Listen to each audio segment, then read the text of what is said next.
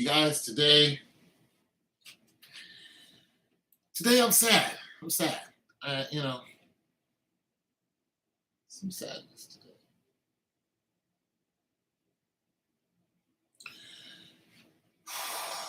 One of my favorite track stars has passed on. Tori Bowie. Y'all know I love dark-skinned women. And Tori Bowie was just as beautiful as chocolate as they come. And I was just thinking about her. And I was going, man, I wish Tori Bowie was still running because I really enjoy her competitive spirit.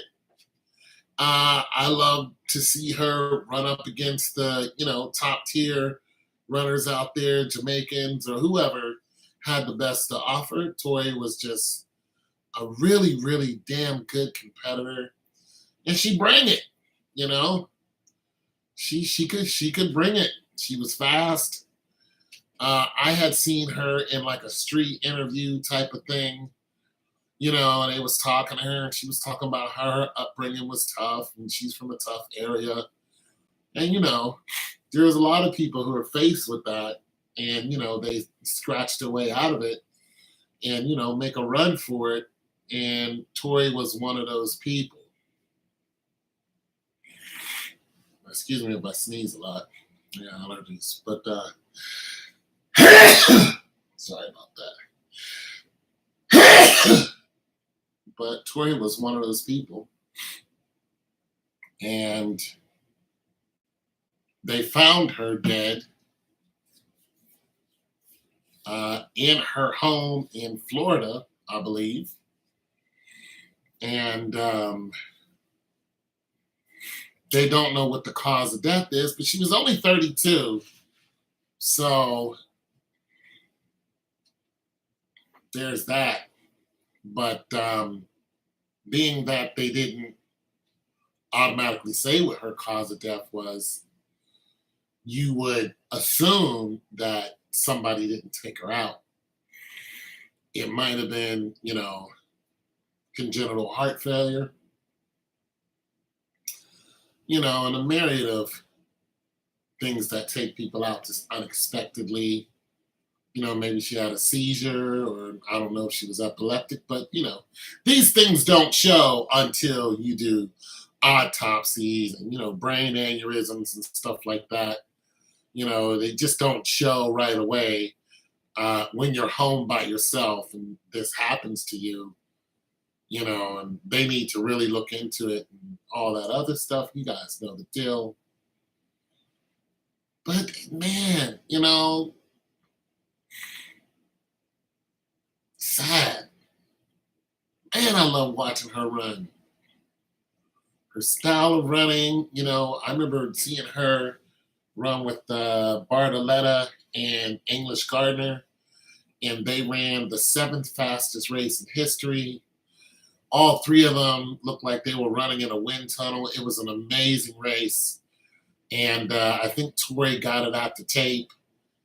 And, just big ups to those, that race, those three women. That's the fastest English Gardner has ran since then. She hasn't ran under 10 since then. And I don't think Bartoletta's running anymore. So that whole era is, of sprinters is gone. Allison Felix and Campbell Brown and, just a bunch of those runners are, they're gone. They're not competing anymore at that level. Some of them are competing in masters leagues because there's still a space for you even after you can no longer compete at, top tier. Sprinter's life is not that long anyway. But they still like to run, you know what I mean? Very few people are running in their 40s and being able to hang with somebody who's, fresh out of college. Not even that. Some of them are so quick that they don't even have to go to college, but they want to do NCAA because it is a major staple in your life if you can get into NCAA. You got to compete just to go to NCAA. But Tori was doing all that. She was a long jumper, a 200 runner, and 100 runner, and of course relays. She has a bunch of statistics that I don't know of, but I think her fastest time was like 10:71. What's crazy is I think when she ran that, she came in third. So it just goes to show you how fast these women are running, and you're trying to keep up with them. You've seen a lot of women who've run their fastest and just break down when they, lose and they run an extremely fast time, times that would get you, placement. We've seen Dina Asher Smith. She was crying after she came in fourth, and she ran a 10:85. She was right. I ran a 10:85 and I came in fourth. So I mean, you're just sitting there in disbelief at running so fast, and you don't even place. You know what I mean? And Dina Asher Smith is world champion. She's the fastest woman in her country, especially in the 200. So she's a defending champ in that record breaker, and then breaks you down. So Tori was in there with the big dogs. Shelly Ann Fraser Price, she sent a shout out. She was like, she was a star. She was a light to be around. And I haven't been crying, but I got the sniffles today. But it's a sad story, especially because I was just thinking about her like a day ago, and that come to find out that's when she died. She died like 2 days ago. And like I said, they found her dead. They don't know cause of death, but I'm hoping it's not foul play. I'm hoping God just said, listen, it's just time to go. And maybe took her in this, in her sleep, because something might have been coming around that, just wasn't good. And God might have just took her and said, hey, it's time to go. And, you're going to fall asleep and you're not going to wake up. And that's what happened. You're always hoping that. You're hoping that nothing nefarious has happened. Obviously she wasn't shot. She wasn't strangled or anything like that. So foul play hasn't been ruled out, but it doesn't, anything violent. It doesn't seem like anything violent happened to her so far. It's only a couple days, into this. So we don't know, they haven't mentioned any suspects. They haven't mentioned if anybody was looking to take her out, if she was into any trouble. Some of these track and field people, they get into trouble. And some of them get taken out by some very shady people because they're doing very shady things. We know the track and field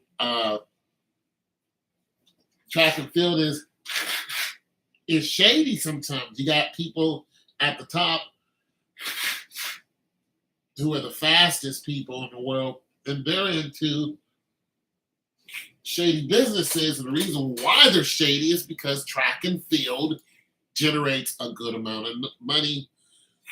Usain Bolt, I mean, one year he made 22 mil, because of advertising. He's a great guy, great performer. Even when he lost, he won, and look, he got $12 million stolen off of him. Tim Montgomery, he's looking at jail time if he isn't already in there. He was a sprinter, record breaker, a world record holder, I think, at one time, But, he got into doing some crazy stuff federally. And so, he's in trouble. He also was doping while he was in. Pettigrew has passed away. I think they found him dead in his car. He was an Olympian who ran in the 4x4. Yeah, he ran the 400. So he was a top competitor during Michael Johnson's era. And you just find, Marion Jones, and the list goes on with people in track who get themselves into trouble and end up in jail because they're dealing with shady people. Marion Jones was dealing with a shady person. Her and her husband both were caught for doping, and her husband was a shot putter. He was caught for doping. The white dude who's the South African, Tink Tink, that dude, he shot and killed his wife. You know, he wanted to get rid of her. The guy who had no legs and was running a 400. Yeah, he wanted to get rid of her, and she was in the bathroom, and he knew she was in there, and he shot up the bathroom and killed her. So, track and field, they get into some very shady stuff because being at the top is very hard, and staying there is even harder. Now, I'm not saying she was into anything. I'm just saying people at the top get into stuff. So we don't know what happened to her. I'm hoping she wasn't into anything, but it'll all come out in the wash. And only thing we can do is pray for her family because they're gonna need some support. But everybody's wondering in the track and field, world, what happened to Tori Bowie? 32 years old as a sprinter, you're usually still not there. There are some people who can do it. Fraser Price is one of them. She's still there, running in the 10.6s, 10.7s on a I mean, Fraser Price can jog a 10.8. You imagine that? You're running your ass off an Olympic breaking time, and she's just jogging beside you and beats you, and you're number one in your country. Just to put it into perspective, Jose Talu is number one in her country, and she will get jogged on and beaten. She runs a 10.85. That's her fastest time. She will get jogged on and get beaten. Imagine that. I say this is track and field. Tone gotta cook on this one. Well, you want to beat on this one? Is that what you're asking? But so it's a sad day. It's a sad day because she was super fast. She was super competitive. And I loved watching her run. I have certain women that I'm a fan of. Well, I can't really say a fan, a fanatic, but I really enjoyed the competitiveness. I enjoy Sha'Carri Richardson's competitiveness. I enjoy Dina Asher Smith's, she's just a good looking woman. But I enjoyed the fact that, she's shown some real femininity out there. And, sometimes she's like, listen, I caught a cramp in my leg, because my body was doing stuff. And, you just don't usually hear women talk like she does. No, meaning I was waiting for you to talk about it. Yeah. I just heard about it a couple hours ago. So there are, competitors out there who are number one in their country and they cannot keep up with the Jamaicans. And then the Americans are next. And Tori Bowie was holding it down when it comes to, keeping up with the Jamaicans, which was the only thing that, it wasn't the only thing the Americans were worried about, but mostly it's the Jamaicans because they have ridiculous times. And it's just hard to beat them. It's hard to beat them and stay on top. And the thing about the Jamaicans is their strategies are just really, really great when it comes to running, because even though it's an individual sport, they know how to beat you when the pressure's on. This is a problem with running with some Americans. Like Sha'Carri Richardson just ran a fantastic time, but she ran it earlier in the season. There's no big competitions that are coming. Worlds is not here, and and all traveling all these other countries. They're not here yet, and people think she'll fade when it comes to those competitions because she's going to face the Jamaicans again. And last year she did okay against them, but she didn't run her fastest times against him. She was in the 10.8s. But if you don't go 10.7 and below, you're not going to win against Elaine Thompson unless she wants you to. So I always, when I looked at Tori Bowie run, I always thought she was a no-nonsense runner. And there's a few young ladies I think that are like that. And there's a few people who I think are running commercially.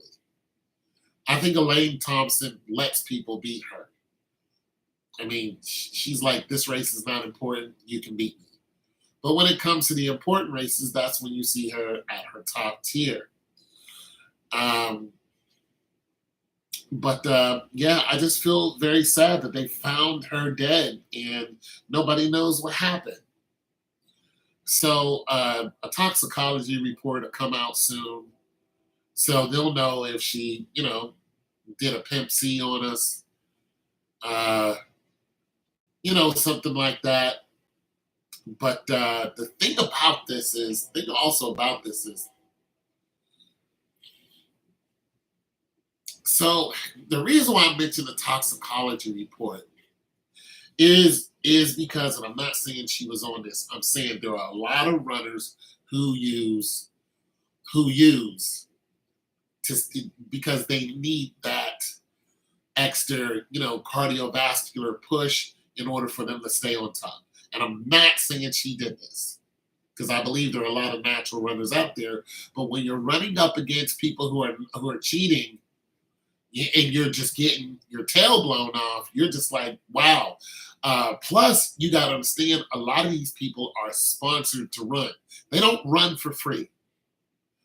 I mean, Abby Steiner just got in the game. She's $2 million up. They run because they're sponsored to run.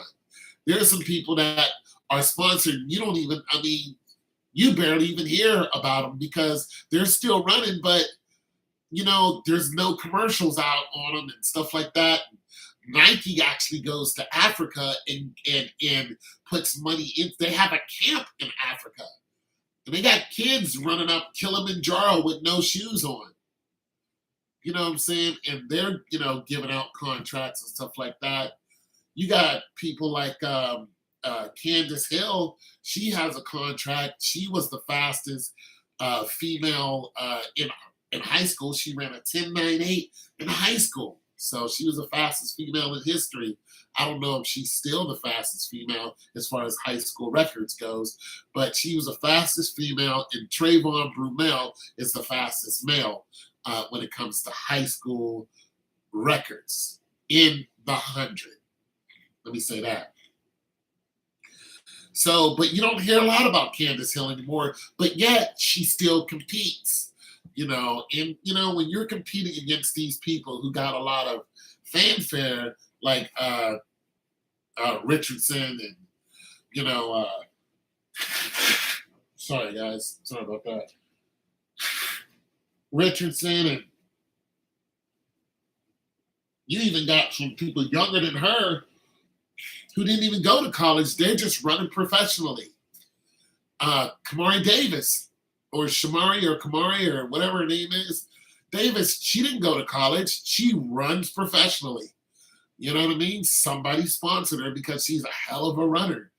But what I'm saying is, when you're out there and you're competing at that level, you're world class. If you're running 11 flat as a woman, you are world class.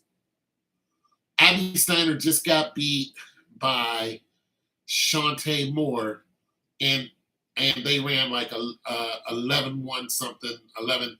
These are world-class runners. If you're doing at least 11-2 or something like that, you can compete, and you can actually go to the Olympics and you can compete. Getting my daughter a track camp, absolutely. It's just good for them. But you can compete if you're running 11-1s or 11-2s, 11-3s.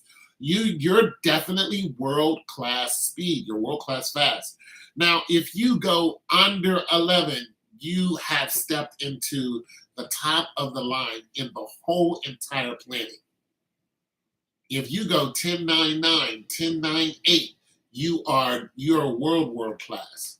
You're now you now can come in fifth or sixth in the finals in the Olympics, which means that you can go to the Olympic trials and pass the qualification rounds. And even before that, you have to, have some qualifications. But if you ever watch the Olympics, watch the qualification rounds and then look at the times that they're running. You notice the men are doing like 10-2, 10-4, 10-3s. These are not the fastest men in the world, but some of them will win a qualification round, first round. Second round, they'll get beat by, somebody who come out and Coleman will run a 10 flat. He'll just do it just to beat you. You know what I'm saying? It'll be nothing. It'll be nothing to him. He'll run a 10 flat, or you'll have, other competitors that do the same thing. They, most of the time they won't go into the nines, but most of the time, but they can if they want to. So I'm saying all that to say this.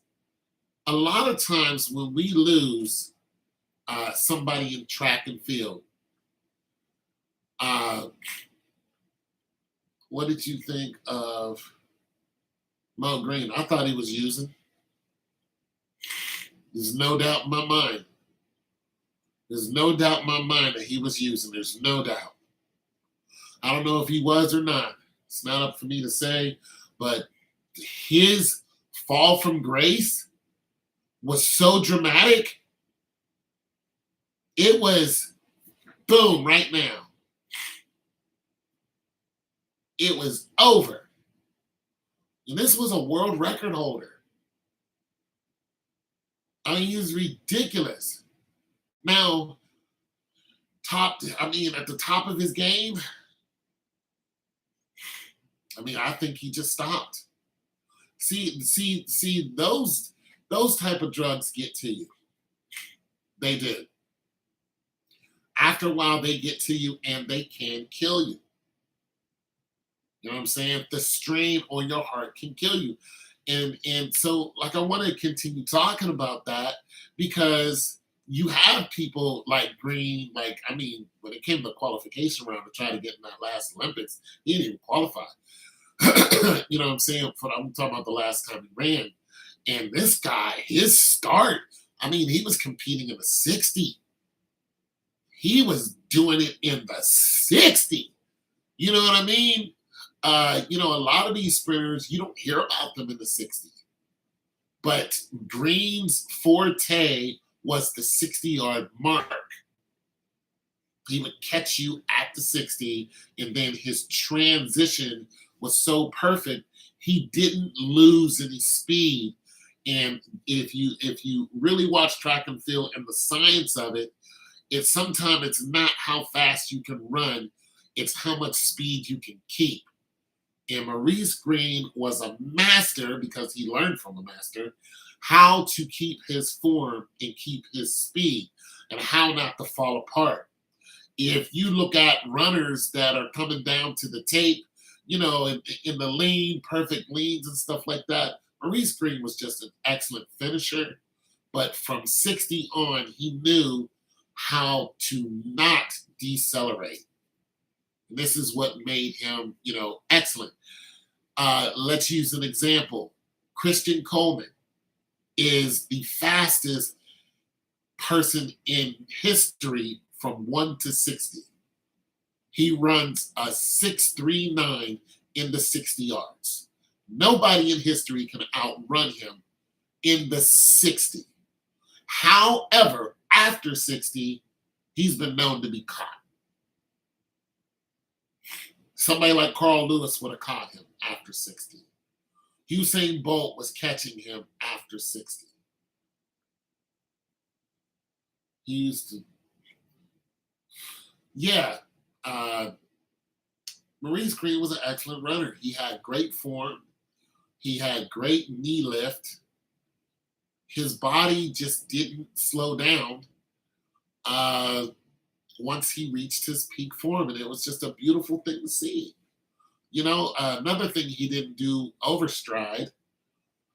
Somebody who got caught overstriding was Justin Gatlin. Justin Gatlin got caught overstriding and leaned too much for the line, lost all his speed, and lost the race against Usain Bolt. I think Christian Coleman beat him in that race too, because he was doing good, but he lost all of his speed, and he overstrided. Boom! He started decelerating, and you can't decelerate against Usain Bolt, who's the greatest runner of all time. Usain Bolt's 40 speed is faster than everyone's. I mean, after he stopped running, he went and took a test and ran the 40. He ran it in like 4.22. This was after he's done running. In his fastest race, when he ran a 10.98, he had everybody at the 40 yards. He beat Tyson Gay at 40 yards. Tariq Hill's 40 time is, I don't even think he's the fastest. I think Johnson got him, the receiver. I think he got him. I don't think Tariq Hill's the fastest. Let me look this up. But Tariq Hill is the fastest 40s in football. You gotta understand, yeah. You're talking about football now, but in track, he's not the fastest.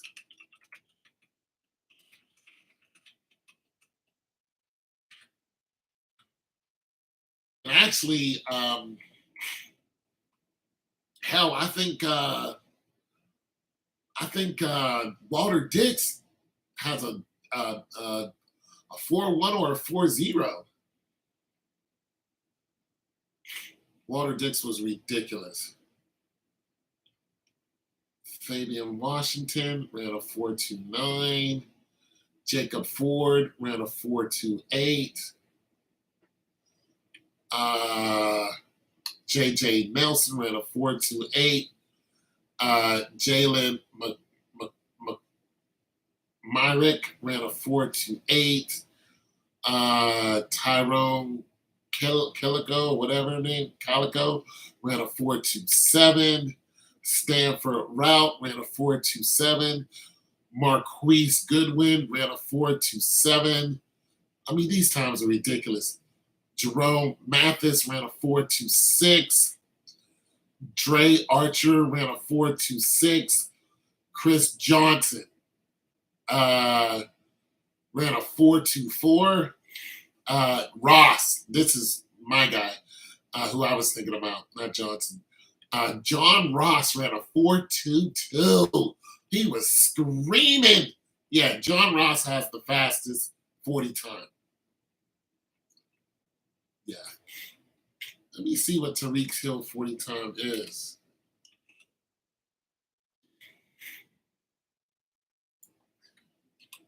I think somebody actually just beat John Ross.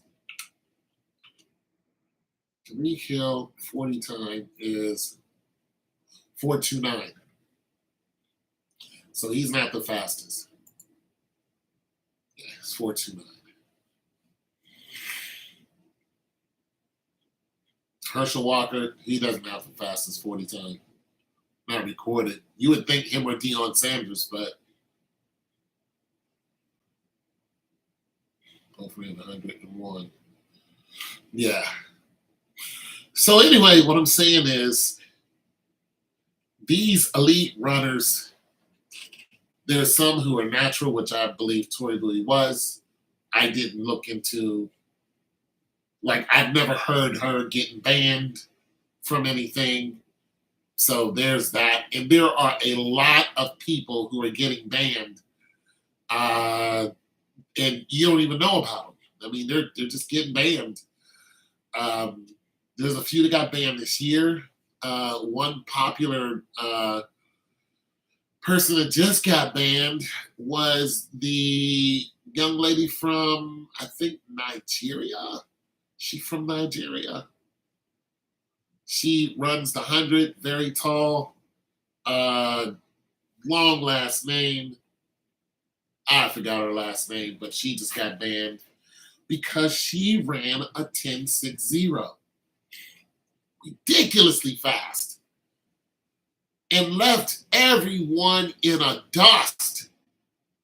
And everyone was looking like, wait a minute, you just ran a non-win aided 10.60? After that race was over, they examined her blood, guilty. So I'm making this point. I think that, I don't know what happened to her. I want to know what happened to her. I love to see her run.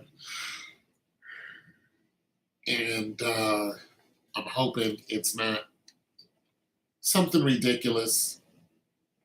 I'm hoping something doesn't come out and say, yeah, she was doing this, she was doing that, and her heart went out on her. I want to blame it on somebody. I don't want to blame it on her. I want to look to someone and say, you did this. I want somebody to go to jail, that type of thing. I don't want to just think she did it to herself. Anyway, I think my counter's at 0. Nobody else is here. Shoot. I don't even know if I feel like making music, but I'll stay on a little longer in case somebody wants to talk about it.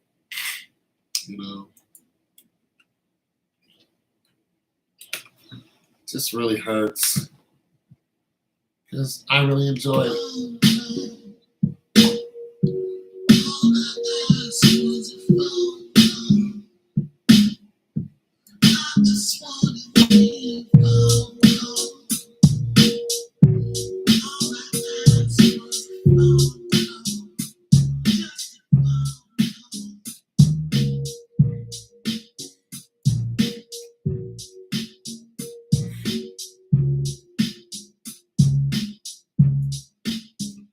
Very sad, very sad. My stocks are down. I gotta make a beat for Tori. That's gotta do it. So sad. So sad. 32. There are very few female runners at the age of 32 who are still competing at that level. That is rough business at 32, especially if you competed in college, and you know what I mean? It takes a toll on you. There's one reason why Abby Steiner came out and ran 57 races in one season, because she had a break. She took a break because she had Achilles, I believe, tear. And she took a break, and then she came out and, beat everybody in the 200 in the NCAA, and she lost in the 400. Or excuse me, she lost in the, she actually runs a damn good 400. She runs a 49 400. But she lost in the 200. No, I got that wrong. She won in 100 and lost in the 200. Abby Steiner. Yeah, she won in 100, and she lost in the 100, and she came in third, I believe, in 100 in the NCAA, and she won in the 200. And she also has the fastest indoor 200 time, which is 22:09, I think. And that puts her. The person who held that, I think, was Marion Audi from Jamaica. I think it's Marion Audi.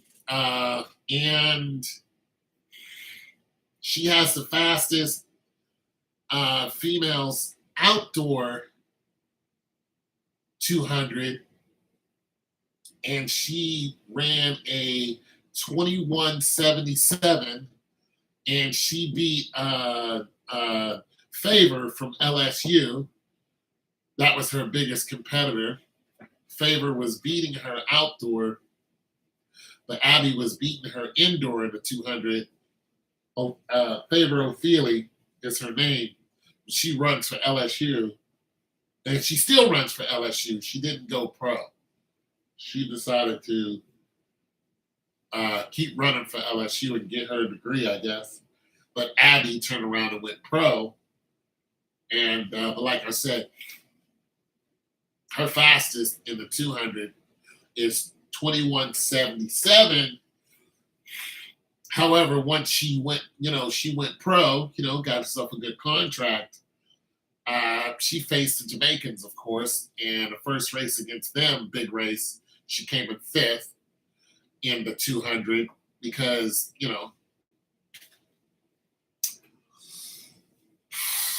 I mean, Elaine Thompson, hurrah, you know what I'm saying? Ridiculous. Plus, Sharika Jackson is just ridiculous in the 2 and the 4, and she can run the 1.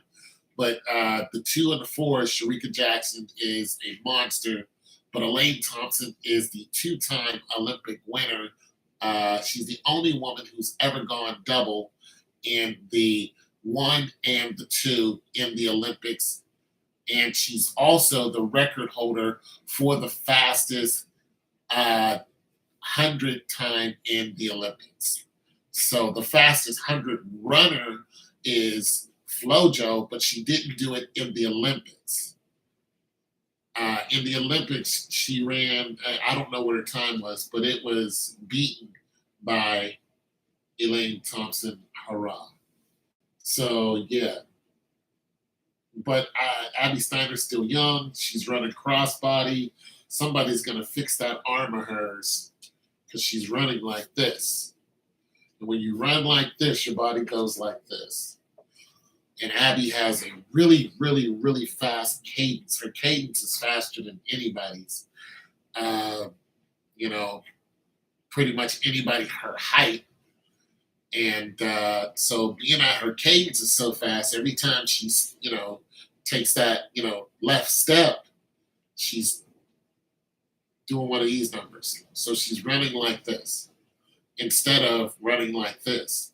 You look at Favor Ophelia run, who has a really long stride, and I think she's shorter than Abby, but Favor Ophelia runs like this. She has really good mechanics, but the best front running mechanics goes to Sha'Carri Richardson, who is a master after 60.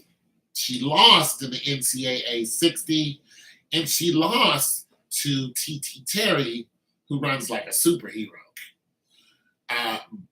in the 60. But in the 100, she beat everyone, and the closest to her in the NCAA was the big girl who's running for him is lean and just a terrible running for him. But she competes on big stage now. Damn, I could see her, a girl with the huge legs. I can see her, but I don't know her name. But yeah, but she won. Sha'Carri Richardson won NCAA in 100. She ran 10.74, and then in the 200, she lost to Angia Nellis. And Angia Nellis has that, back lean back running style almost, but she was rocking and rolling too, and beat Sha'Carri right at the tape. But during those races, when Sha'Carri was running in college, she was also running against Alabama's Kara Parker, who is blazing fast, and she was running against Kayla White. Kayla Dangerous White. Oh, it's all good, So she was running against Kayla White, who has who runs like almost Batman. Kayla White would be faster if she didn't run like that. But so yeah, so you have those runners that were with Sha'Carri Richardson. They're all still running, and yeah, they're all still doing good. You know, rocking and rolling because they're young. They only been in the game for what 3-4 years. But none of them are faster than Sha'Carri Richardson, and one of the reasons why is Sha'Carri Richardson's front running mechanics is uh, even if you're running stride for stride with Sha'Carri Richardson, she's going to beat you after 75 yards. Her once she gets to speed, she just and I mean it's all toes, it's just perfect. The knee lift angle is perfect. Her body angle is perfect. And the biggest mistake with Sha'Carri Richardson makes is when she gets to the line and she knows she's won, she'll slow down before the race is over. She'll snatch the tape or she'll put her hands in the air. She ran a 10.74 in NCAA and put her hands up 10 yards before she crossed.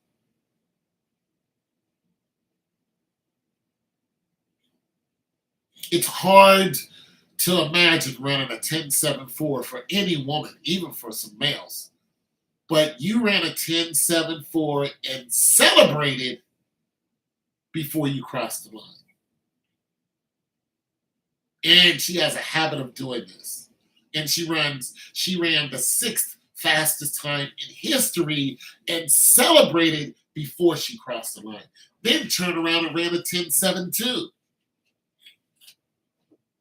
Unwin aided, her fastest time win aided is like 10.54 or something like this. It's ridiculous. But that was what a +4 win, but nonetheless, everybody else had +4. She just did that this year. That equals to about 10.75 without the win, but still 10.75. You ran a 10.75 early in the year. Your first race, you come out, run 10.75. That girl's fast. Sha'Carri Richardson is fast.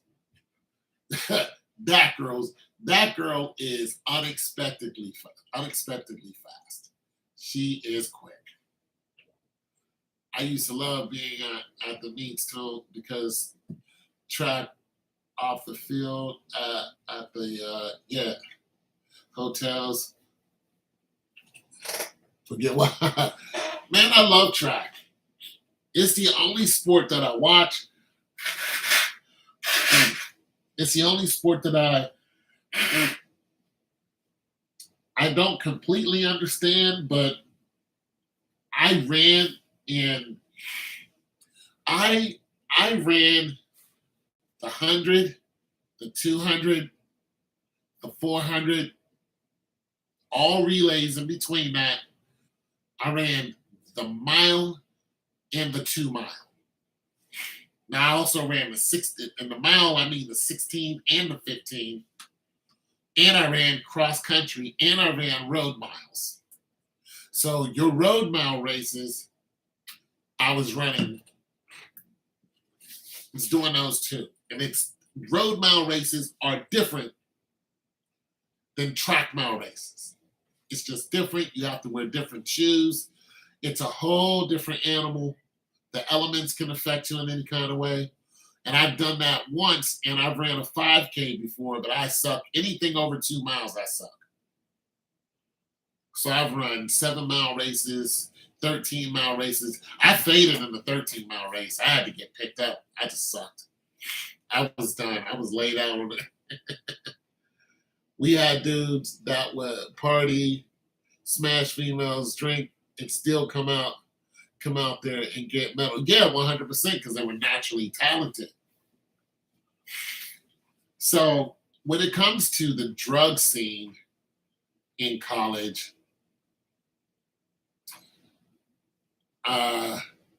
you didn't hear people think that you were doing drugs until you ran a ridiculous time you never ran before. You know what I'm saying? If I was running the If I in college, if I was running or wasn't even competing in 100 in college, and then I all of a sudden run a 10, even a 10.6, which is slow for a male. People would be like, whoa, what have you been doing? You never run a 10.6. It was mandatory to run track or do some sort of field event. And yeah, you had to do it. You had to do it. But I did it because I liked it.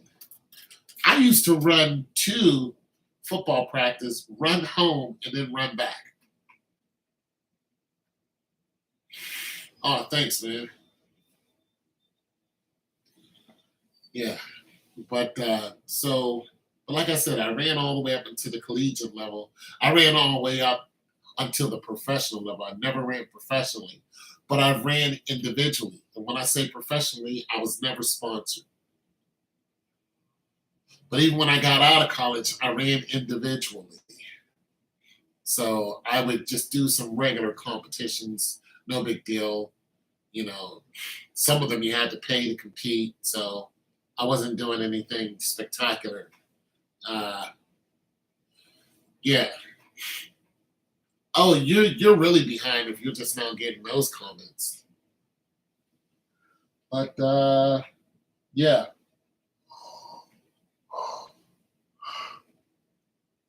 Yeah.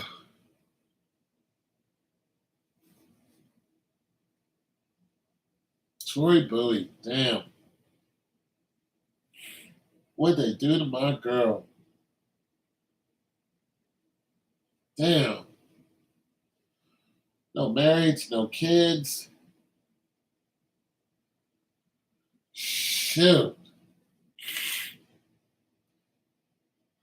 It just hurts to see, bro. It just hurts to see. Super fast, super fast. 10.71 is cruising.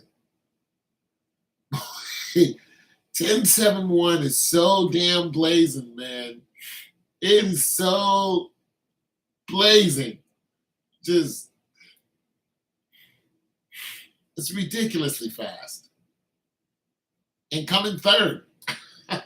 Just what? What? Coming third? Who beat you? Probably Carmelita back then. Carmelita can't run anymore because of her hit. Because, like me, injuries. A lot of people, their injuries take them out in track and field. Very few people grow old in track and field and are able to walk off. You know what I'm saying? Well, I ain't going to say very few people. I'm going to say the propensity for injury is so high because you're always trying to reach top performance. So you got people like Allison Felix. Yeah, you got people like Allison Felix who just ended her career in track, and she actually qualified. I think when she competed to qualify, yeah, to and from practice. When she competed to qualify for the Olympics, I think that was it for her. She got in on the 200, but she didn't get in on the 400. And I think once that happened, she pretty much knew it was the end. Well, she knew it was the end before then. But just imagine you went, had a baby and everything. Your baby's like 2, and you're still out there kicking ass. Yeah, Allison Felix, the most decorated track and field person in history. So there's that. And that's because, well, one reason is because she ran on a lot of relay teams, but you still had to win those relays to get them. Some people like, she was on a lot of relay. Yeah, because she was fast as heck. Allison Felix ran the 100, the 200, and the 400. She was fast. She started competing. Yeah, you can say that. Yeah. Allison Felix was running at is it Hayward Field? I think she was running at Hayward. It might not have been Hayward, but when she was 18, 18 and a professional, skipped college. I'm gonna go ahead and run, kicking ass and outlasting a lot of these runners who were, running with her in the 102. Sharon Stewart, gone. Campbell Brown, gone. Carmelita, gone. A lot of those big runners who were running with her, all gone. Gone before her. She was still out there doing it. Most of those runners, gone. Francine McCrory, gone. Just gone. They're all gone. Francine McCrory, I think, had the record in the indoor 400. She had the record, I think, in NCAA indoor 400. The men's 200 record indoor is held by Frank Frederickson, the Namibian. Do you think Sha'Carri Richardson was wrong for throwing shade towards Allison Felix? Listen, Sha'Carri Richardson was definitely wrong for that. And Allison Felix has never said anything to harm anyone. But Sha'Carri lashed out because she felt that, listen, if you don't show me love when I'm up, don't show me love when I'm down. Her attitude is not the most commercial, but that same brashness and outspokenness is what people are paying for. So she is the anti-hero. Yeah, she's from Texas, I think. Yeah. Sha'Carri Richardson is the anti-hero. She's the woman. She's the villain. She is. She's the bad girl of track and field. And people want to see her attitude. They want to see her hair and nails and flightiness and talk stuff when she loses, because they want to talk about her. They feed into it. And they're like, yeah, you saying all this, but you lost. And, people laughing at her when she loses. It's just like, let's really dissect that race when she lost against the three Jamaicans who came in 1, 2, and 3. And let's dissect that race. Can we just do that? Because, yes, Sha'Carri came in dead last, but dead last was 11.14. That's dead last? You act like she was running slow as hell. She was off for 2 months and came back and ran 11.174. Drink that in. And when you look at all the people who beat her in that race, none of those women, other than the big three, none of those women stay. No, and Talu, none of those women stay under 11 seconds. None of them.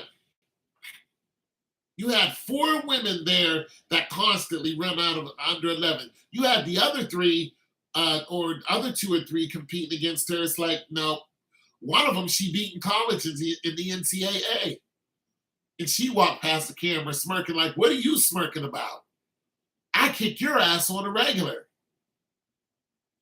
Like, you need to cut that out because I'll challenge you to a foot race anytime and beat you. The other one was she was quiet about it, but she beat her. But you don't even hear about her, the beautiful one, a real pretty girl. with the locks. I forgot her name. But she doesn't usually beat Sha'Carri Richardson. Like, come on. Not to mention, the winner of that race almost broke the record for the fastest time, women's time. She came in second for the fastest woman's time. Listen, second. She came in first, but it was the second fastest woman time of all time. That race was one of the fastest races of all time. Second place was 10.67. You come on, like, come on. Sha'Carri was not going to win that race, even at her top speed.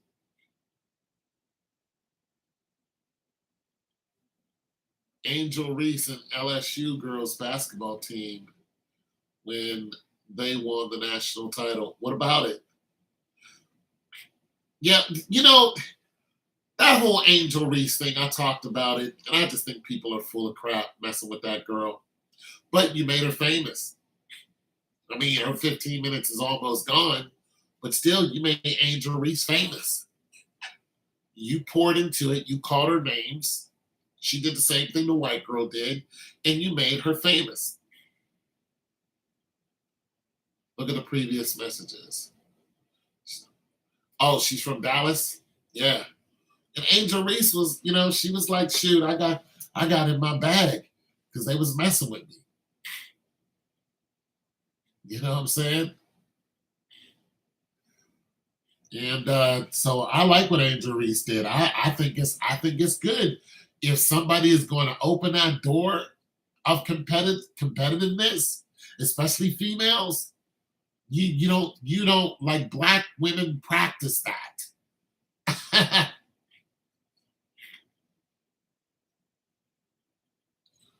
You're talking about them classifying our sisters. Oh, with attitude and stuff like that. Like I said, I like Angel Reese. I like her attitude. I think her attitude is great for the sport. Hell, I thought the white girl's attitude was great for the sport. I don't know what her name was. But here's the thing. Whoever that white girl was, whatever white school they were going to, here's the thing. You're in the NCAA. Yeah, you got to have the edge, but you're in the NCAA. All right. Let's just take a break when you want to start doing all this. It's the NCAA. Purdue, that's who the Boilermakers, I believe that's the team. You're playing for Purdue. When's the last time they won a national championship? All right, so you're in the mix in the NCAA. You know who's in your bracket. You know their numbers. You know the players. You know their statistics. Yeah, Clark. You know their statistics. You know this because their coach wants you to know because you're watching them and you're like, if so-and-so beats so-and-so, this is who we got to play. You know LSU was out there. And it was high probability if you beat that other little squad y'all was running against, you was doing all this against, you're going to see the winner of the next bracket. Who was who? LSU. Come, a bunch of black women. You knew it was coming. You knew. She should have never done this as far as I'm concerned. She should have kept that all to herself. If you're going to do this, maybe do it after y'all won. But as soon as you bring this, it was like, oh, we allowed to do this? We not a bunch of nappy-headed hoes? How they called them one girls who were playing professional basketball? Imus, isn't that the dude that got in trouble for that? The shock jock. Imus called those females who won the women's championship game bunch of nappy-headed hoes. Yeah, he's no longer on the air. Yeah, she's like, what? Okay, let's do it. Y'all want to go there? Let's go. See, you got to be careful. You got to be careful. You got to be careful, Caitlin Clark. If you're going to step out there and start talking smack, Black people are the best at talking smack. There's no one on the planet who talks smack better than us. And back it up. Back it up. Listen, some things you guys don't want us to play. We just took over cornhole. You don't want us to play some of your sports. You don't want us to get into archery. Don't do it. Cut it out. There's some things you want to, you listen. If we get into winter sports, we're going to take it. I mean, we already got in the bobsledding. We're going to take it.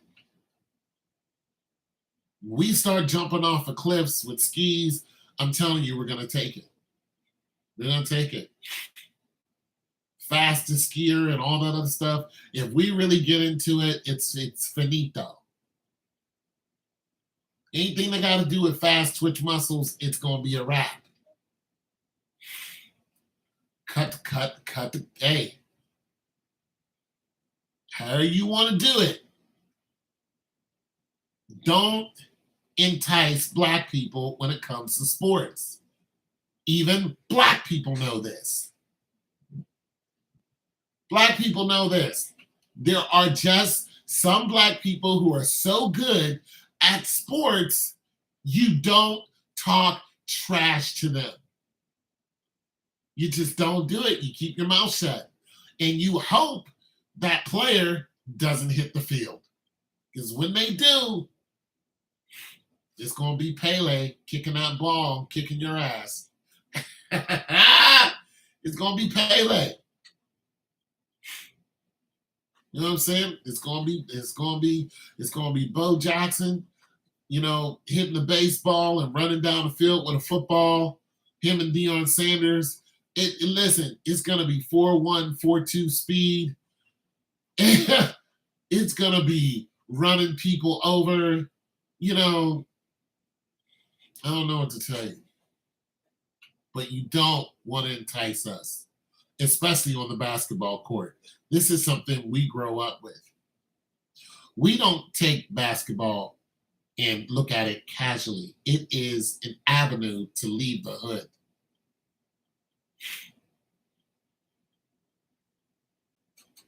The best player of all time was a white man, said no one. You can put Larry Bird out there all you want to, even Dirk Nowitzki.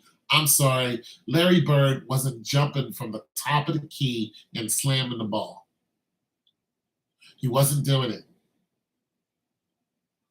He wasn't doing it. Sorry. Dirk Nowitzki wasn't doing it. Nobody's running around wearing Larry Bird tennis shoes. No one. No one. No one. Sorry, wasn't. No one. The best football player in history, you might throw Tom Brady out there. I'll give y'all that.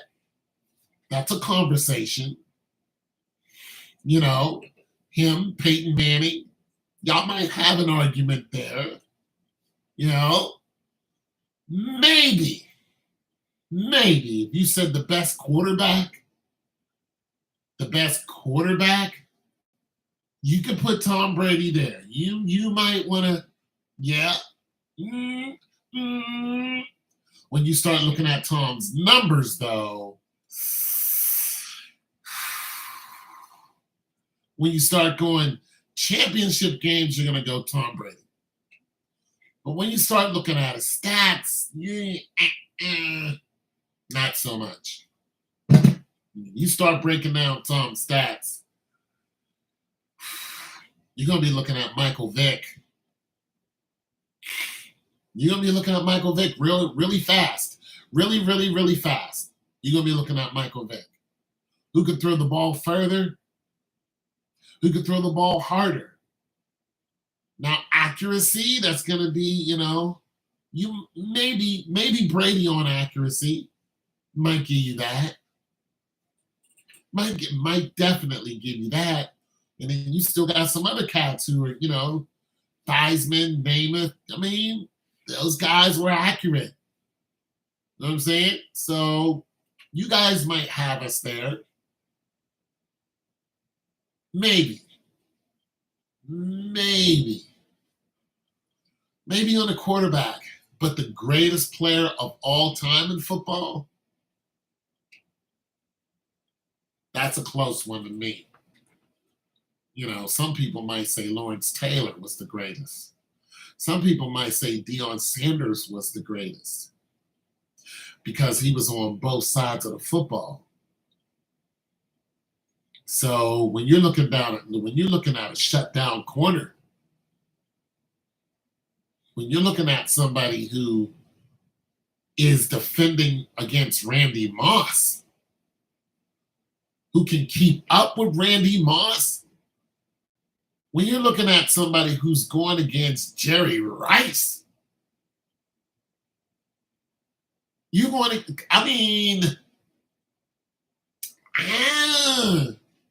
Jerry Rice, you're going against Jerry Rice.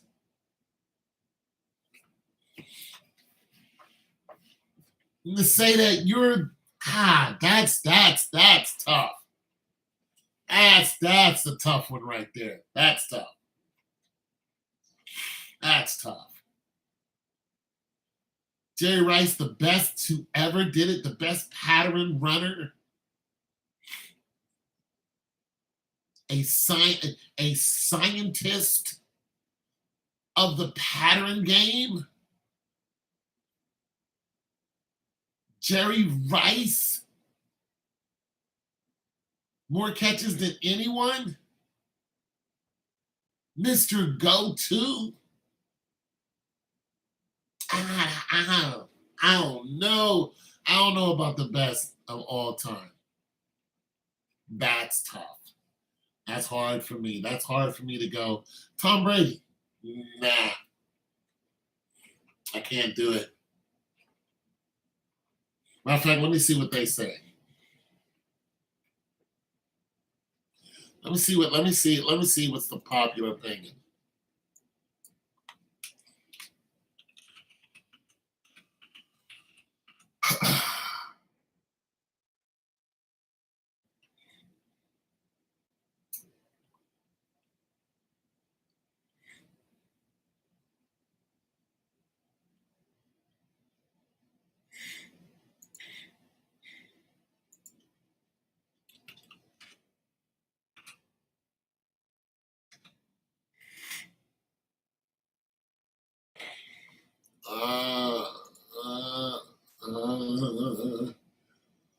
Yeah, there goes Namath, there goes Taylor, there goes Rice, there goes Sanders, Jim Brown, Reggie White, Peyton Manning. So I mentioned most of these people: Dick Butkus, Tom Brady.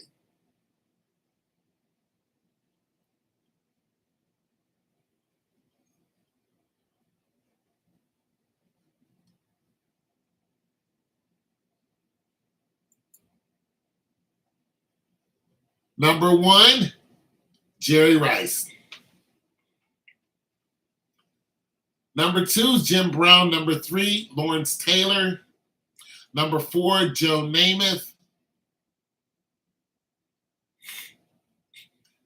Yeah, Tom isn't even top. Jerry Rice is the number one ranked player of all. That's what I said. Jerry Rice. Jerry, the beautiful Rice. Lawrence Taylor's third, Jim Brown second, Montana's fourth, Walter Payton is fifth, Johnny Unitas is sixth, Reggie White seventh, Peyton Manning is eighth, Don Houston is ninth, Dick Butkus is 10. Brady isn't even on here yet. Ronnie Lott, Anthony something, Joe Green, Zimmer. Where is Tom Brady? Tom Brady is number 21. Brett Favre is ahead of him. Oh, why do they have him? Oh, why is Tom Brady non-applicable? He's at 21, but they have him as non-applicable.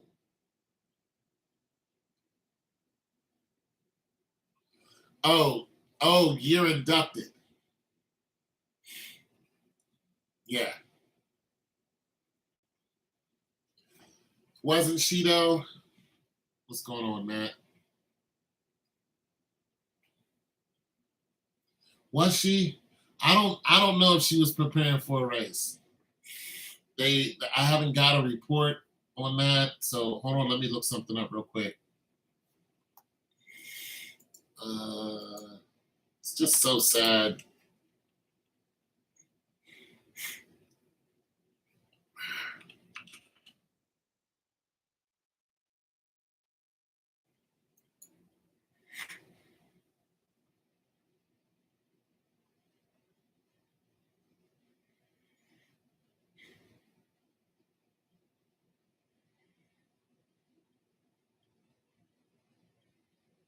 She died May 2nd. Damn, it's just so heartbreaking. I just can't believe she's dead. I cannot believe she's dead.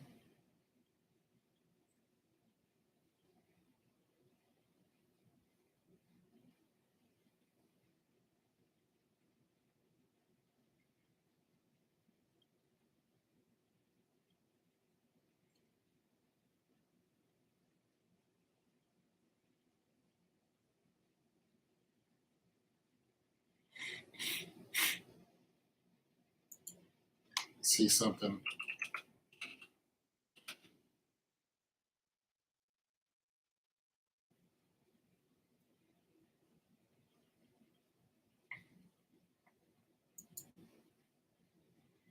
Olympian Tori Bowie was found dead during a wellness check. It's a good chance she ain't even die on the second. At her home, no foul play was suspected. I am heartbroken over this. Found dead at her by the police after they were asked to check on her. Orange County Sheriff Department confirmed to people. They said there is no suspicion of foul play.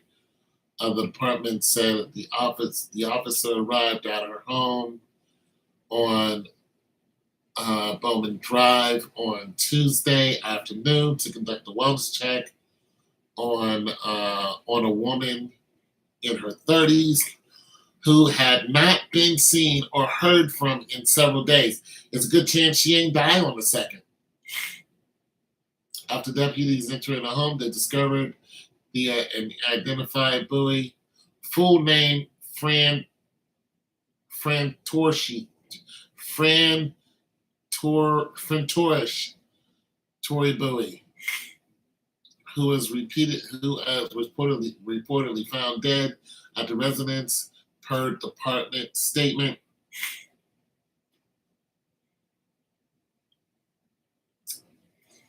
Yeah.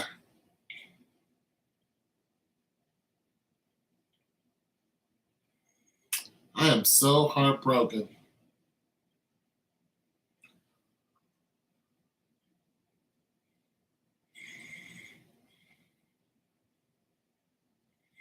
So heartbroken.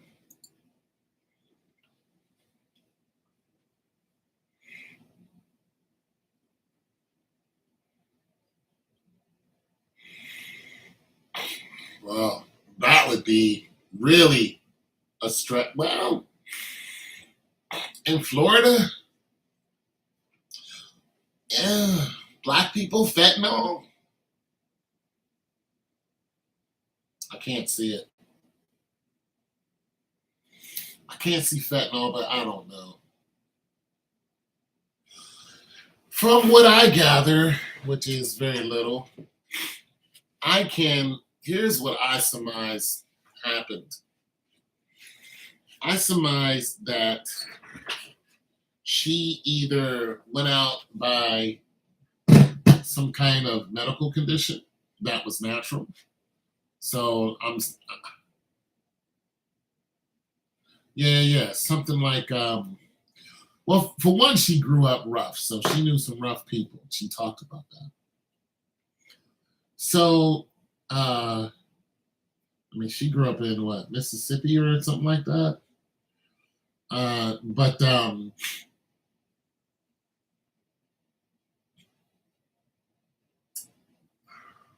if it's medical, I'm gonna say heart attack, aneurysm, or blood clot. Those are my three guesses. Heart attack, aneurysm, or blood clot. One of those three. If it's foul play, it's poisoning.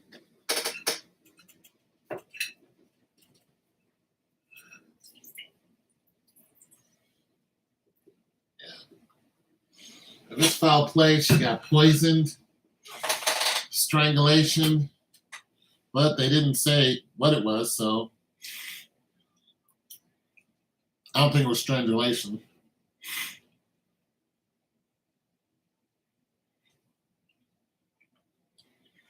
I think it was something natural.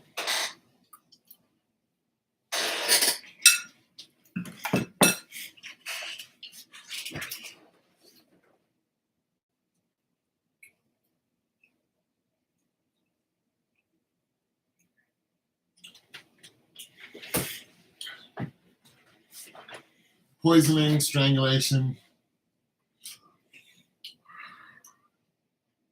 They did a wellness check on her because they hadn't seen her in days.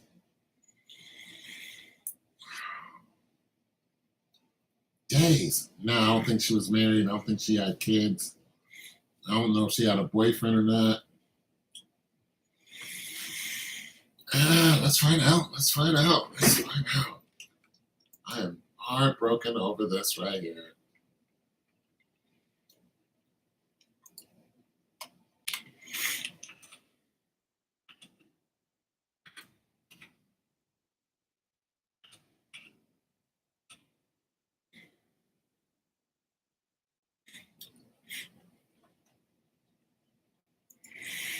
Let's see if she had one. Tori Bowie boyfriend. She's from Mississippi. A love for athletics, younger age, consistent, blah, blah.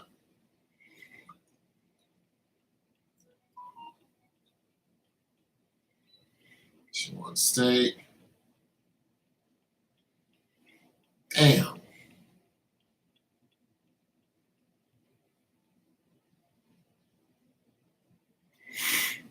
Damn it all. Had a nice little Instagram going.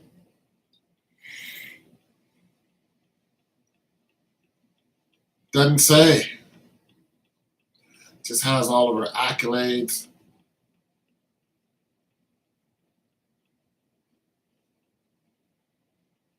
Found dead.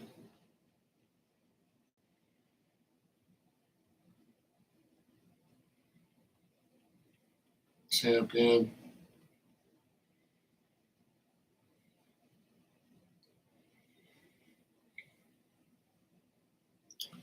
Develop as we are. Yeah, I said that the story's developing.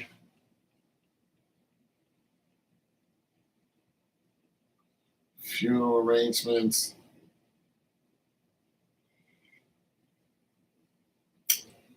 She kept her personal life private. There is no reports or rumors of her being romantically linked to anyone. She was not married and hence did not have a husband, has never been married.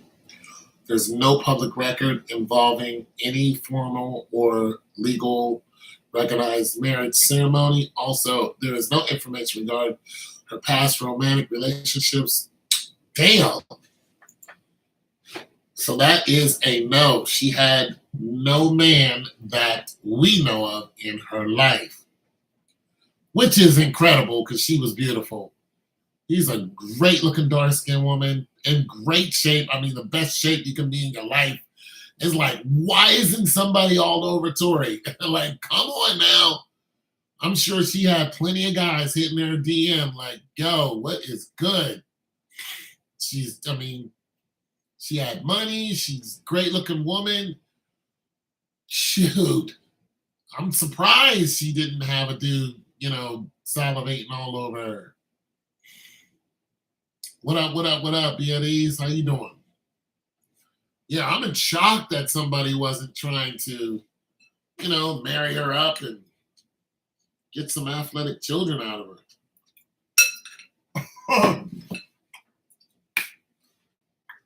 Absolutely, I'll marry you. Come on, let's do it. I'm gonna have some quick babies. My children are gonna be quick. Absolutely.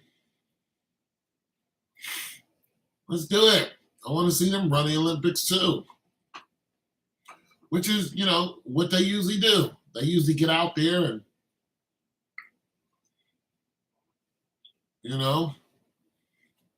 there are a lot of kids that are running today, college kids, let me say that, whose parents, super athletes.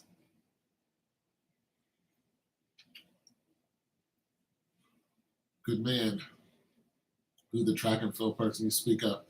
Her name was Tori Bowie, an Olympic champion who ran the 100, 200. She ran the relays. And she also was a long jumper. Came out of Mississippi.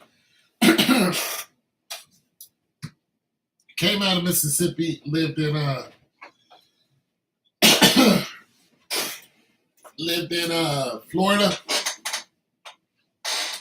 And a couple days ago, on the 2nd, she was found dead after somebody called in a wellness check because they haven't seen her in days. So, it could be that she, they found her on the 2nd dead. When the police entered in her house, she was already deceased. So she didn't die on the 2nd. I don't think so. Clearly she hasn't. They saying that there's no foul play, so we were just taking a stab at what might have happened. You know what I mean? If there's no foul play, we were thinking a heart attack. Thinking she might have had a heart attack.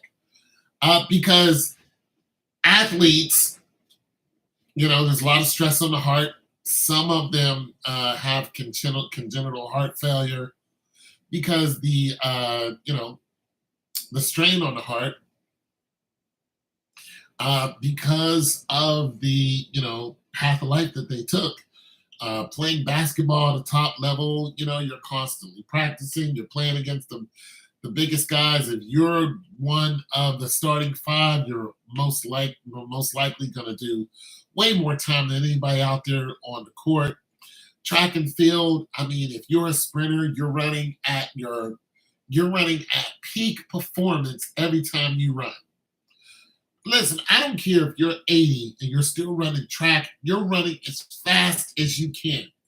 That is peak performance at your age and health conditions. It is still very stressful for the heart to handle that because you're putting a lot of blood, through your system, and that's your fight or flight system too. So, it's everything is firing at all cylinders, and this type of thing can take its toll on you. We've seen, runners who are no longer with us, or runners who got involved in a wrong thing and are no longer with us. Something has happened to them. Somebody has got to them. We know that sports at this level, people bet on sports. So, you lose the game or you lose, something, and people lose money, they coming to see you. You know what I'm saying? We know jockeys go through that. Horse riding jockeys, they go through that. You know what I mean? If they lose the race, the boys come see them and then go ahead and do them. And next thing you know, so and so is dead, and he rode this horse, and they can just simply see that horse lost the last race. This is why you died. You don't know the person betting on you, know nothing. All you know is they lost money. You don't even know how much they lost. They do you, and you have no idea how much they lost, or if it's recoverable. But if they lost enough, you're going to lose your head. So the sports world is, being that it's so wide open and public and everybody can bet. We don't know. We don't know if somebody, came to see her and, I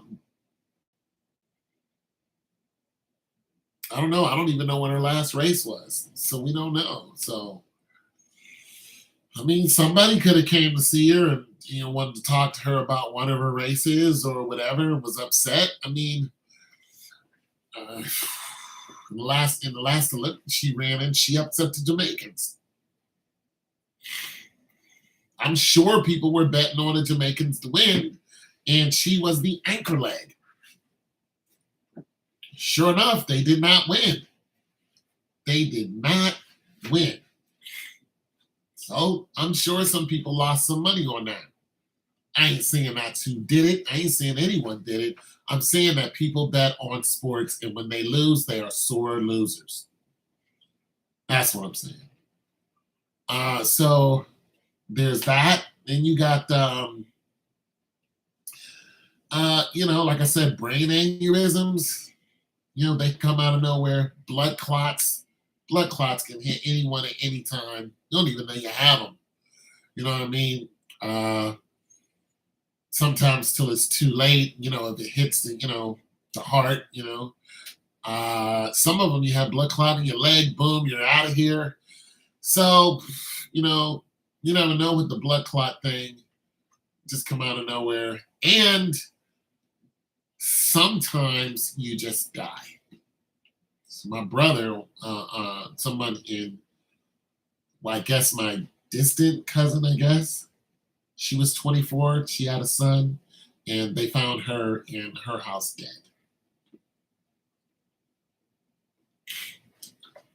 So she was his cousin. I don't know what that makes her to me.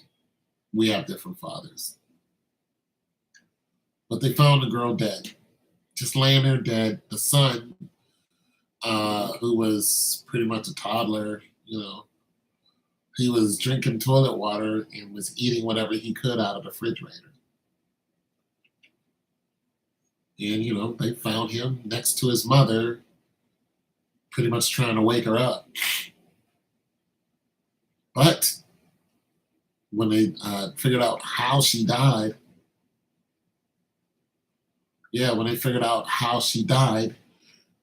they found out that this 24-year-old healthy woman died of natural causes. It's a true story.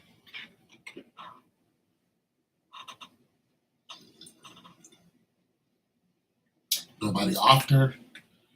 Her system just stopped. She didn't have a heart attack. The blood clots, she was 100% healthy. Her body said, we're finished. And she died right there in the living room, right there in front of her kid, gone. That's it. And it's so crazy because she could do absolutely nothing. She had a whole child there. A woman will defend her child, the best she can. So there was no struggle, no break-in, no marks on her body, nothing. Her system just said, bang, and it was over. And she fell right there in front of her kid and died.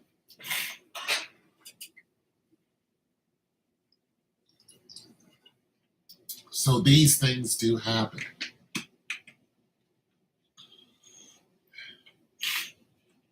And when they happen, there's nothing you can do. Nothing. When they look into it, they're like, was this a health thing? No. She wasn't obese and died. She wasn't anorexic and died. There wasn't a disease that suddenly hit her and, anaphylactic shock or, anything like that. She was just finished.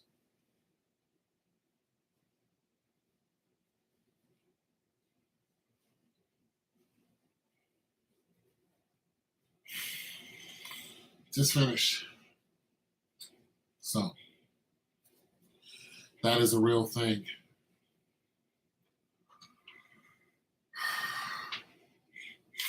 Yeah, that, yep, happened. And my brother told me this. This was years ago, and he told me this. I was like, what do you feel about, like, how you feel about that? Like, I'm sad, but he was as surprised as everyone else. We were all thinking, like, how can this happen? You know, usually you think this happens when you're in your sleep and you're old and somebody you love died, and then you go with them, and then that's natural causes. No, she's 24 years old. How is this possible that a 24-year-old just leaves the planet and the doctors can't come up with anything? You would think that somebody was involved, some affiliated. Nope. Nope. No. I'm no doctor, but I know that for one, that's rare, but it does happen. And I think it was in Pittsburgh. So let me look this up, see if I can get it. This happened years ago.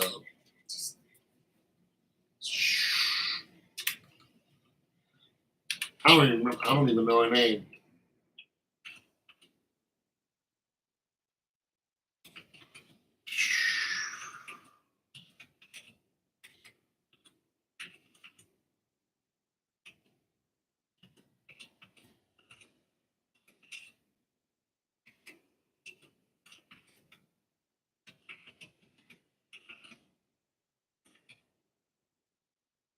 Dies of natural causes in her home. Let me see. Detective believe woman found inside a Bethel Park, which is in Pittsburgh.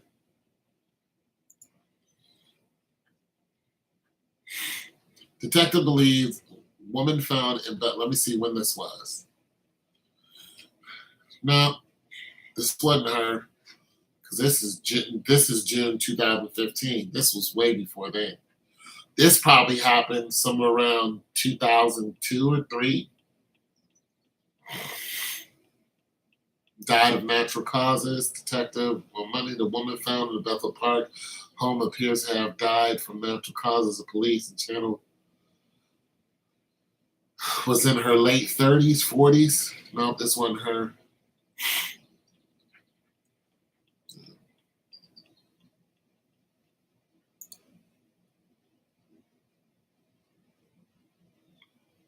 (2016).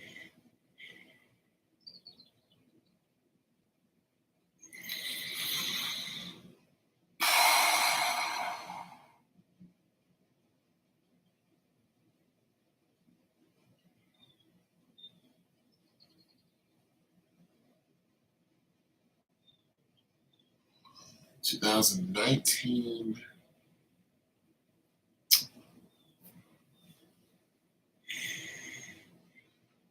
Uh, 24-year-old.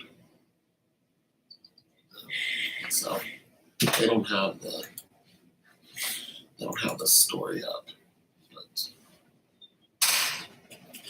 sad day. Sadness. Broken up. Natalie.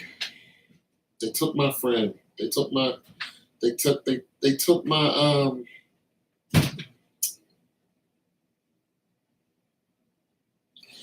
love me some Tori, man.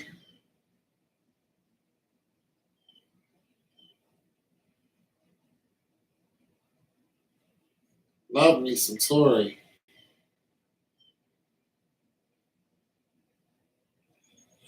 I would have liked to have met her. would like to have met her. Last interview she did was she was on the street, walking down the street. Stopped her and did an interview with her. Chatted it out.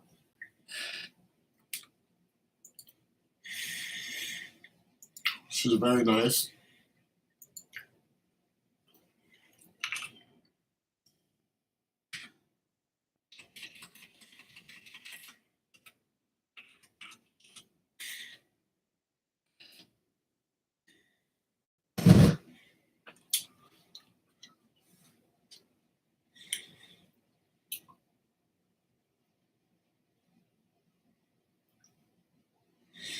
She wanted to be a runway model.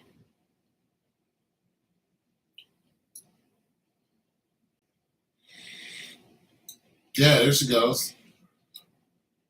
English Gardner, Bartoletta. They ran the fastest. They ran the seventh fastest race in history. When those three ran that race, one came in 7-1, 7-4, and I think 7-5. It was such a close race, but Tori out-leaned them all. Tori was a leaner, man. Tori leaned so bad one time she fell. She was a leaner. I loved it. And she would come from behind.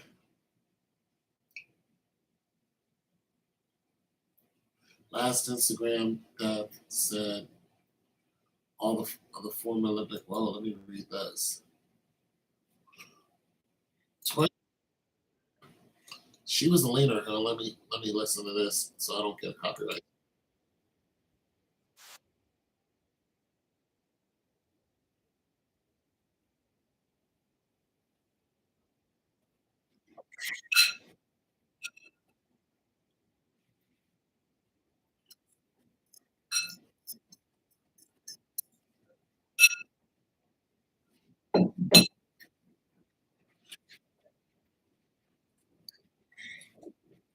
Rest in peace.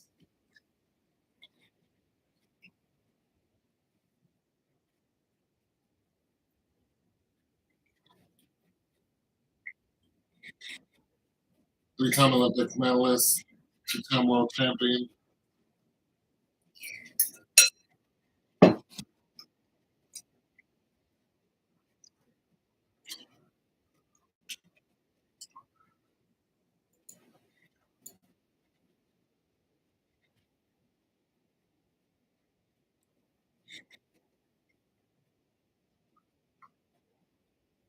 And those are just talking about her statistics.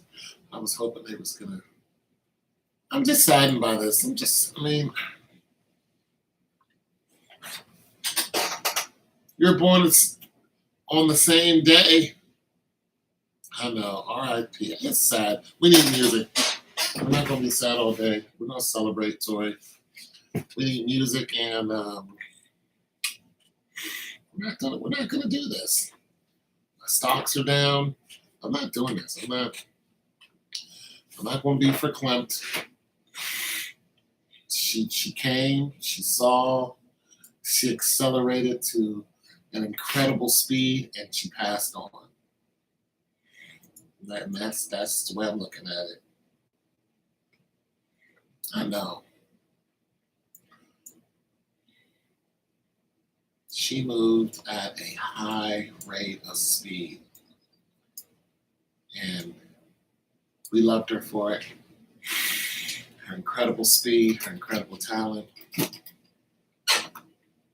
Very few people can run at that speed. Very few people have ran at that speed. That's what made her a champion. It's like who in the world has ran 10-7-1 in 100 on a world stage?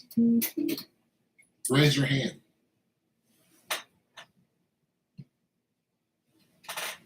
Who's done that? Who's done that?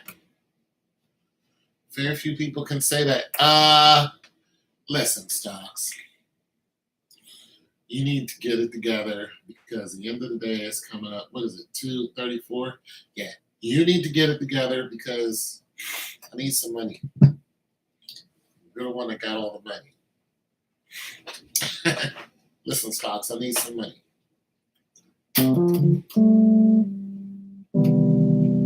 Yeah, you know.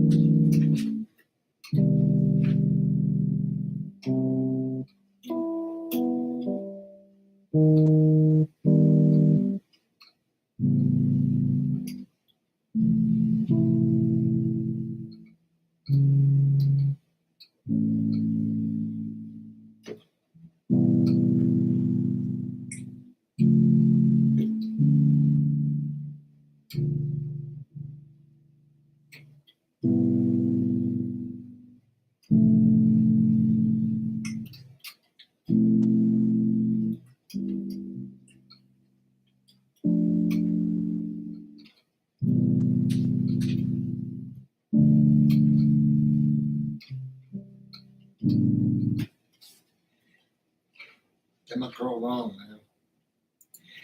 And if somebody killed her, I'm gonna be praying that their ass goes to jail forever. I really am. I'm like, I hope you freaking go to jail forever.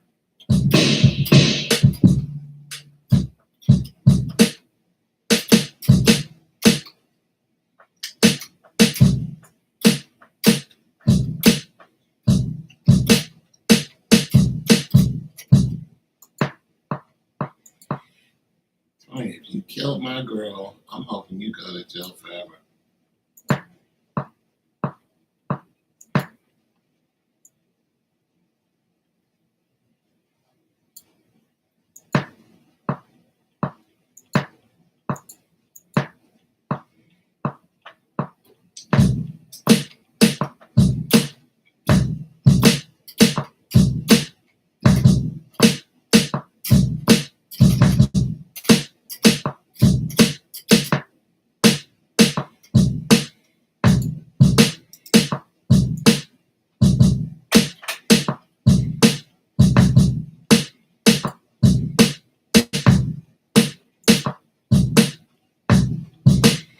Kill my girl. I got a problem with you, dog.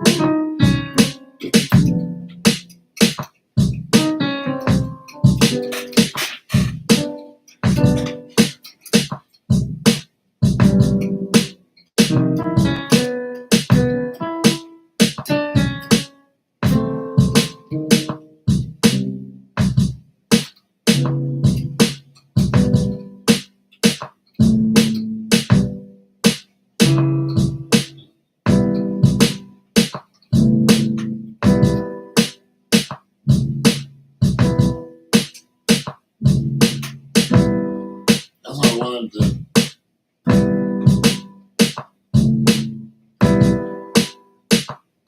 It's like I'm like that.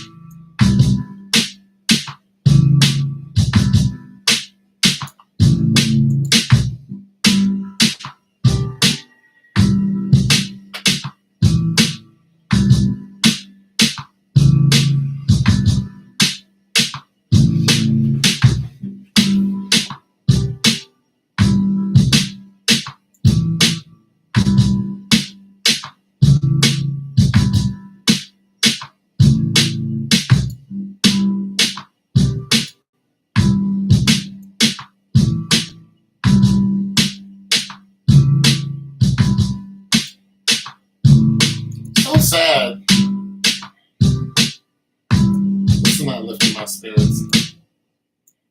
It's not lifting my spirits, man. All right, let me try something else.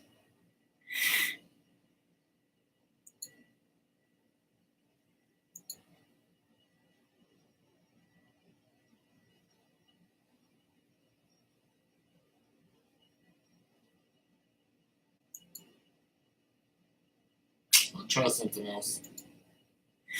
Something that's more uplifting. You know, your music is always uplifting.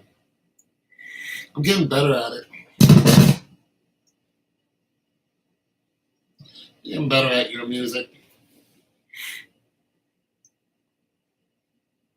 The boom, cap, boom, boom, boom, boom, boom, boom, boom, cap, boom, boom, boom, boom, boom, boom, boom, boom, boom, ba ba ba ba ba ba ba ba ba boom, ka boom, ka boom, ka boom, boom, boom, boom, ka boom, boom, boom. Oh my goodness, I'm losing money. Come on, don't do me like this. Ba ba ba ba ba da ba ba. Shoot! All right, I just lost it. Damn! I just lost a ton of money.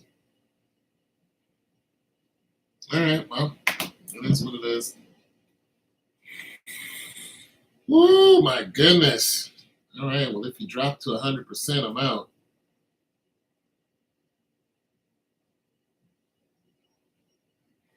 All right, I'm going to watch that number. At the end of the day, if this keeps up, I thought it was going to go back up. Didn't. Made the wrong calculation. It's costing me some. Oh, I don't want to either. I don't want to go with her. She didn't know me. She'd be like, "Who are you?" I'd be like, "Some schmo." Did I sell anything? No. You know what did happen to me though?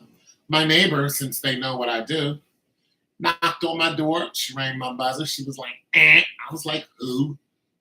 Yes. Open the door. I was like, "What up, though?"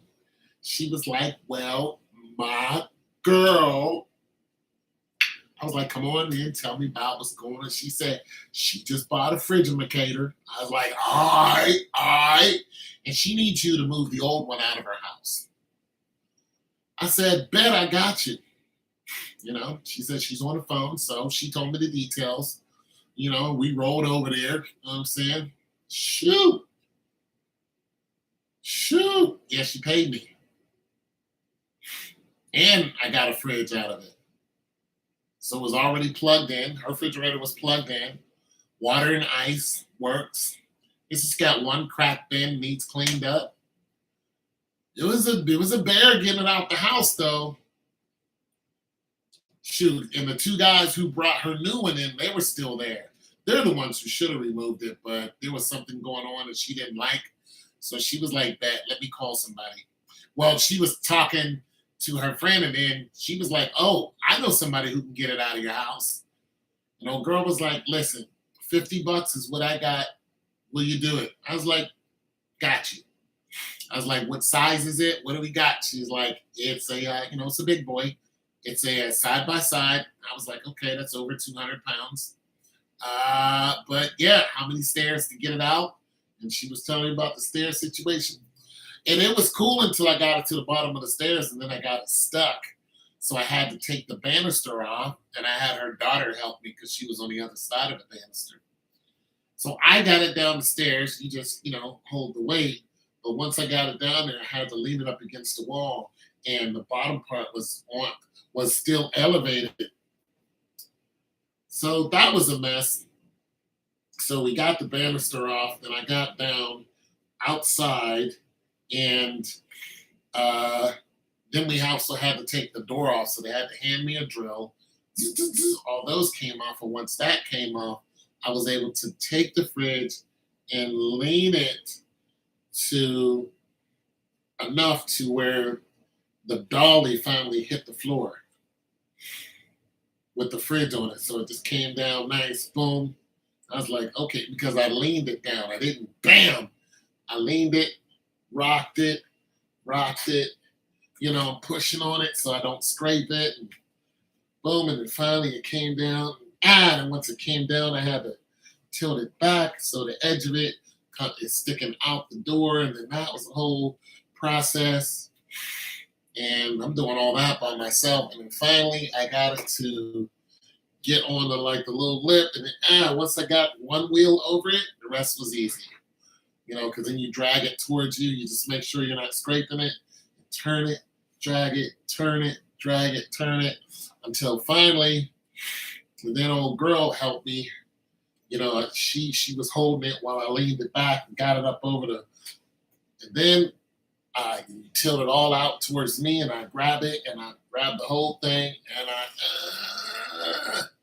I bring the whole thing out. Once you do that, and then you lean it back on the dolly, you go to the other side, tilt the dolly back, and then boom, boom, boom, boom, boom. Yeah, well, not with the heavy part, but they did help me because of old girl. She handed me the drill, and the daughter was helping me get the screws out. So yeah, I had some help. I was grateful, what help I got. I was very grateful. You know what I mean? I was like, yeah, help me out. But with the heaviest parts of it, no, I didn't get any help. The daughter was at the bottom of the stairs, and I didn't tell her, hey, hold on to this fridge. It is a lot for $50. It was. But I also gained a customer. Plus, I get to sell her refrigerator, which is in great working condition. So, I get the fridge for free. I took it outside. So I will offer that refrigerator if I have a matching, let's see, it's a Frigidaire. So I think I have some Frigidaire parts, some Frigidaire cabins, they cost about 60 to 80 bucks to buy off of eBay. But I think I have some. So I'll just take the broken one out, slide that in, do some cosmetic works to it, chip and shape it up real nice, and then go ahead and, post it. It's got one little scratch on it, but that's not a big deal. I'll clean it up, wipe it down, disinfect it and everything. Water and ice work. So I'll sell it for $425, $450 altogether. I'll make $500 off the deal. You know what I mean? It'll probably sell. Yeah, I'll probably sell it for $400. I'll post it on Craigslist, and I'll start getting hits on it immediately. It'll probably take it a month for it to go. In between Craigslist and Facebook, take it about a month. At $400, somebody's gonna come get it. They'll try to talk you down to $250, but I won't take it. Plus I give them a 2-week warranty. Somebody that come, I just sold one of those. One just like it, except it was made by KitchenAid, which is made by Whirlpool. I just sold one for even. Some folk from out of town came and got it. Right out of my house. Boom. We'll take it. So I know it'll sell. Plus it can sit in my storage unit. I don't care. Yeah. I care about these stocks that are going down, but I'm hoping at the end of the day that they'll come up. Yeah, I'm hoping by the end of the day that, because this particular stock goes down midday, but at the end of the day, well, sometime at the end of the day, it takes a huge dive. So I'm hoping it doesn't dive like to 80%, because that's just going to screw me. But sometimes what it'll do is it'll go down, take a dive, and then it'll head up, and it'll go up and hit like 2 or 3% by the end of the day. I invested in it at 58%, -58%, and I also invested in it at -40%. So yeah. Right now it's -77%. So if it goes up to 2%, that's that. If it goes up to 2%, I'll make a decent buck out of it. Hell, if it goes up to negative 20%, I'll make a decent dollar. But right now, it's hanging around at 77, negative 77, and I don't like that. That's not good. You know what I mean? So I'm hoping that's going to come up by the end of the day, and where I can make some decent dough. Because if it really dives on me, that's just going to be a terrible loss for me. Yeah, I know the risk. I almost put a lot more money into it today, but I was like, nah, something's telling me not to put too much into it. But I knew it was going to dive because yesterday it went up to 64%, and I was in it, until it hit 20. I was in it when it was at 20 something, 27%, and I got out. I said, nah, I'm getting out. I don't like the way it's looking. Plus, I was in the positive. Man, that thing jumped up to 60, 65%, and then settled at the end of the day at 59%. I was like, damn, I mean, that, let me put it to you that I would have paid my rent. That would have paid my rent. Boom. That would have paid my rent.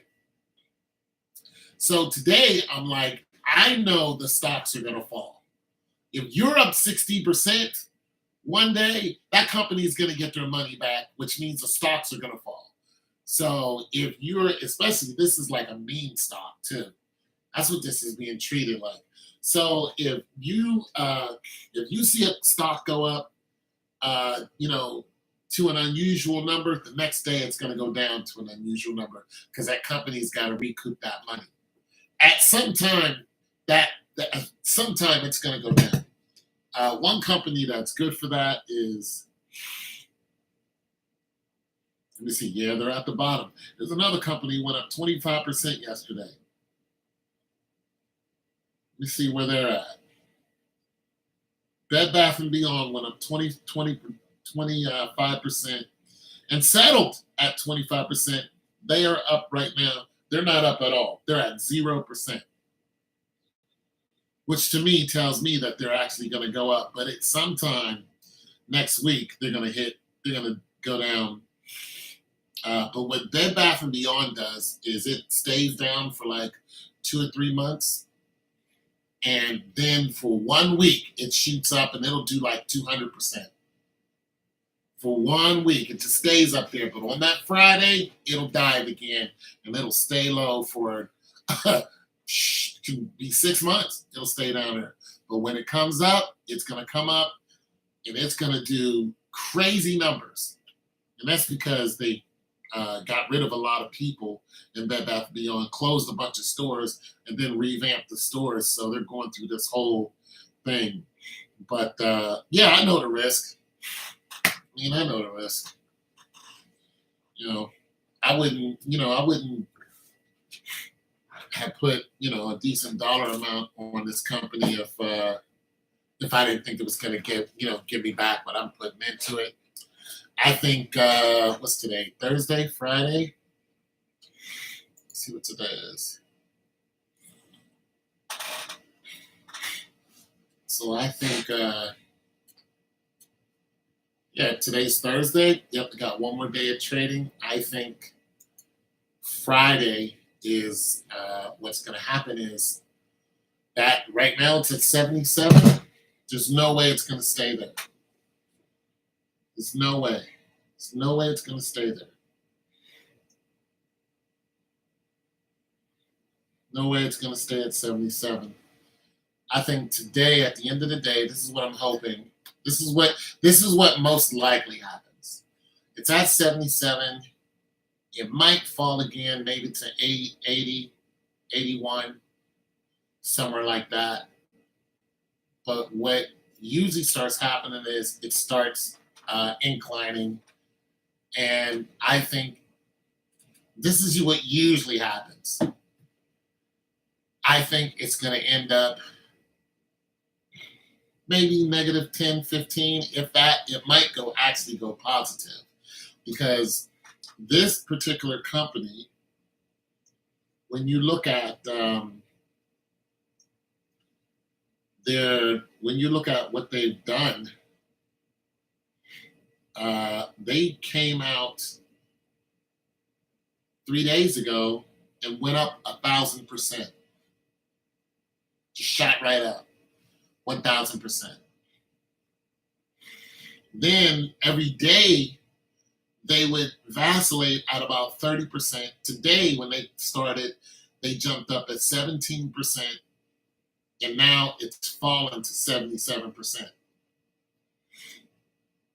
You still there? Ah, she's gone. Natalie Gatley, 12%.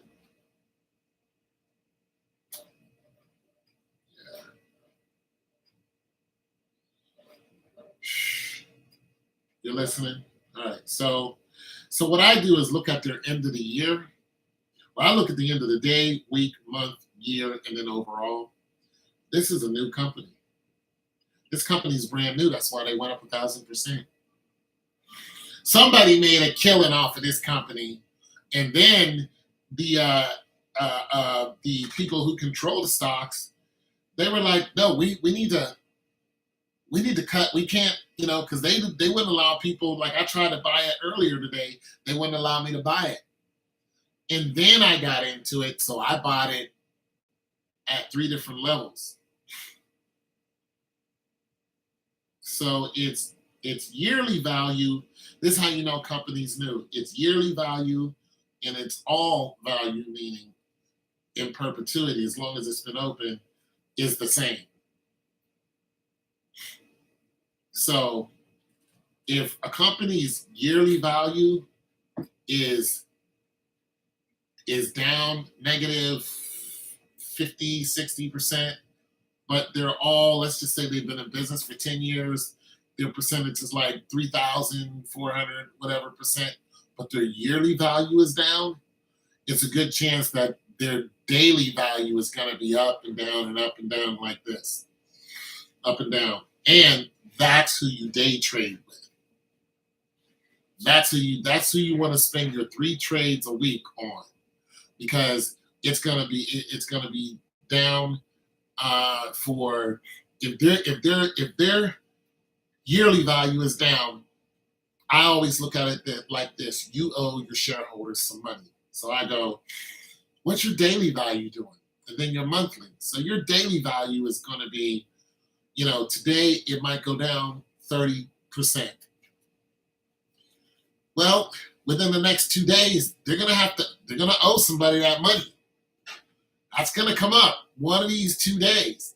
Now, what you can do is just wait and invest in it at minus 30. Sometime I do that. You're still going down. Oh man, this is nuts. I had one company that I saw that they had went down, and I waited till almost the end of the day. I got in on them at about 3 o'clock. They were like at negative 25 or something like that. I invested in them. It went up by the end of the day. They were trying to catch up to what they lost. So I made $600 just off of them, off of the catch up. Instead of investing in the morning, I waited till the evening and said, okay, I'm gonna just wait.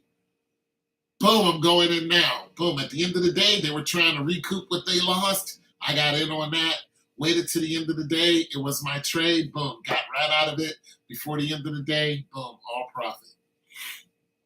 But right now, I am losing. I am losing. I am losing. And if I sold right now, I'd really lose. So I'm losing on 2 fronts. But this company, 78, 77. I thought it was going to drop to 60, 65. I got in at 58 because I thought it was going to go back up. I was wrong. And also, if a stock is falling and it's hanging out at a particular number, it's going to keep going down. It's just going to go fall. Then it might be even, then it's just going to fall. If it's staying at that number, that means they can't get it to come back up. And it's just going to be, and if they can't get it to come out after a certain time and it's stuck there, it's going to be, The same thing is just going to go on and on and on until they can finally get people to trade on it. And then people say, okay, I'll go in now. And sometimes people, like I said, they do what I do. Because right now there's somebody at the stock that's going, what about this? What about this? So somebody's trading on this right now. Yeah. 79. People are not interested in it. 78. And I bet they're not allowing people to pull out. That's another thing. They'll stick you. They'll be like, nope, you can't pull out. So somebody, okay, so this jumped 17% this morning. I was going to go in at the very beginning of the day. If I would have done that and I would have not been able to pull out, I would be down 89, almost 90% of my profit would be gone. Almost 90. So what are you going to do? Lose the money? Well, at the end of the day, yeah. Once it hits at the end of the day, it'll be a loss if I sell it, but it won't be a loss if I keep it. I think that this right now is almost negative. It's almost negative 80. It's at 78. I could get out of it, but that would be a major, major loss to me. But if I stay in, I haven't lost the money. Now tomorrow it drops again, 70%. I'm not going to go in a negative. I'll get out. I'll wait till I'm down to so much and then say, okay, it's a wash. I'm getting out. You know what I mean? There's nothing I can do. I'm going to try to get out. But that's what's going on now. See, sometimes they stick you. When a bunch of people are trying to leave, they'll stick you. And when the stock goes up sky high and you're trying to get in, they'll be like, you can't get in. So they will block you from getting in. And they will block you from getting out because they're trying to get that money back. If too many people are trading on it. See, right now, there are a lot of people trading on this. Just this in particular, this one stock because it's brand new. It's not even it's not even a year old. Matter of fact, let me look at something here. Okay, it's not even a year old and it's profited 166%. At its height, it profited 1,500%. No, more than that. At its height, it profited around 2,000%. So what happened was it opened up, it hit the market, and people saw it. They all threw their money at it. And when they threw their money at it, people kept throwing their money at it. The word got around, hey, put your money into this. The stock went up. Now, there are people who can manipulate the stocks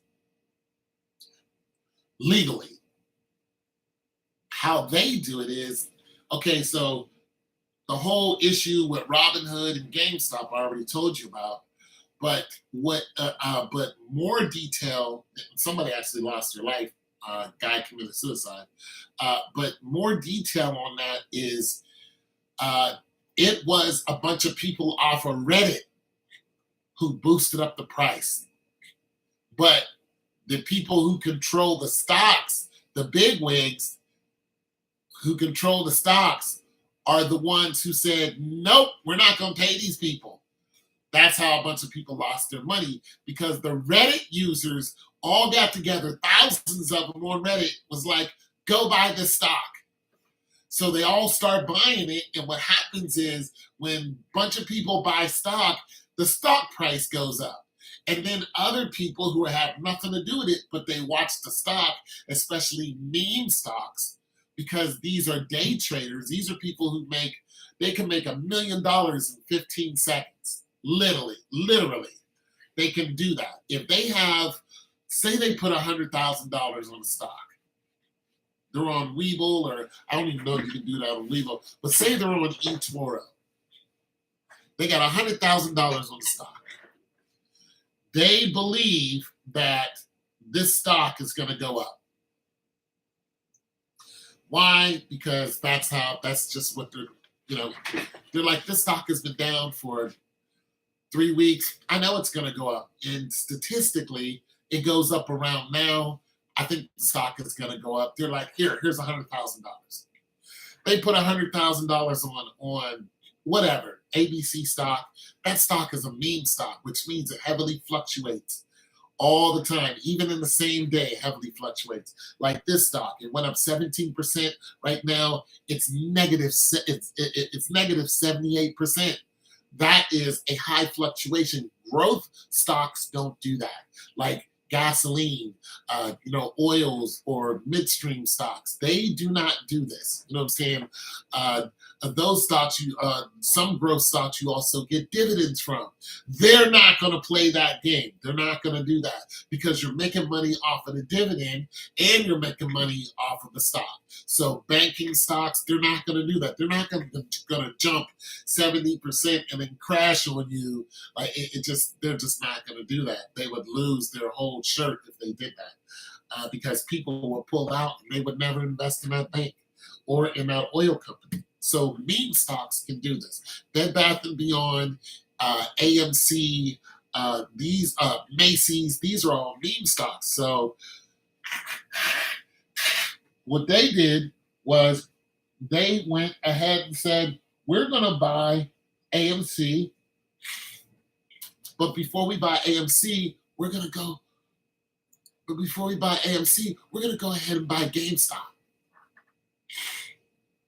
Yeah. But but this is how they did it. They bought GameStop first, right? And they bought all these stocks. The stock price went up.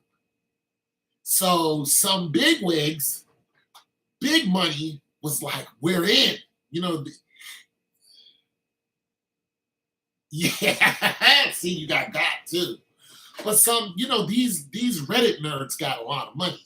So they could, throw $10,000, $20,000, $40,000 out of stock and all invest in it. Boom, stock price goes up. Other people see it, day traders, they're just like, I want some of that. I still got 3 trades left. Let's go. They go in. You can only make 3 trades a week. They go in out of 5 days. You can only make 3 trades. So they go in. Millions of dollars being thrown at GameStop, it starts to climb. And I mean, it climbs from negative 15, it climbs up to 40%. 40%. Somebody noticed that it was climbing, but they noticed that it climbed at negative 10. They were like, I'm in. It climbed 5%. I think it's going to go to 0. If it goes to 0, that's 15% for me. No, it doesn't go to 0. It goes to positive 30. You just got 45%. You got 45% off of this day trade. You had 40,000 on it. I mean, you just got paid. And then some people, they even put more than that on it. But this is how they were legally manipulating the stocks, because they all got together and did this. And then they sold all their stock because they're day traders. And it's legal by the FCC. So they were like, we're going to boost it up. We're going to all get it on. And then we're going to all sell. And that's what they did. GameStop owed all that money. The shareholders had to pay all that money. They had to pay it out. Now, if it gets too ridiculous, what the shareholders will do, 76, no, we're still at 78. What the shareholders will do, or the FCC will do, they will stop you from pulling out. because they're noticing everybody's pulling out at the same time. They know this can bankrupt the company. But everybody's pulling out. So what they did was they stopped it and said, you can't trade right now. We're gonna stop you from trading. But the number's still dropping. They don't stop the number from dropping, they stop you from getting out. So let's say it's at 30%. You're like, boom, that's it for me. I want to get out. Well, let's just say that 10,000 other people want to get out. 29%. You're like, I'm trying to get out. Now, 20,000 people are trying to get all of their money out. FCC, block. They're going to block you. There's nothing you can do. Your app can't do nothing about it. Blocked. They're going to stop it. Now it drops 25%. I'm still trying to get out. Blocked. Now it drops 15%. They finally let you get your money. You could have got 45%. No, you're only going to get 25%. They finally let everybody draw their money out. So what the bigwigs, the shareholders, the major shareholders, what they did was they noticed that this has happened, and they said, no, we got to stop this from happening. We got to stop it, because they did it again with AMC. That's when you got in on it. Yeah, they were just like, we got to stop this. They did it again with AMC, and then that was it for them. That was it. They got in on it and messed up the whole thing, and people thought they were going to get money, and they didn't. Of course, there's more details. Yeah, this is going to keep falling. Well, this is sucking right now because it's almost, this is terrible. This is terrible for me. I mean, if this ends at 4 o'clock like this and keeps going, this is going to be the worst day of trading I ever had. This will be the worst day of trading I ever had. Which I thought it was going to be the best day of trading. See, now I'm stuck. Because if I get out now, it's a major loss. If I stay in, I could lose more. If trading ends at the end of the day, but at the end of the day you stop trading, but they still got those last minute trades or last second trades, you don't even know about it, but it could still drop on you. Yeah, but I took the chance because, listen,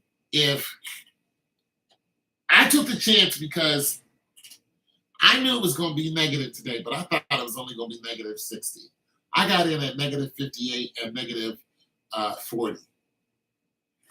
So my philosophy is if I can get in at negative 40 and at negative 58 and it drops below that, I can eat that because I didn't put my life savings on it. I was like, I might be able to eat that, but see now this is not going to break me, but it hurt my feelings. It hurt my feelings because I was wrong. You know what I'm saying? It hurt my little feelings, but I still think it's going to recover Friday, and I think next week it's going to recover. I don't think it's going to do this and not recover. And what it'll also allow me to do. It will also, because I think I still have a trade, but I will have a trade Monday. So it'll also allow me to do, because I think it's going to recover itself. But if it recovers itself and then it goes through the roof, I'm still in at negative 40 and negative 58. You see the math?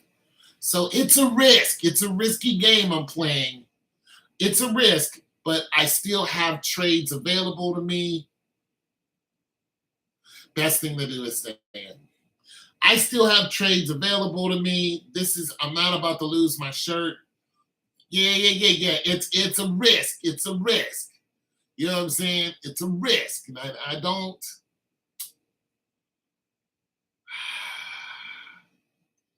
It's a risk, but I think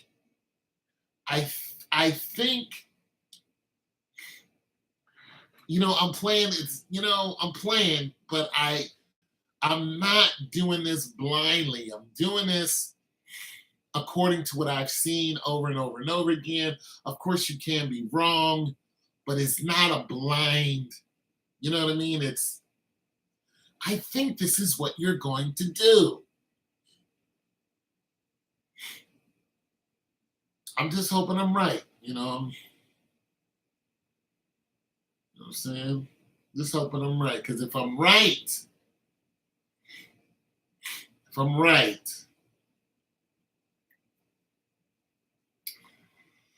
I'm going to Disneyland. No. But like I said, if I'm right,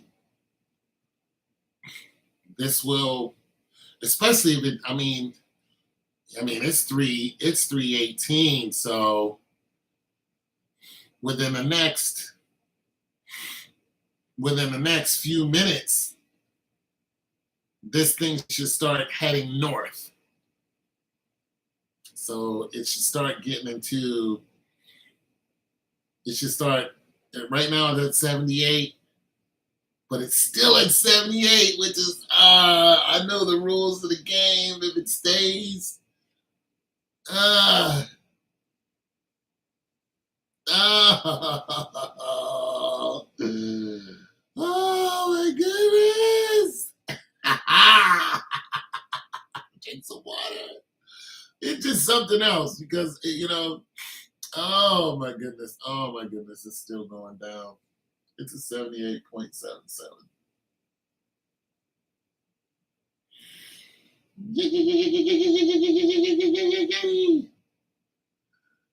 78.86, 79.13, still sinking.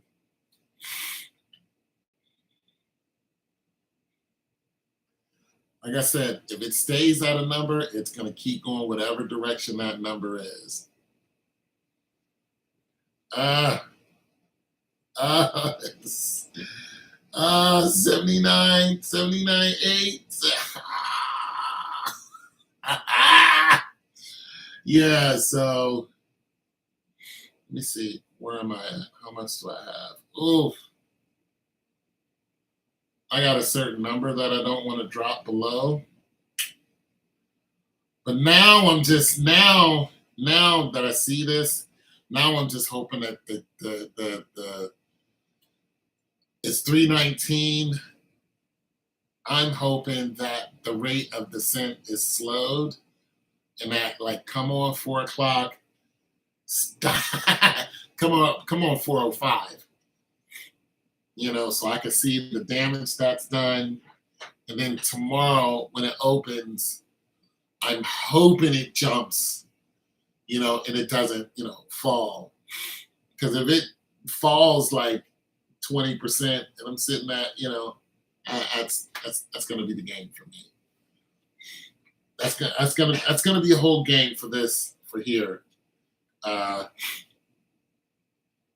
Yeah. So, but yeah. But I like this type of stuff. You know what I mean? It's a job to me because I've taken some of this money and bought stuff with. So this is just part of the job. When I hit positive like I did yesterday, I was like, absolutely, I'll take it. You know what I'm saying? Put it in my account. Help me pay for stuff. Yeah. It is. As long as you're not getting hit in the mouth, you know what I mean? It's a pretty cool thing to do. But like I said, it's a job for me. You know what I mean?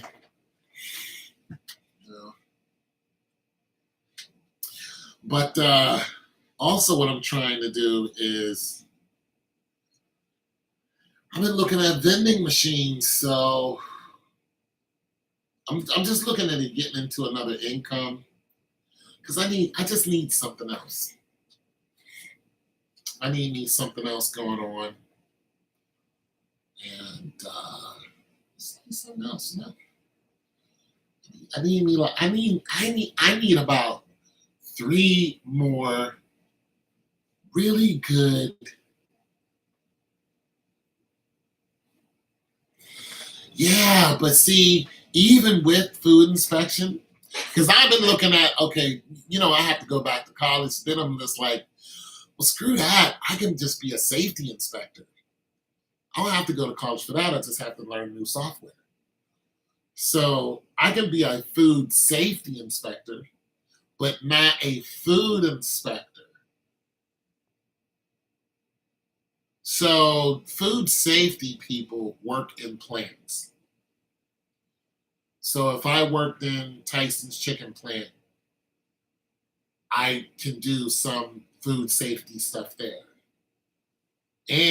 But if I decide to become a safety instructor or yeah, along that lines, then it doesn't matter if I'm in food or not. As long as it's in healthcare. So that you're just working with, you're in a plant and you're working with people, and you're saying, hey,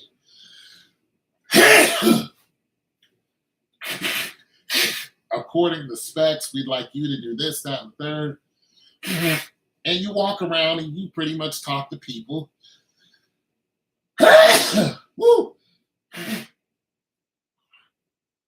And you say, we got the new specs in. This job requires you to do this way. So, can we, get into some compliance? And then, of course, the employee's going to say fine because it's, what I mean? It's the way the company wants it. It's somebody found out that it's something that's safer. So that's what they do, And also, it goes by the state and federal rules. So, of course, they're going to say, yeah. So that's what I'm looking at getting into, and which is a cool thing. So one or the other, I'd rather be a food inspector because I don't need to go into somebody's job. I just need to go into a restaurant. That's what I really like. I don't necessarily want to go into a job. How would you go about being certified? Well, you have to take tests and certifications. Plus, you can take classes for different types of software and get certified. Hell, I could probably do that now. And some of them you don't need, uh, certificates for, and some certificates you don't need to pay for.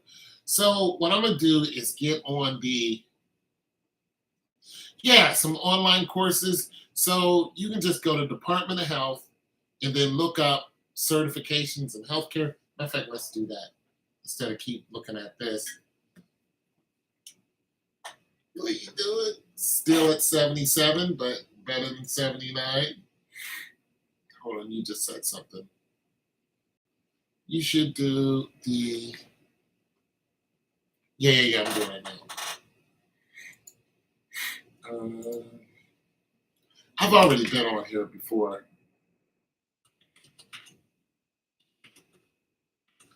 Or I can work for the Department of Education. If I can get a nice part-time job, that's what I'm really looking for. But if I can't just get a regular part-time job, I'd rather get a little, I'd rather get certified. That way I'm on my own. I don't want to really be told what to do.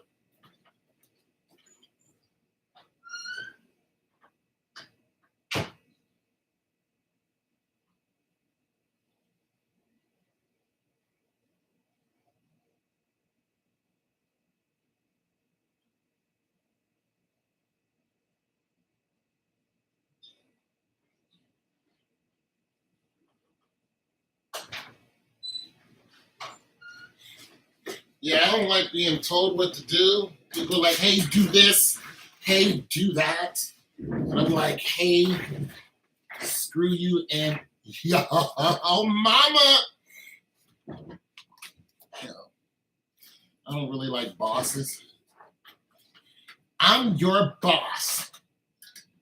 especially white women bosses, it can be a little too much sometimes. 76.74, 76.8, 76.9, 76.34, 0.54. See? See, they're playing catch up. 0.77. Now they're playing catch up. 0.8. They're trying to play catch up now. They're like, whoa, it's almost the end of the day. We gotta get some of that back. It's like, yeah, see? Y'all got the squabble now. Somebody's making a damn sweet deal on the floor. They're like, how about this? And how about that? And how about this? And they're going, nope, nope, yes, no, yes, no, no, yes, no. I'll take this, I'll take that. And they're going, no, they're going, no, no, no, no, no, no, no, no. Somebody's making some deals now. They're out there hustling. 78.1. They're still disagreeing. They're still squabbling. My girl is gone.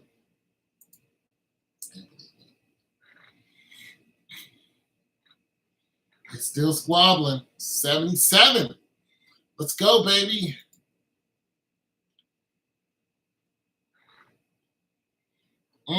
Boy, it's a fight. It is a fight today. I do not like y'all hanging around that area. Boy, I don't like this at all.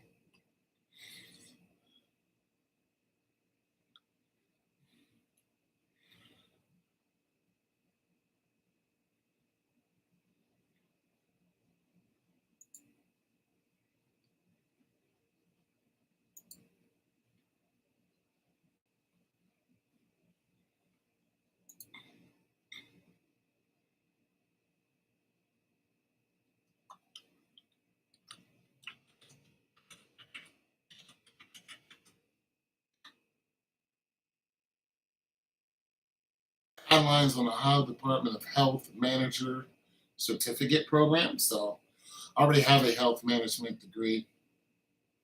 So I don't know what particular application for Ohio Manager Certificate. Food protection. There you go. Let's click on that. Oh, let me look at some more first. Electric death certification information. Electronic death. Oh, yeah.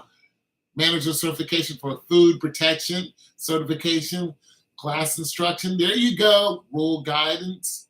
Applications to be provided to Ohio Manager Certificate for food inspections. Okay, I'm in the right place. For food protection. Food safety certification. Here it is. Application to be provided for Ohio PIC certifications, which is a PIC, person in charge certification. Shoot, see how much these cost.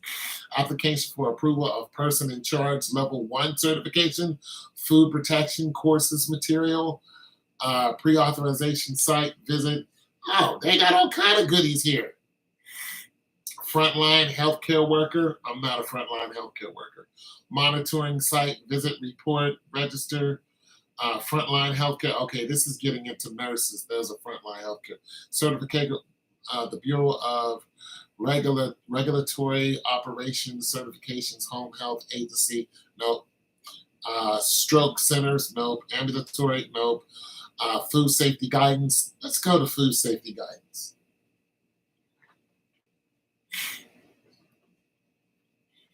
Food safety call June. What? Note for the June for the 2017 conference call. Oh, okay. No, this is for a conference call. Let me see if he said anything. Women aren't that great at leadership. Nope, not really. Whatever you do, you'll exceed in it. Yep, I plan on it. Well, let me tell you something about women in leadership. Well, I can't say women aren't that great at it. I say the expectations that women, it's tough because I've had some female managers that were terrible.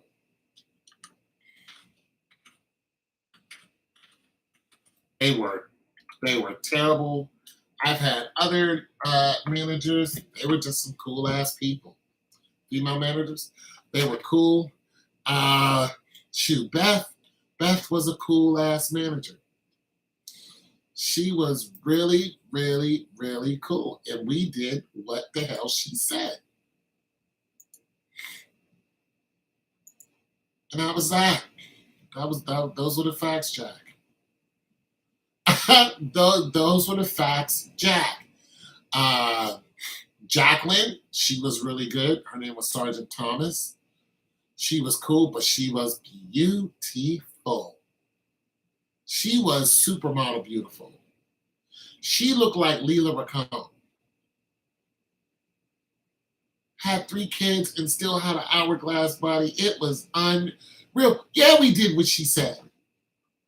I used to flirt with her all the time. She was my superior. She knew I was flirting with her too. She knew it. I thought she was the bee's dang on knees.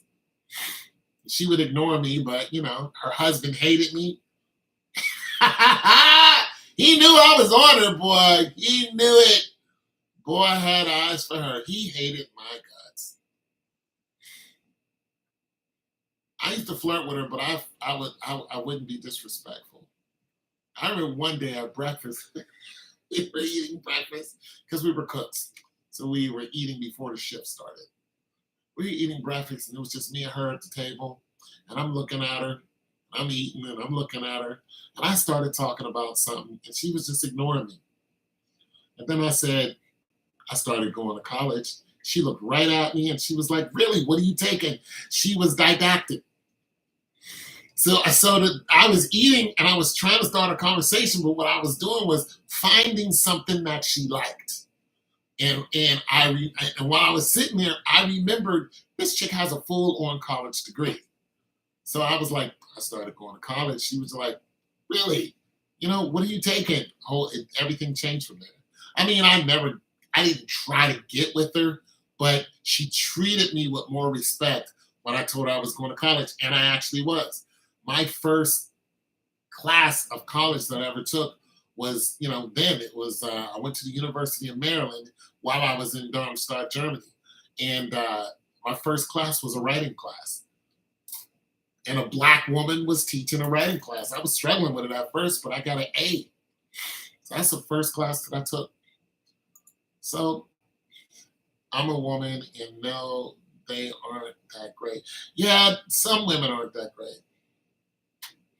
Some women in management aren't that great. I don't sit here and try to blow smoke. I know what it is. Some of y'all just, and I don't know if it's a challenge thing. I don't know. It's because damn, 80%, you bastard. I don't know, because women have something to prove. I don't know why. All I know is that when women get in a position of power, they don't act like women. And when men see this, we don't want you to be us. We want you to still be a feminine woman. We want you to still be, a lady. We want to still look at you as and respect you, as a woman, because when you step out of that and you try to step into our arena, now you're something else. Now you're no longer a womanizer. So we don't look at you like that. We don't look at you like Mrs. So and so. We look at you like, you know, we have choice names for you. But when you're a lady, you know what I'm saying? We just look at you different when you're not mean as hell and you get your point. I deal with one female manager. She was mean for no reason. I ended up walking off the job. I walked off. I was like, this makes no sense. Why every time you see me, you're looking at me like this? It's the beginning of the shift. I am one of 3 people who are running the kitchen. There's supposed to be like 6 people, 7 people. I'm doing 3 jobs. I'm saving your ass on a busy Friday. Your other workers have called off. I'm there. I'm cooking, expediting. I'm doing everything. And you're sitting looking at me like this and trying to tell me something's wrong. I was like, yes, I am the only one back here. Me and the dishwasher. And you're in a huff at me. I'm out. I'm out. As a matter of fact, that's the last time that I worked with food. I never went back to a restaurant. That was it. I had enough. And I've had people say, hey, I want you to come manage my restaurant. I was like, nope. I'm tired. I'm tired of the ungrateful people that work in that field. It's another reason why I just want to come into work and leave. I don't want to come and talk it up with you. I want to show up. Who are you? I'm the ombudsman. Or I'm the, federally mandated inspector. Give me some lip. I wish you would. Go ahead. Give me some lip. Go ahead. Say something stupid. Just a little bit of lip. Give me some lip. Say something racist to me. Say some cocky, racist something. Go ahead and let's see how far we can take this. I guarantee you say something out of line to me, I guarantee this restaurant is going to be shut down today. I will shut this place down. Because there is some different races of people that love to get it in and speak in their own language. You know what I mean? And it's just like, all right. And then you go, what? What'd you say? And they go, oh, no, I was talking to him. If I was in that position, and be like, okay, cool. You do know I'm the health inspector, don't you? Oh, I would just, I'm going to put that on your report. I'm going to make sure that this is, oh, I'm sorry. No, I'm not. No, I know you're talking about me. Let's see. You're in America, Jack. This is mother freaking America.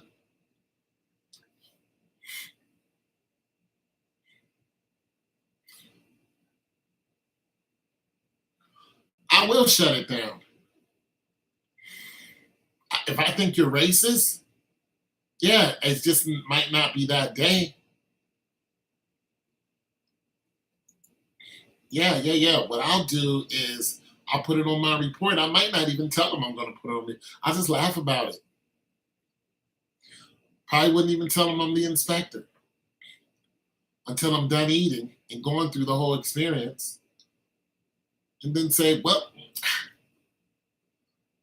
whip out my iPad. Yeah, I'm the health inspector. What's her name? That lady right there. What's her name? Who's she? Who are you? You the owner? All righty. Yeah, I'm here from the health department. Yes, the health department. Yes. Me. Yeah, I'm the guy you just called the N-word. Yeah, I was over there. I heard you. I'm going to go ahead and do my job, and then I'm going to let them know that you're up here, slanging and banging. Yes. Yeah. Okay, I'm going to get started. You need to get out my way. I'm just going through it. I don't care. Yeah.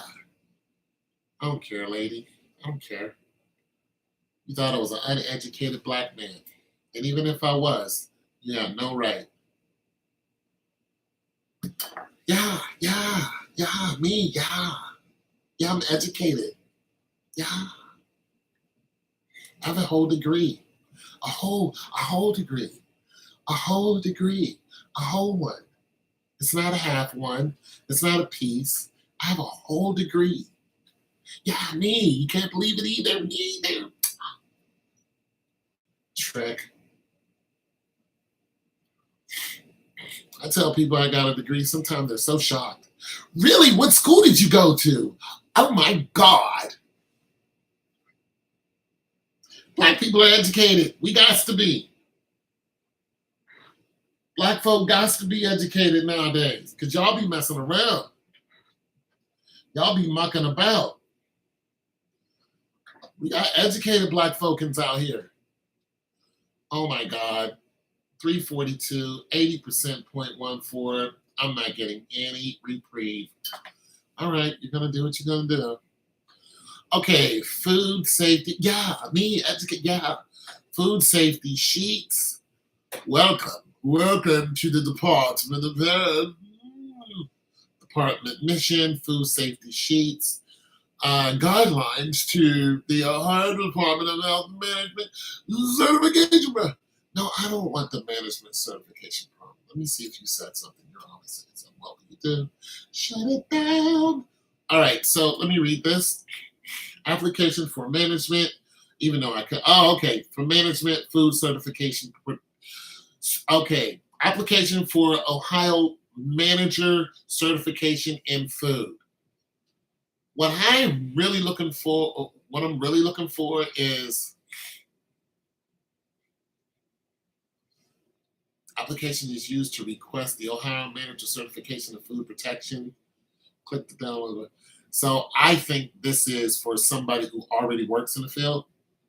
Fact sheet, food code, reference, food safety at home, food safety in energy. I don't know how this is. Yeah, me, educated. I have one of those.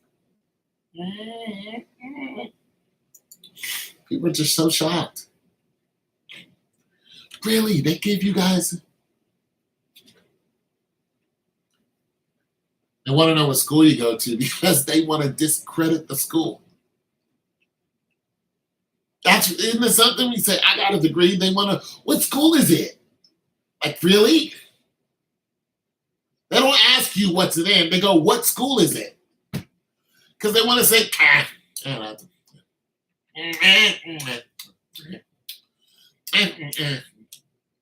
I went to this school. This school is. It's like, what certification are you?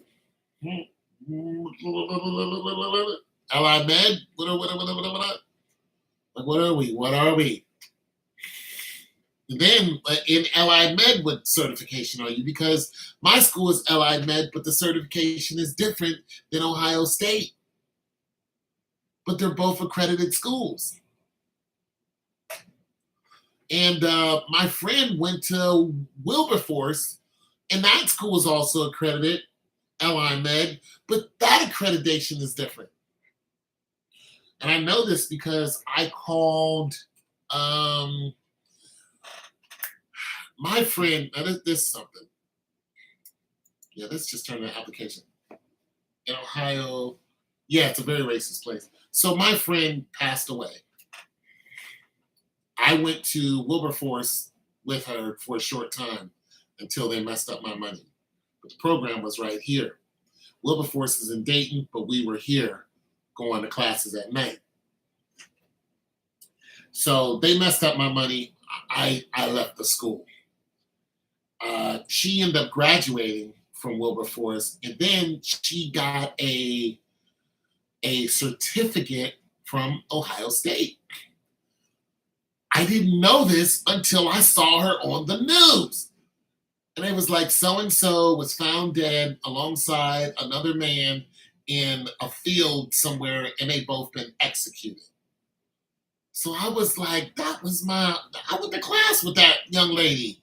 You know, I could still see talking to her now. And I remember the last time I saw her and what she was wearing. For one, she was tall and very robust.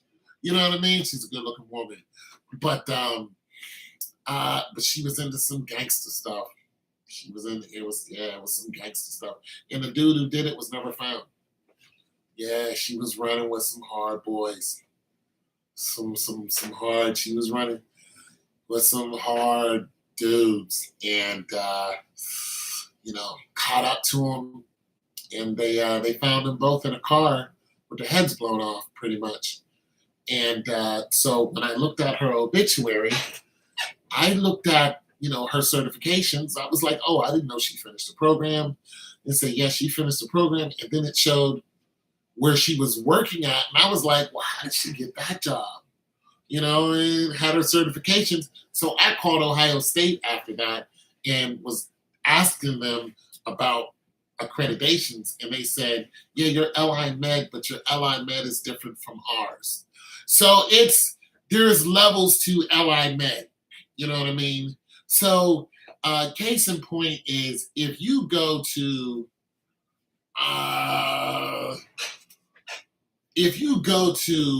OU, Ohio University, not Ohio State, but OU, and you get a degree in nursing, then you go to one of these like charter schools and you get a degree in nursing, the certifications are not the same.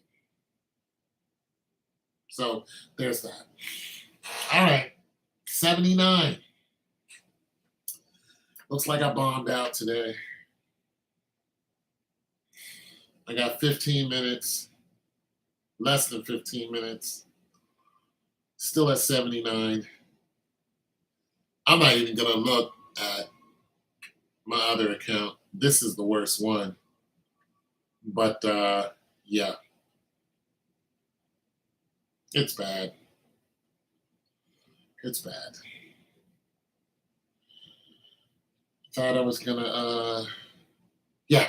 So, yeah. Working out what? Oh, am I working out today? I should. I don't feel like it. I might do some push-ups. I might go for a bike ride. I don't know. I really don't feel like it. I'm not full of energy. But I might drop down and do some push-ups tonight. Oh, you're working out. What up, Galloway? I thought you was Natalie. I think she might have left. Natalie Gatley. Working out doing what? You were sneezing. You have a cold. Yeah, I got a cold, Natalie.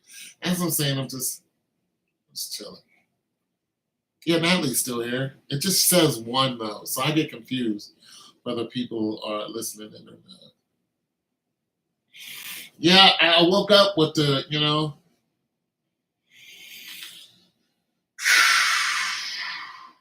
how am I gonna make this up? I am down a refrigerator and a half. No, not a half, just a refrigerator and let me see when we get this up. One refrigerator sale and one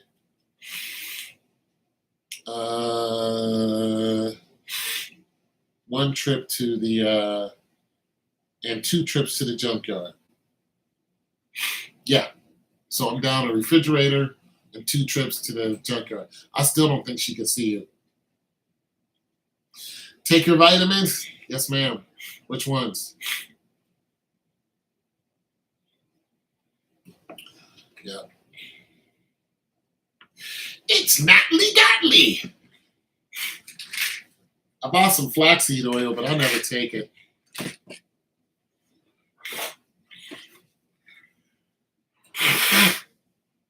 I just haven't eaten a lot. That's really what it is.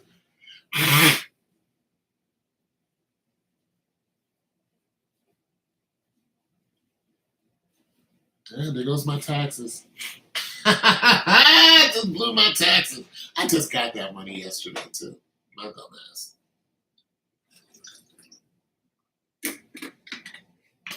Flaxseed oil? I'm going to take some right now.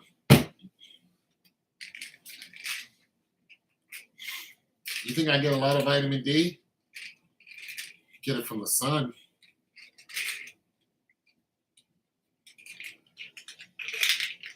You know what? The most vitamins I get is vitamin C. I drink a lot of stuff that has vitamin C in it. Well, why would you think I get a lot of vitamin D? Why would you think vitamin D? What made you think that? What does that mean? I think you get a lot of vitamin D.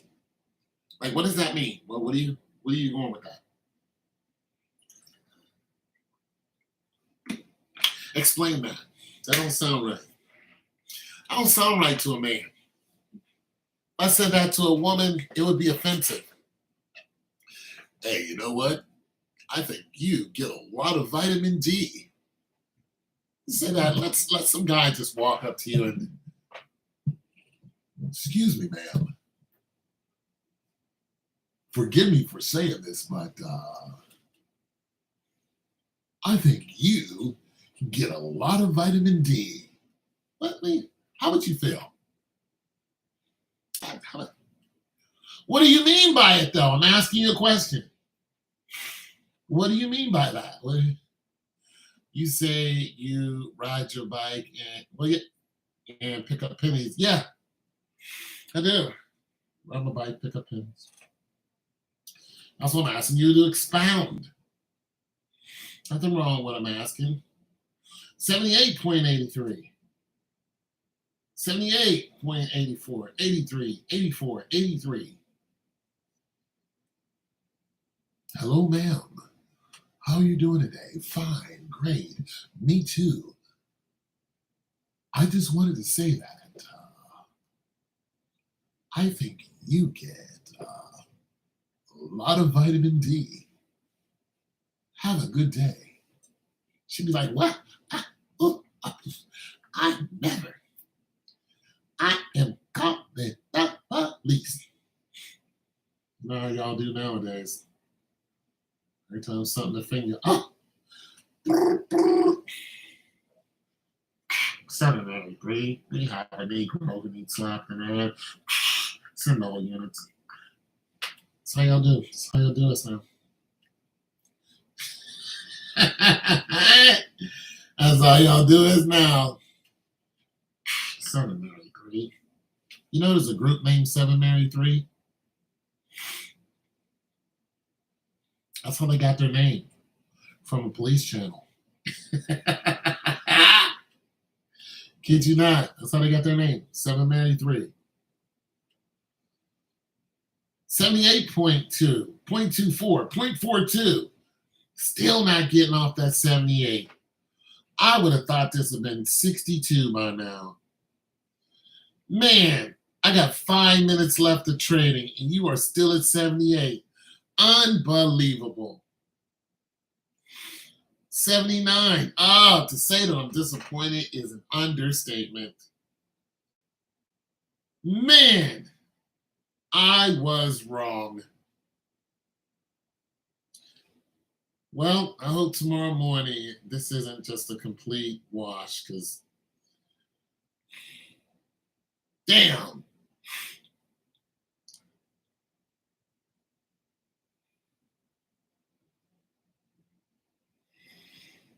If I go crazy, then you still call me super vitamin D. Are you thinking? I'm wondering what you was thinking about. How did you figure that? Yeah, well, you're correct. Outside, I do a lot outside. Yeah. Plus my normal walks.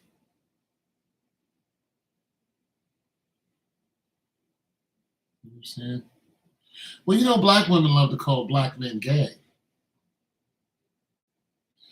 That's one of their ways of trying to emasculate us. It's the first thing they do when they, I'm not saying you were doing it, but I'm saying that black women do this to black men all the time. They love to call them gay.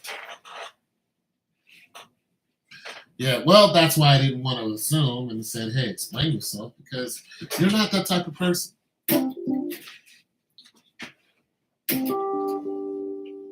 So do you know where you're going to? Do you like the things? that life is showing you. Where are you going to? Do you know? Do you know what you're looking for? You ever heard that song? No? Do you know where you're going to?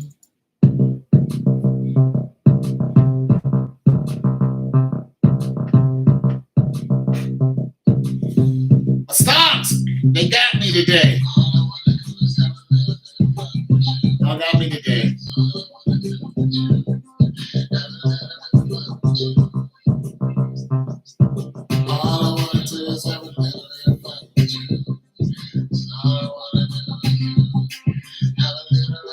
Y'all got me today.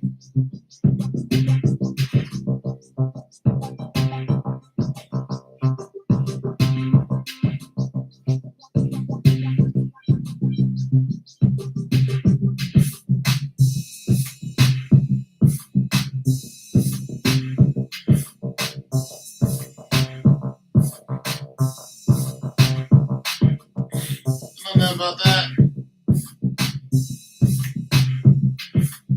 Bowie!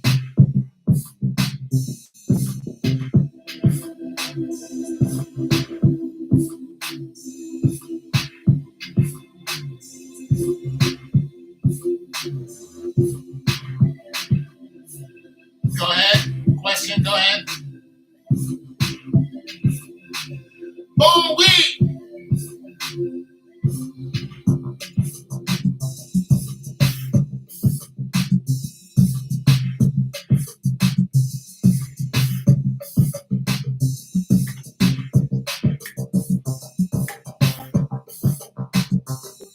Oh, they got me in the stocks today.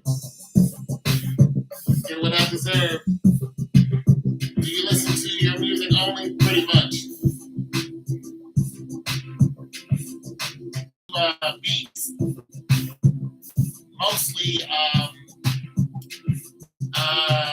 listen to lo-fi sometimes, but mostly I listen to neo soul music. I listen to neo soul beats. Mostly I just listen to instrumentals. All I wanna do is have a little bit of fun. All I wanna do is have a little bit of fun with you. Oh, I got my ass kicked. I got my ass kicked. I got my ass kicked.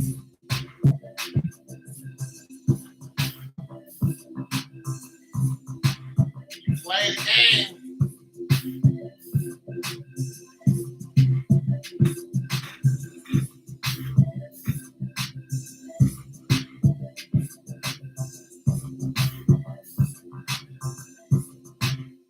I made that song about 4 years ago.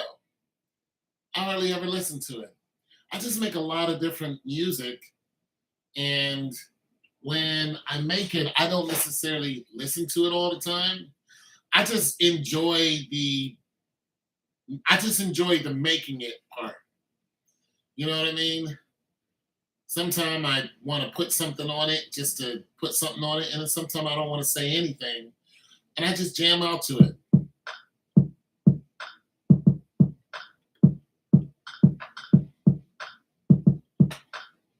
Sometimes it's just there to jam to.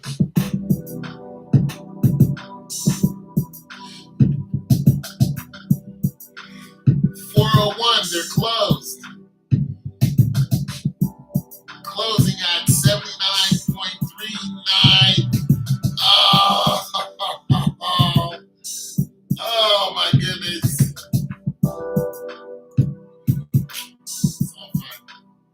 Who were you in a relationship with when you created? All I want to do is have a little bit of fun with you. Give me the first song that you heard, or this song right here. Let's see, you got that vibe.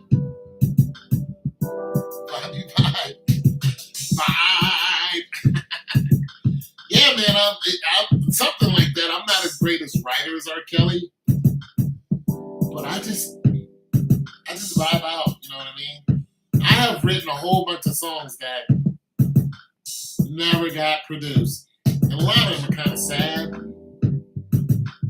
because I was dating, you know, some stupid girl and decided to write about her.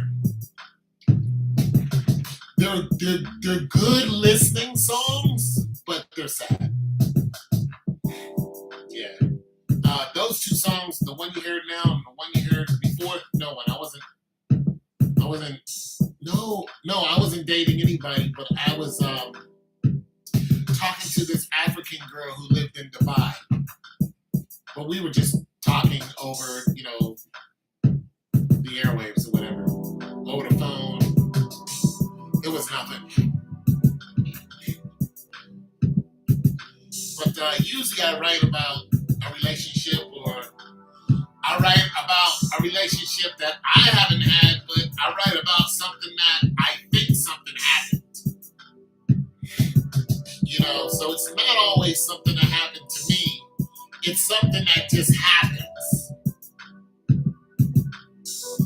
Yeah, it's something that just happens. So, you know, a little bit of fun. I didn't write that about the girl because she was really nothing to me. She's just somebody I talk to every now and then. And she thought I was old. So, you know what I mean? She's like, you're old. I was like, okay, fine. You know, anytime a woman tells me I'm old, I don't even go any further. I'm like, you know, peace, I'm old. There's nothing I can do about that. I'm not going to try to change. I'm not one of these old guys who tries to convince young women I'm worth talking to.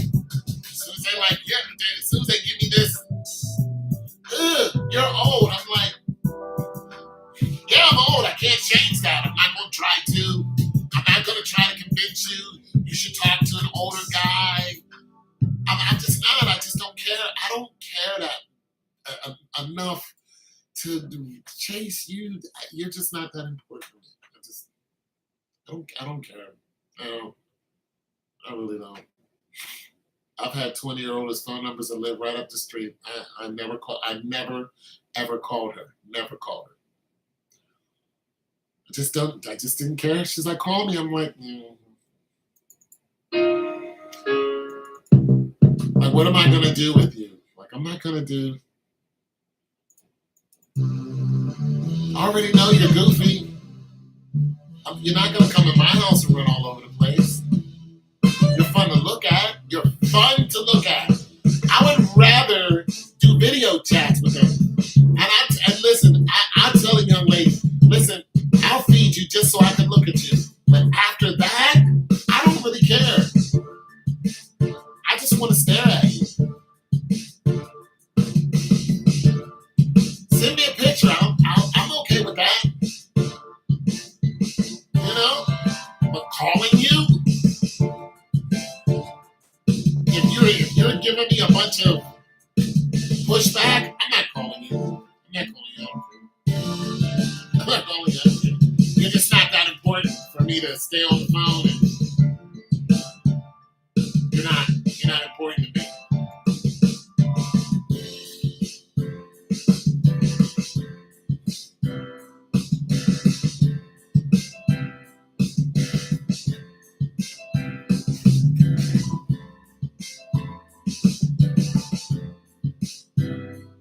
Ain't that the jam?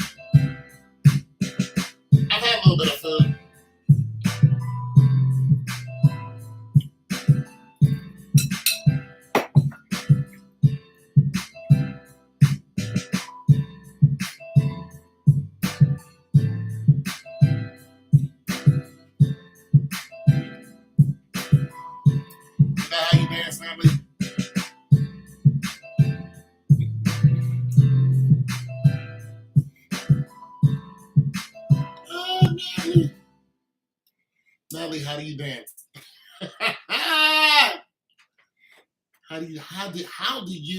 How does the Natalie do the Natalie? How do you do the Natalie? How does that work? When you kick it, how do you? I mean, do you roll up like you're gonna break dance or like you square off with somebody else?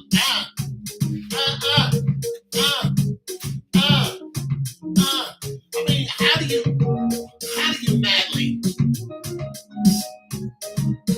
How you do it? You lean back. Amen. So you fat Joey, you like,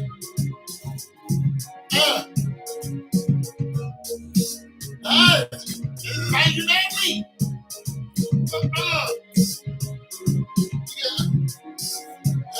Okay, I got you. I just wanted to know how you. Okay, I got you. I just wanted to know how to Natalie. You know, because I'm just a mere mortal out here in the world. I don't know how to Natalie, but now when I roll up on somebody and they want to bust out, like they want to battle me, I incorporate the Natalie into my own framework. So I might hit them with this. Right? What? Damn, right? What? Damn, what?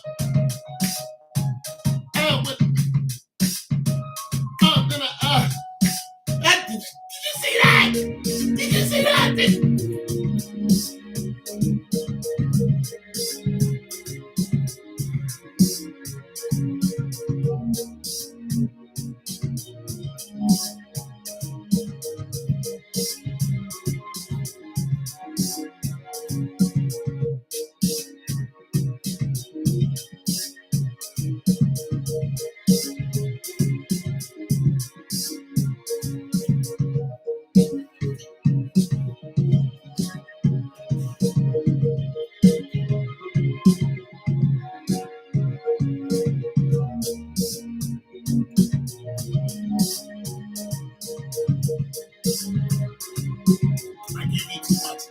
I give too much. I give too much. I give too much. I give too much. I do have moves.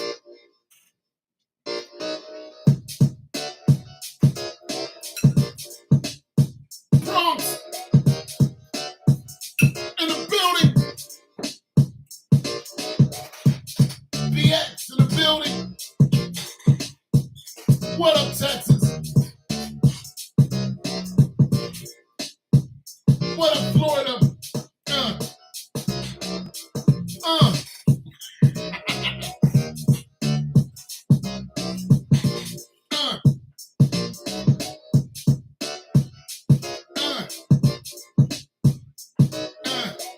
Oh, 3%. Boom. Rap. Rap about. I give too much. I give too much. I do. A little bit of shine.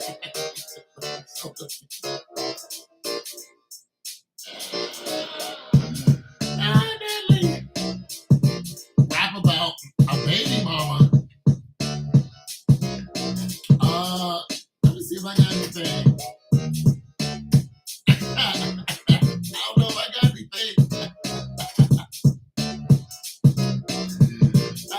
I ain't got nothing about a baby mama. I ain't got nothing about no baby mama. I ain't got no baby. I'm sorry, Nat. I'm not a rapper. can lean back to this, can you not? Hey, bam, up, down,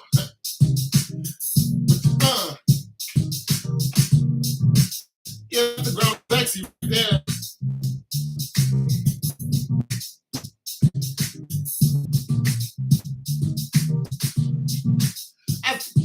That's grown. That's grown and sexy.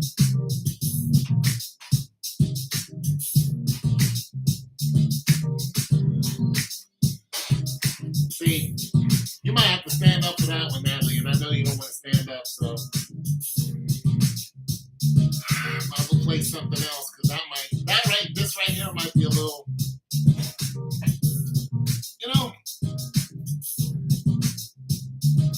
might be a little too much.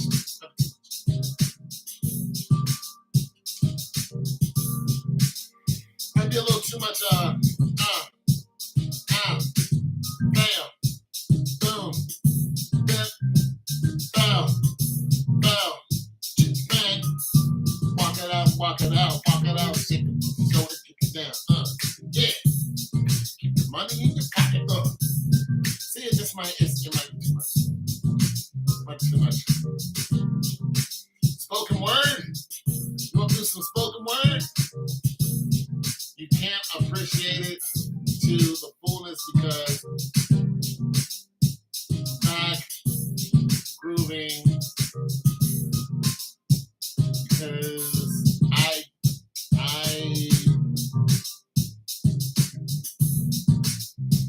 what? Back grooving ability. Spoken word? Spoken word about what topic?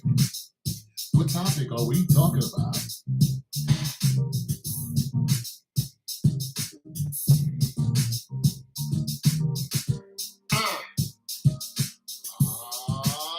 What your mama cooking? Put it down. Okay.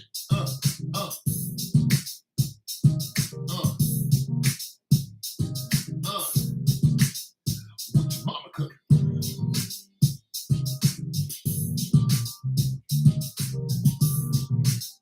Get down.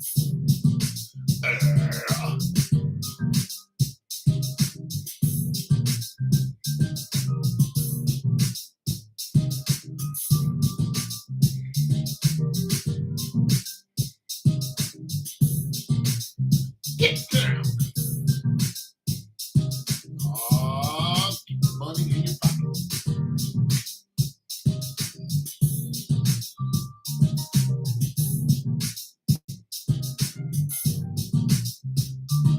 Topic, empty glass. Ooh. Oh, this is a copyright strike. Topic is empty glass. Over music. Let's see.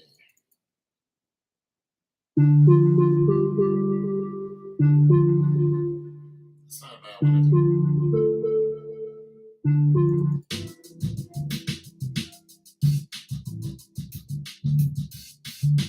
This is a poetry, but it's only 30 seconds.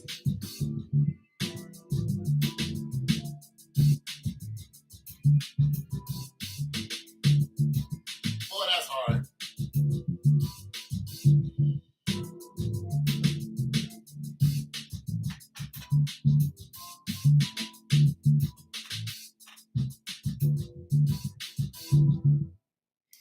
That's hard. What's the last name, girl? And some Kelly Rollins.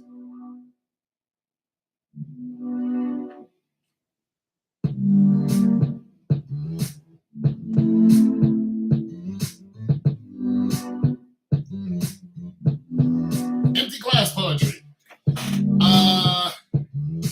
Let me see if I can do some empty glass poetry.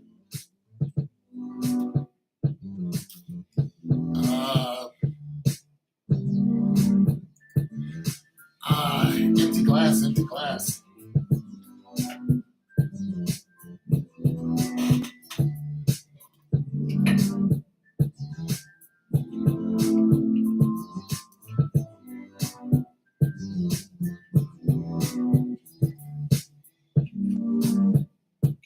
saying anything right now. All right.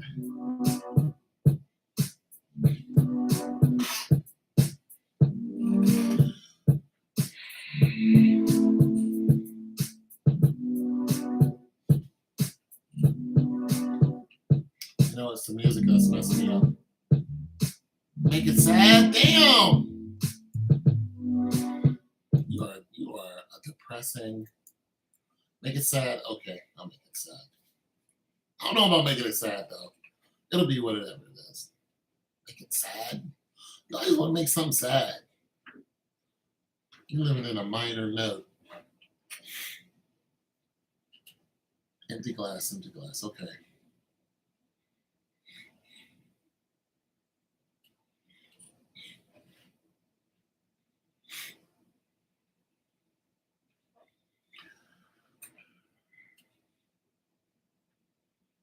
Time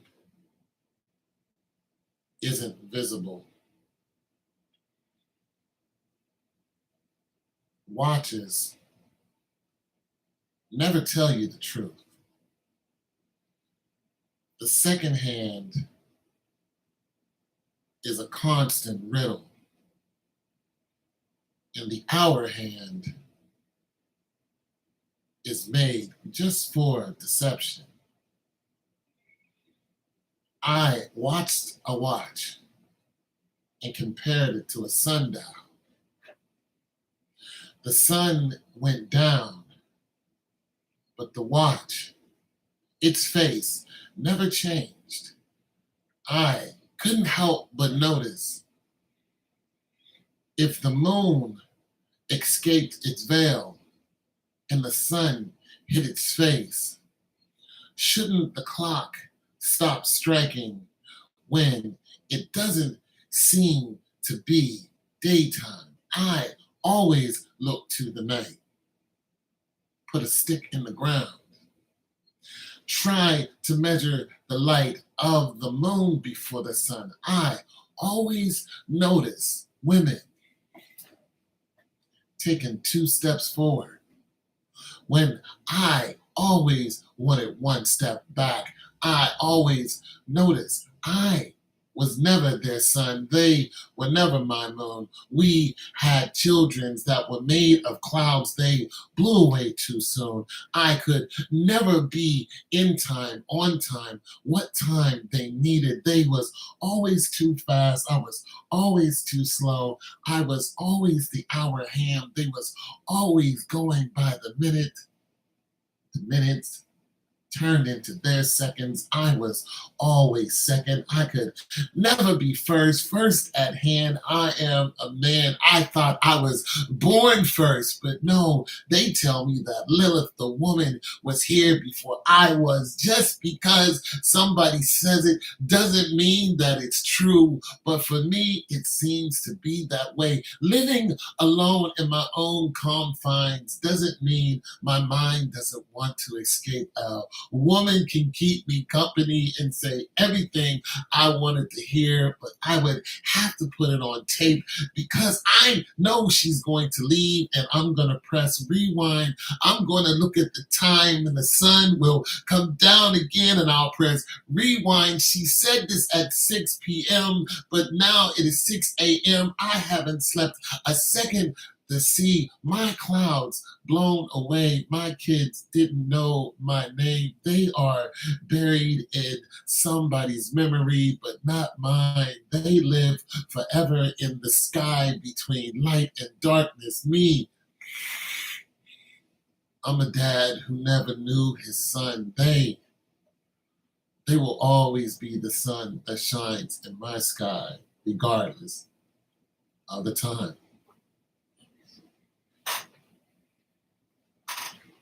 There you have it. It's the best I could do on a whim.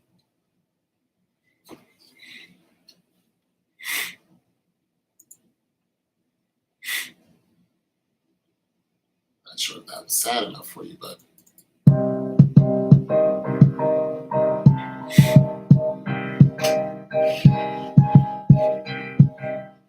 there's a minor note for you.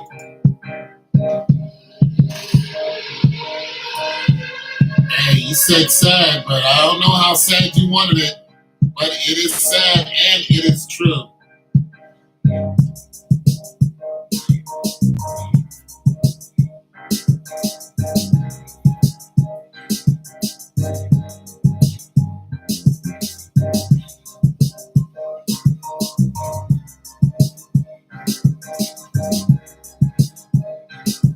I think this is in a minor 7, something like that.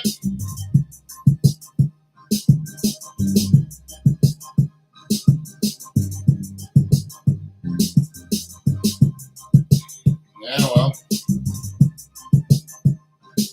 all true, Natalie. It's all true.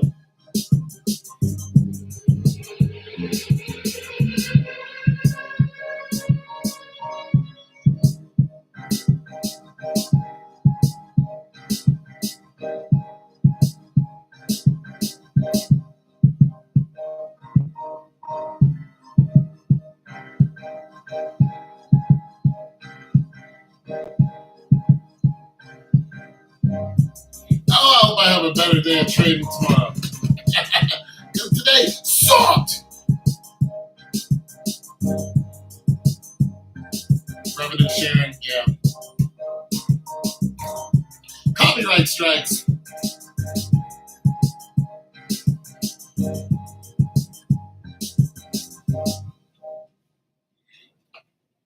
Yeah, and that's all true. Tone is verklempt constantly.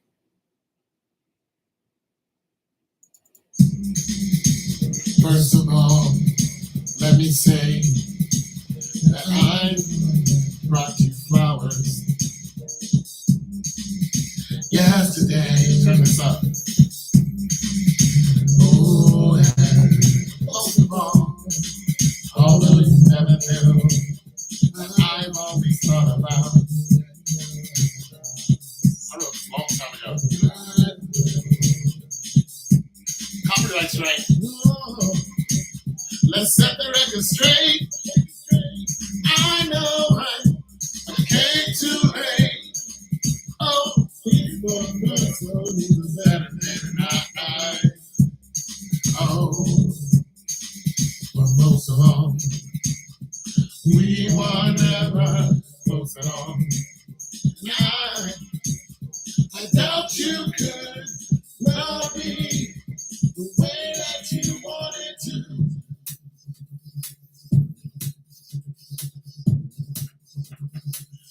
Electronica.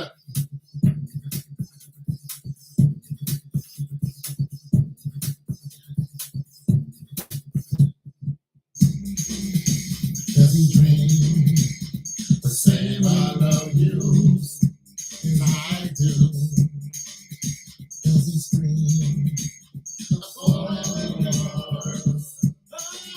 No, cause he knows what it means to happen to hold you. That sounds too much fun. Cause I'm sure he's not sure to take this no more. Electronica, baby.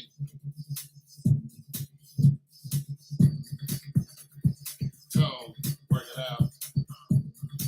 Too much fun. Sing. No,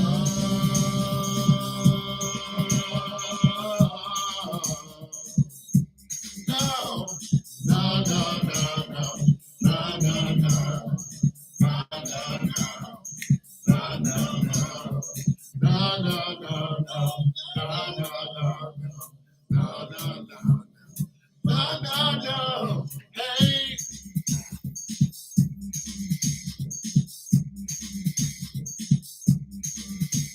let's set the record straight.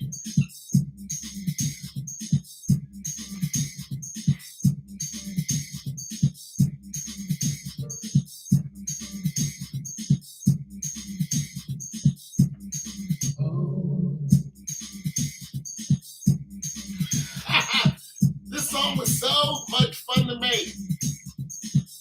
I made this song. I love that beat. I made that song off of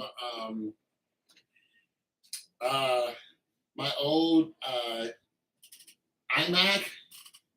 No, no, no, no. I made that song using uh, Fruity Loops, and wasn't even good at using Fruity Loops. I'm still not. And I just had this beat that kept going.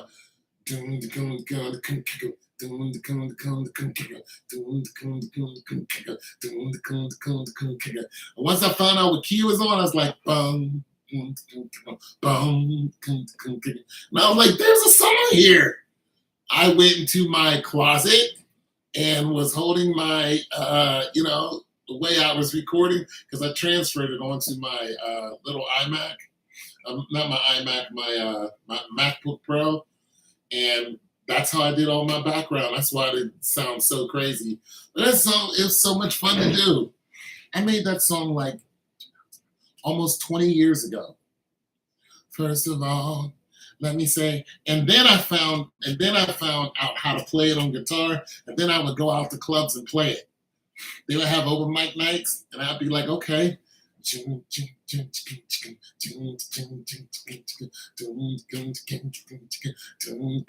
I made a whole like riff out of it. First of all, let me say it. I would add stuff in. It was so much fun to do that song. I'm the one that brought you flowers. I would love to do that song live. I've actually done some of my songs live with like a band, because I used to go to where there would be a band and they would have open mic nights. They still do that. And they'd be like, bring your own guitar. And sometimes they would have a guitar for you. So you can walk in. There's some places open like that now. You can walk in. And as a matter of fact, last one I went to, I didn't have my guitar. I didn't even know the place was doing it. And the guy who used to host one of those nights, he saw me. He was like, hey, can you come and play? I was like, man, I don't got my guitar. He's like, I got one for you. I'm like, man, I haven't sang in so long. I don't remember none of my riffs. But he used to host this open mic night, and we would pack that place every Tuesday. It's one of the greatest times of my life. It was. It was one of the highlights. And it's all the way on the west side of town. I would drive over there broke as hell. I recorded my CD. I would sell my CDs outside of it. I'd sell it for like $10. I was out there flipping. You had to pay $5 to get in. And that place was packed every Tuesday. People from west side, north side, east side. It was a big deal. And I mean, you had guitar players coming from all over the place. You had like 5 to 7 minutes to get up there to, play. No, you had more than that. I think you had 15 minutes to play 3 songs. And sometimes people would come in late. They couldn't play and they'd be disappointed. And we're paying to play. And it was just so much fun, because those people loved listening to they loved listening to it. What it really was it was a songwriter's workshop. So if you were, what year was it? Oh my God, it's like 20 years ago. It was seriously like 2009, 2010. But it was a songwriter's workshop. And all these songwriters would just come off from everywhere. And we would just throw down for like 2.5, 3 hours. Plays packed out. The bars packed out. Everybody made their money. And, we're performing for free pretty much. We're paying to perform. It was just so much fun. It was called the Thirsty Ear. It's still open. I miss, you know what? I would go now. Shoot, I might actually go next week. But I'm not going to perform. I want to just listen to these people who could, like, I would go up there and buy people's CD.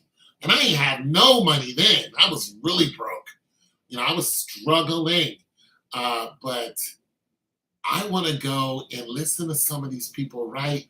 This one dude sounded like Matt Dillon. He had this whole super dope white boy image. This dude was beautiful, man. When he sang We were like, oh my God. Like, I bought his CD. I had to have it. I was like, dude, I have to have this. The way you sound, the way you write, it was just so beautiful. Like, these are the people who you would hear on NPR, Kelly Gross and then you'd hear them on NPR, but you'd never know their name. Just NPR plays some really earthy music that is a songwriter's paradise to listen to. Just beautiful music. And yeah, there were two dudes named Matt, and I bought both their CD. The other dude name was Matt. Oh, I wish I could find him. I wish I knew his. I wish I knew that guy's last name because I lost his CD and I've been upset about it since I lost it.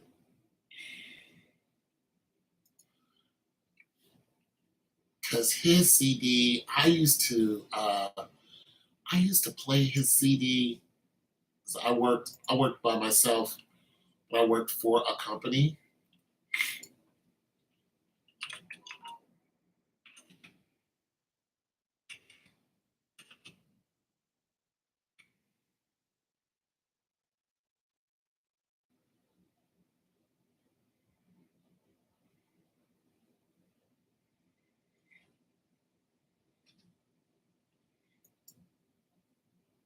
This is one of the guys. No,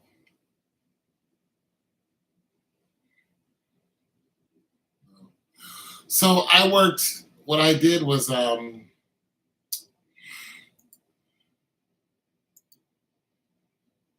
yeah. So I bought this guy's CD, right? But I loved listening to him live. I like both of them. We all knew each other. I love listening to these guys live. But this guy, he would make up words. I mean, there were words, but the way he put them together, it made. I'm not gonna lie. This guy, the way he wrote, made me. It made my lonely feel better. He's the loneliest writer I've ever heard in my life out of anyone's music. I've never heard nobody write lonely like he did. And I listened to his whole album back to back to back. I've never heard anybody write lonely like this dude. And it was, I paid $20 for it right now. He'd say stuff like, baby, where's your face? Baby, where's your face? Baby, where's your face when I need it? No news is good news, that's what they say. Wide open blues all the way. That's what he said. You're like, what are you talking about? He's talking about being lonely. He's talking about being lonely. I'm like, it just took me a long time to get it, all of what he was saying. And I still didn't get it all, but that's why I loved him. And one time I lost the CD and I saw him again. I said, dude, I lost your CD. I have to have it. I think I gave him my last $5. He was in shock that I liked him that much. I was like, I have to have your stuff. I listen to you when I go to work. And back then I was working for a roofing company. So the roofing company would send me out and say, we need you to go and pick up all of these materials and take them back so we can get a refund for them. So they would send me out to get like 14 shingles of siding. And I mean, these things are heavy. And, I'd be like, dude, he'd be like, man, just take your time. And he wouldn't send nobody else out there to help me. And it was during the winter. So it was just beautiful, man. I was in my 98. I missed that damn truck. I was in my 98 Tahoe. Missed that damn thing. Somebody totaled it, though. And yeah, man. Baby, where's your face? Man, I need to find this dude. No news is good news, is what they say. I think I can find him if I write in his lyrics.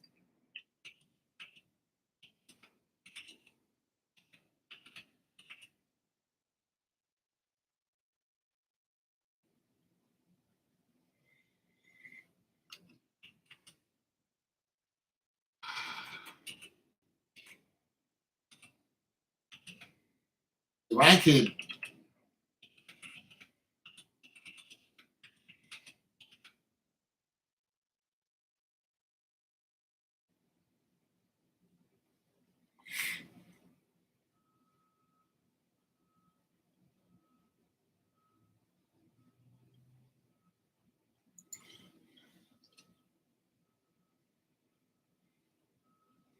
Ocean Park standoff, good news.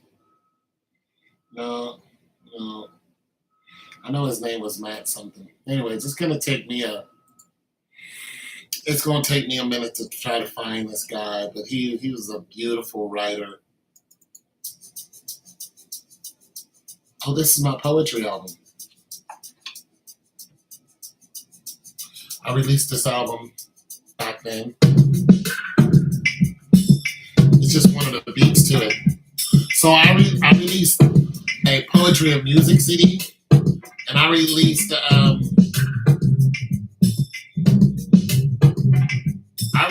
poetry over these beats, and then I released just the beats. Well, I don't think I released the beats.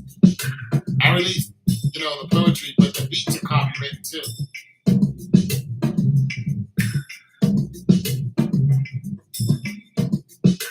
I made this with an iMac, a MacBook.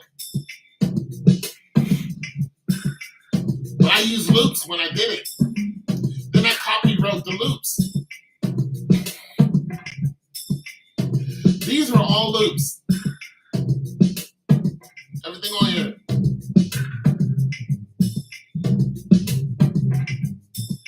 This is a loop. Yeah. You have to forgive me for the bad smile. I know I look like a recipient for capital punishment, and I probably would deserve it, except for the demons that laugh in my veins. Thanks to you, there's no limit to how many CCs that I can call cool. Go ahead. Try to hang the line while the cups still watching, and you'll see how the rest of the jungle reacts. Like there's a hat trick, a hard space. You severed its head, its arms will still reach for you.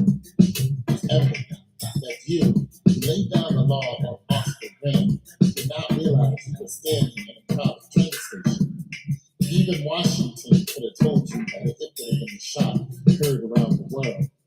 There were megapixels, autofocus in every man, woman, and YouTube generation induced child's lenses.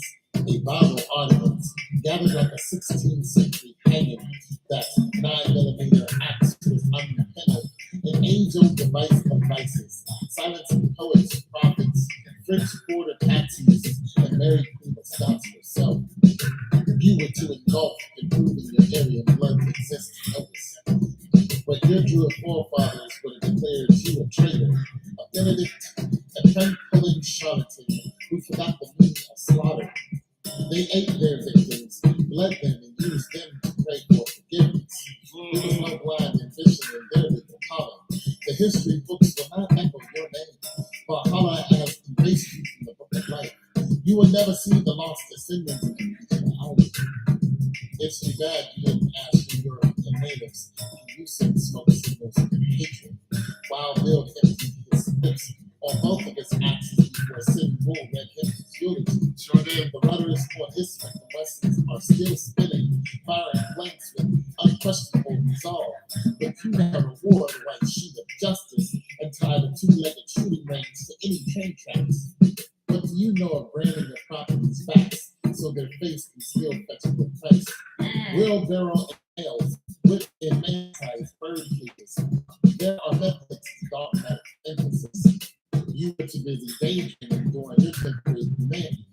You are out of your element for lack of education. Listen. In shouting faces the shrine of victory.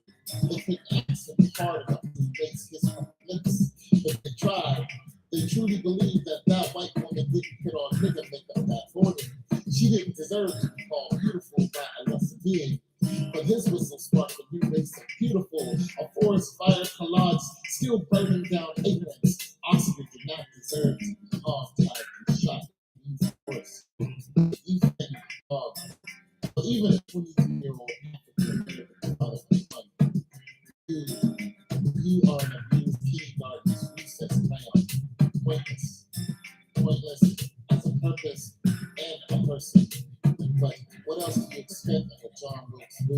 direct descendants.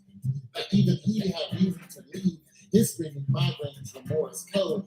Tick, blast. Lee Harvey's hands never shook. Never shook. He knew that satellite classrooms would never stop transmitting his ethnic quiet liberty.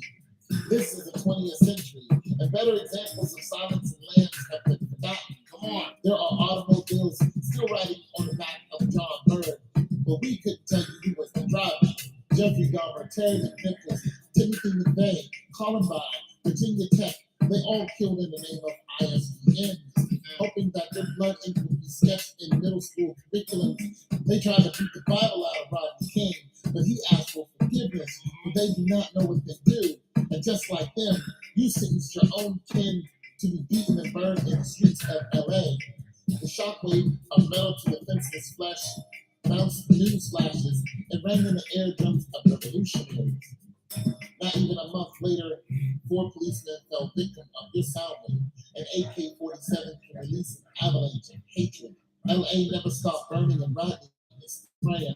I can still hear the sound you created, pulsating. A bullet with butterfly wings, landing on the shoulder of young teens. Within 6 months of your tremor exposing a fault line, 3 other Pittsburgh police were hit with an assault rifle, reducing them to an afterthought. That's 6 men, 6 white men, to your one attempt at making a permanent mark in history. Funny thing is, we don't even remember your name.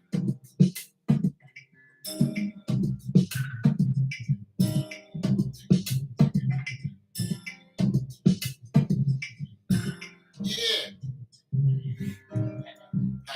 I can think of that.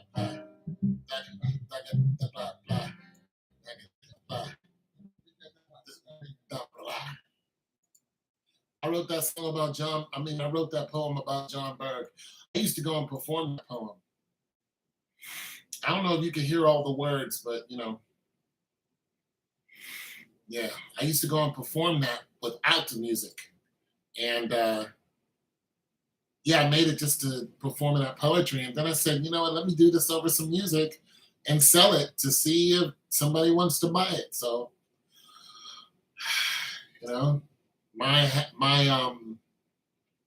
my ticks have been going up because of Facebook and because of TikTok and stuff like that. So people are just now noticing this stuff. They're just now noticing. How do I explain this? Yeah. Tamara said she could swim butt naked through the ocean. She would be free. Well, if I can swim butt naked, I'd rip off everything that's cotton and get the whole thing popping. And dive deep into the abyss and pinch fist. But you don't want that list from Poseidon's fist. And Poseidon's fist, Golden's trident. I even probably shoot down Poseidon.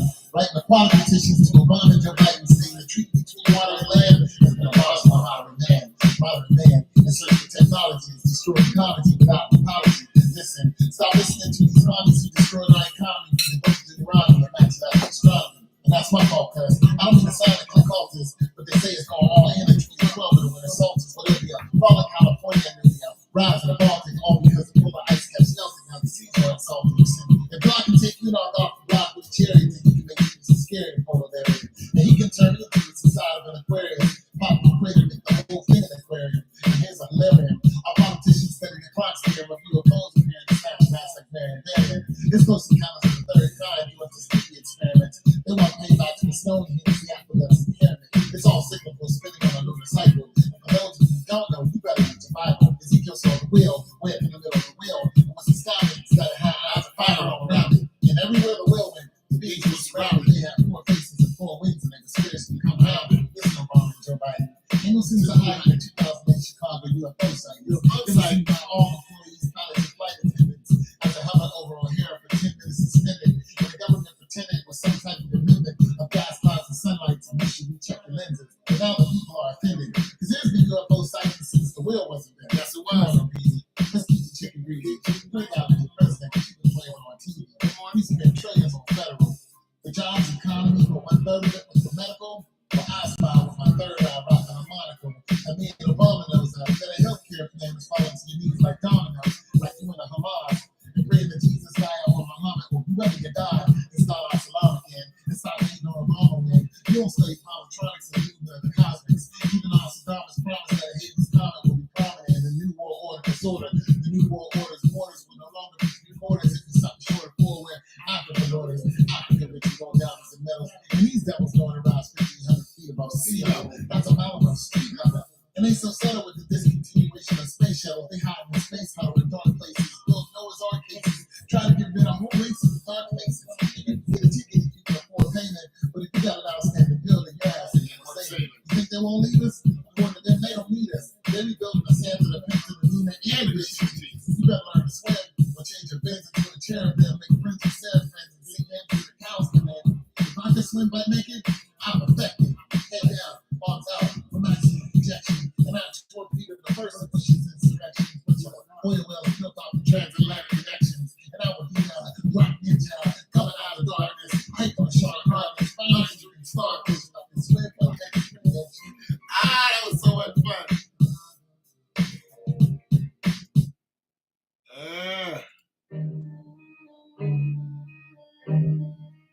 Good old fun.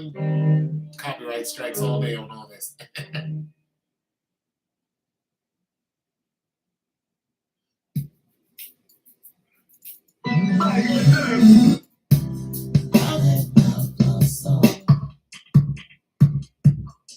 I'm sorry, Mama.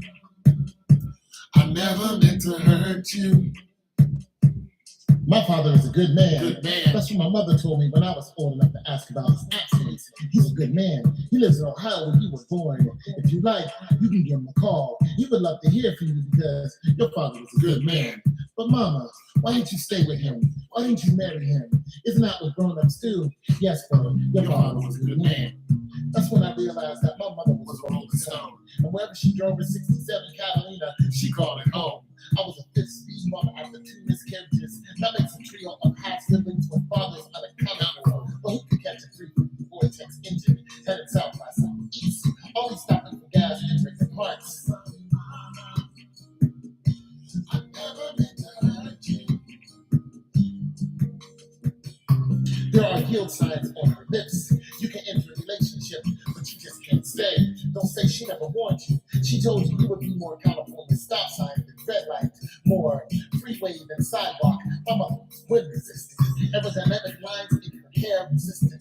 As curves that make men want to hold on with both hands. Resistant. 10 and 2 fingerprints pressed in her back. Resistant. It took nothing for her to switch gears. The cannonball run down I-70. Mama can't slow down when she's driving off the Cowboy Associates. They know her all too well. Breaker, breaker, breaker 19. Coming down the turnpike line. What's your 20? What's your hurry? What's his name this time? Haven't you read? There are good men disappearing like gasoline vapors. And we can follow your trail of hubcaps and discover your last roadkill. Evidence 20570R14. You'll see the term abandonment. Rubber stamped in tall men, tall telephone pole men, petrified, holding their heads high above beautiful black asphalt. Never again lonely for anything not in the reach of the shadow. Still, mama can't slow down. It's all piston to keep it time with her heart.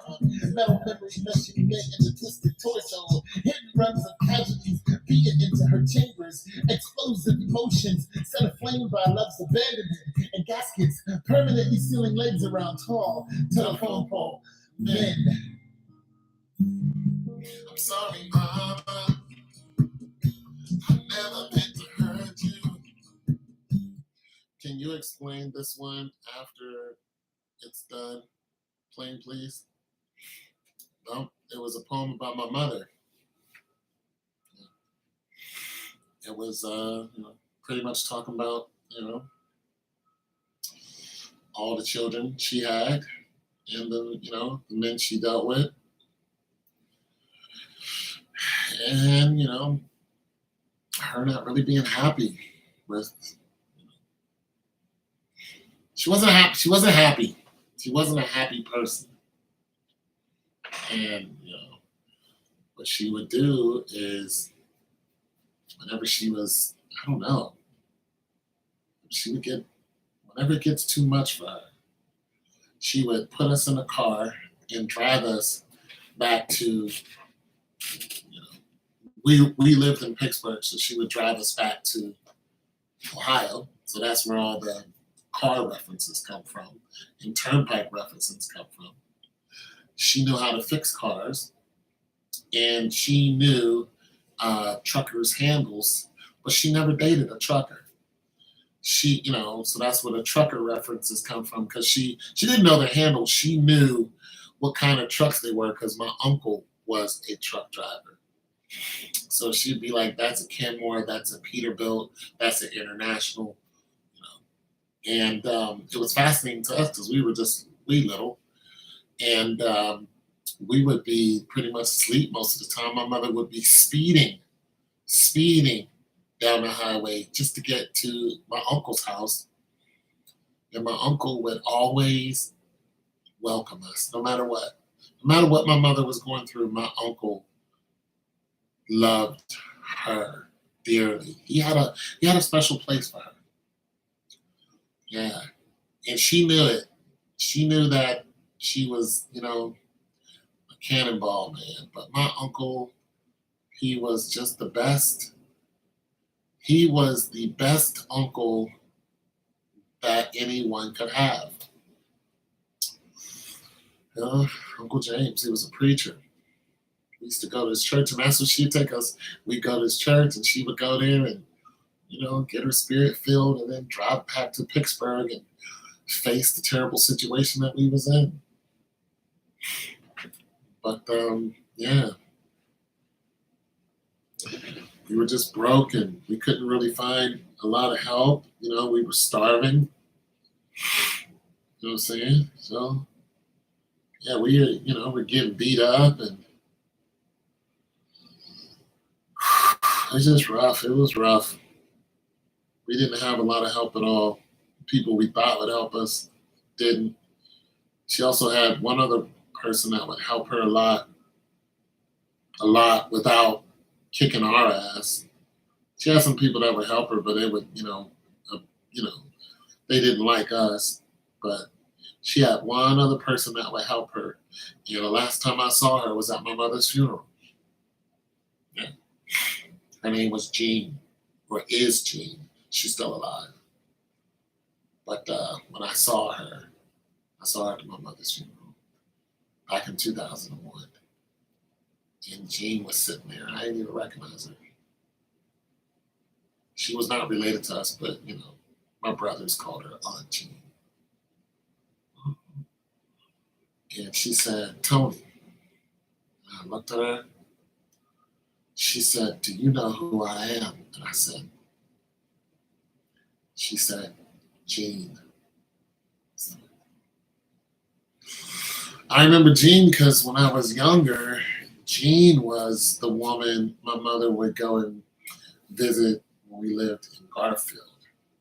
That's a place I still have nightmares about. I was really, really, really little. But Jean loved my mother. So she would babysit for her. So that's what the poem is about. Just my mom. Some of the stuff I remember. Places we lived.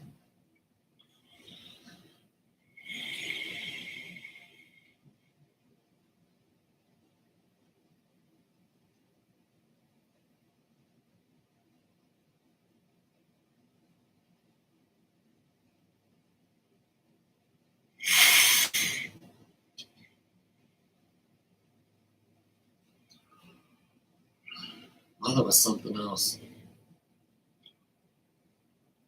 You know why I don't have any gray hair? Because of her.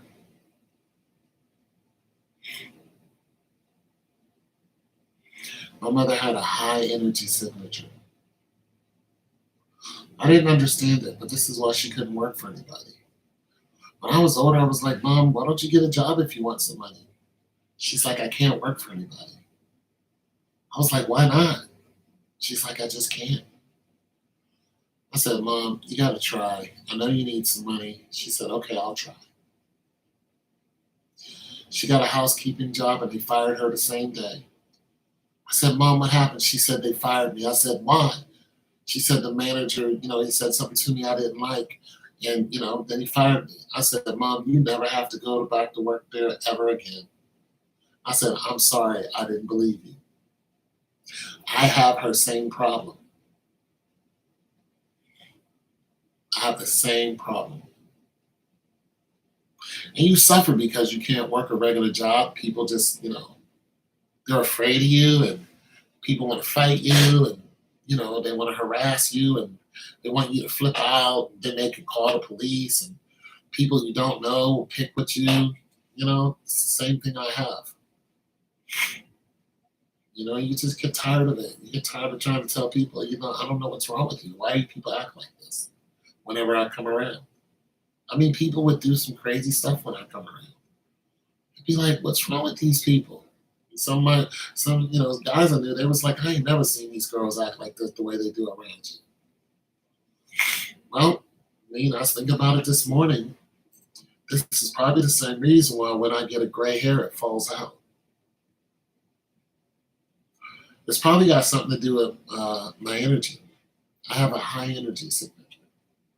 It sounds like some sci-fi goofy stuff, but it's actually true. Everybody has an energy signature. We all vibrate at a certain frequency. If you, there's positive energy and there's negative energy. When somebody has negative energy and they walk in the door, you're just like, oh, snap, it's about to go down. You know what I'm saying? They have a lot of negative energy about them, you know what I'm saying? And people have high energy centers because they're always doing something. A lot of them are performers. They're artists and performers. That's why they can't work for anybody. That's why they get headaches. Like Missy Elliott got headaches when she was trying to graduate from college. She would get headaches. I went through that same thing. That's why it took me so long to get a degree. One college, the same one I graduated from, I walked out of school one day because my headaches were so bad. I just walked out of class. I remember it was microeconomics. And I walked out and I just didn't go back. I mean, it hurt so bad. And they were just like, yeah, you dropped out. So I was like, let me come back. They was like, you're going to be on academic probation. If you fail any class, that's it. I had to really work my hand just to graduate. But I would get headaches really, really bad. They were so terrible. I was just like, oh, my head, I couldn't concentrate. It's hard for me to take tests. Anything that's constructive and uniform, it's hard for me. Because my mind doesn't think in a constructive, uniform way, and neither did my mom. My dad, however, does. He worked at a factory all his life. So, yeah, he's not very artsy. He's very matter of fact, or he was. But my mom was the complete opposite. She was very artsy. So she was all over the place. Very much so all over the place. She could sing, dance, and draw. She was spectacular at all this stuff, but she could not work for somebody. Her signature was way too high. People just want to mess with her. Some people would try to attack her and she would beat them up. I mean, she was something else. I remember she put this lady's head. This lady wouldn't leave her alone. So she grabbed her by the head and rammed her head into a tree. She's like, I told you to leave me alone. The lady didn't believe that my mom could fight. She got to talking smack. I was like, all right, let's go. She's like, all right, let's go. They went at it. My mom grabbed her. Rammed her head right into a tree. I told you to leave me alone.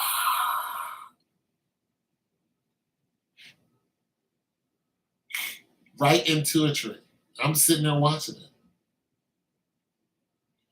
Leave us alone. They could fight. Nomenclature.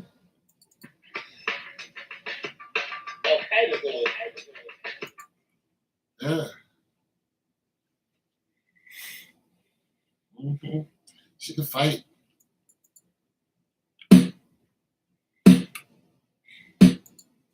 She can kick ass. We just broke. We're just poor.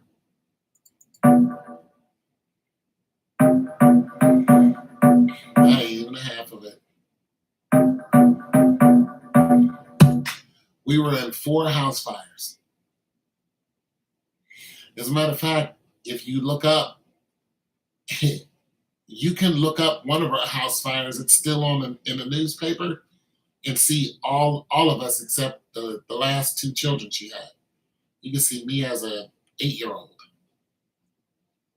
We're in 4 house fires.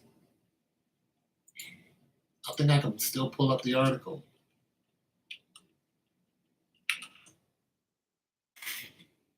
Uh,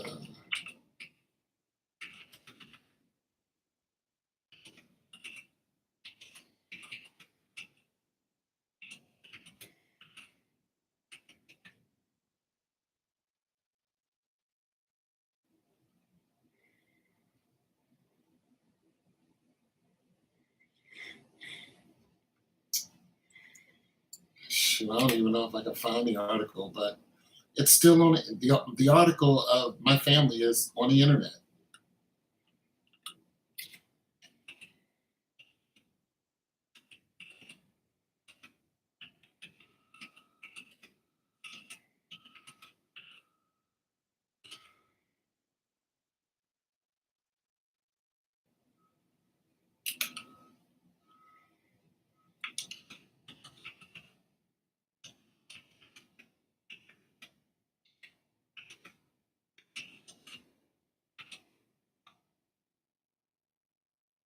Homewood, mother of 3.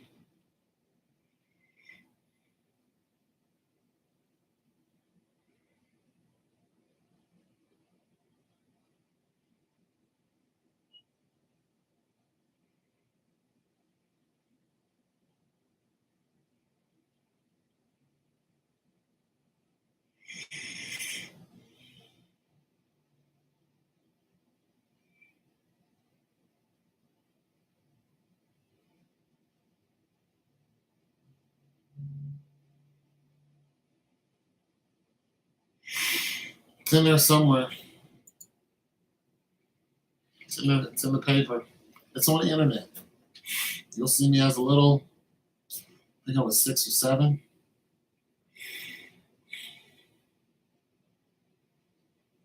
Let's see, there was 1, 2, 3.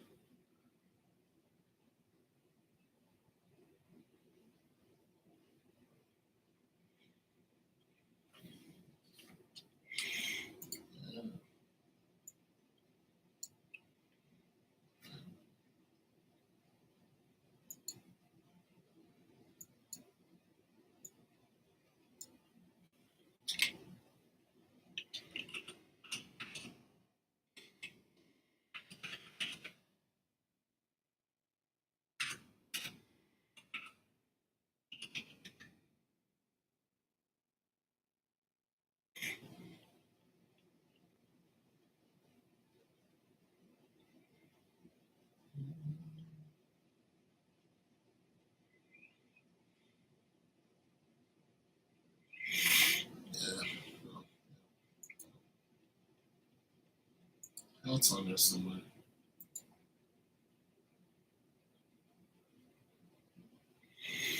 One of them was, well, most of them were caused by my brother, my older brother.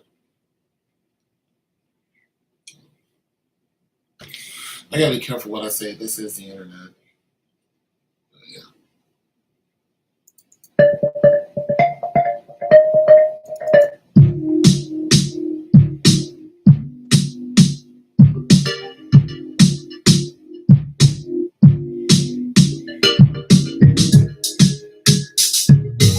Not about that.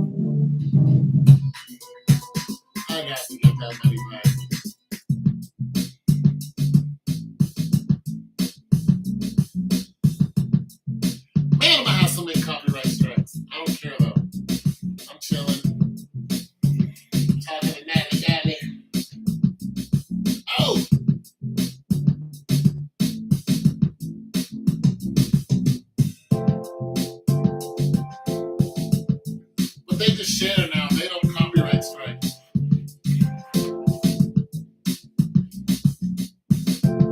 They say copyright share.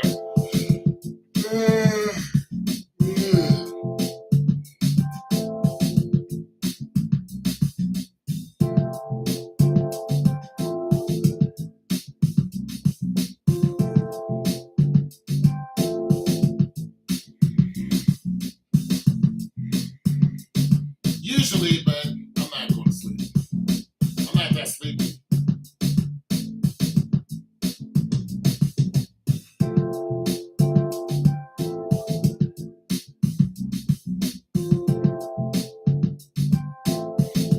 My refrigerator put it on me. That's why I'm tired.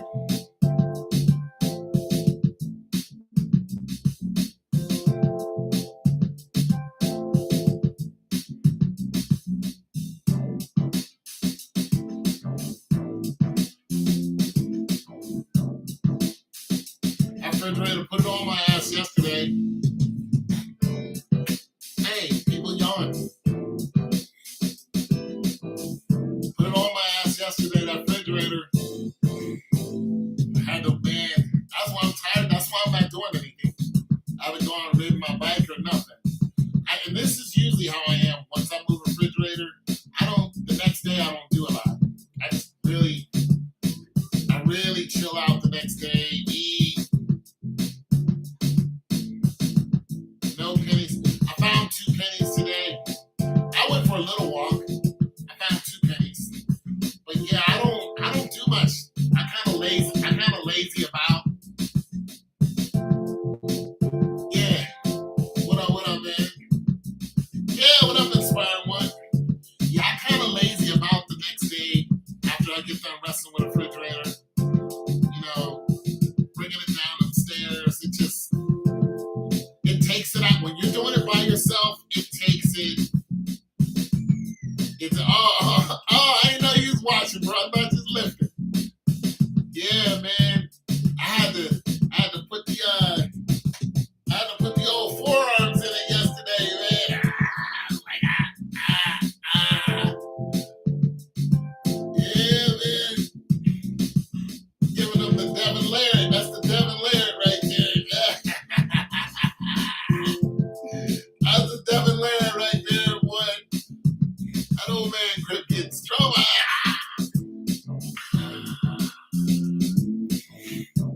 Boy, the refrigerators, they'll run you over, boy. I'm trying to tell you. They all die. Shoot. I was looking at some of those arm wrestling dudes. These guys curl 363 pounds. Curling 363 pounds. Boy, they are strong as I don't know, get out. I mean, it's just like 300 pounds curling. Oh, you are so strong you can do that. That's pure craziness. Yeah, man.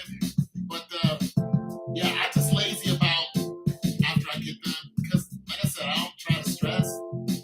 I just really chill out.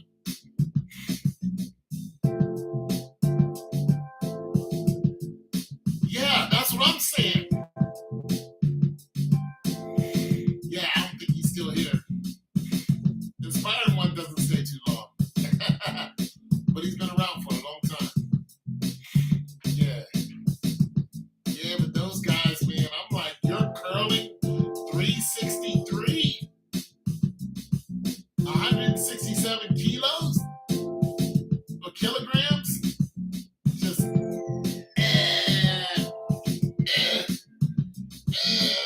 oh, I love it. I love it. I love it.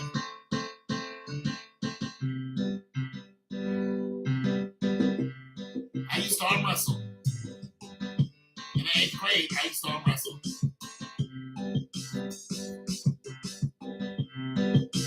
I used to compete.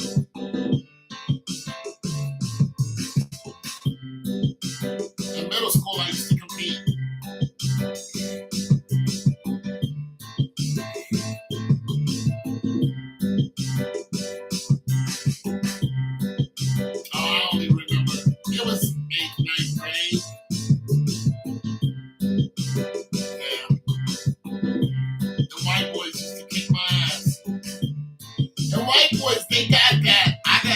gotta say, when it comes to arm wrestling, the white boys got that. So far, the white boys got that. Shoot, I would lose. I'd lose. You get one of the white boys with some big old biceps that come in here and pin your ass. Yeah. I loved it though. It was good stuff. Yeah, they took it real serious. I don't take it that serious. It was just fun to me. Plus, I never worked out for it. Like, I'm not gonna go and lift just to become a better arm wrestler, but it's a real thing. Yeah, arm wrestling is a real thing. There's real money in it. There's a whole living in it. They get operations. They take drugs. These guys are jacked. Even Joe Rogan said Devin Larratt is huge. And Devin Larratt is 48, I think now. He's 285. He looks like the Wolverine. It's just beautiful. This old man is huge. My friend who was white, he was an offensive lineman and destroyed.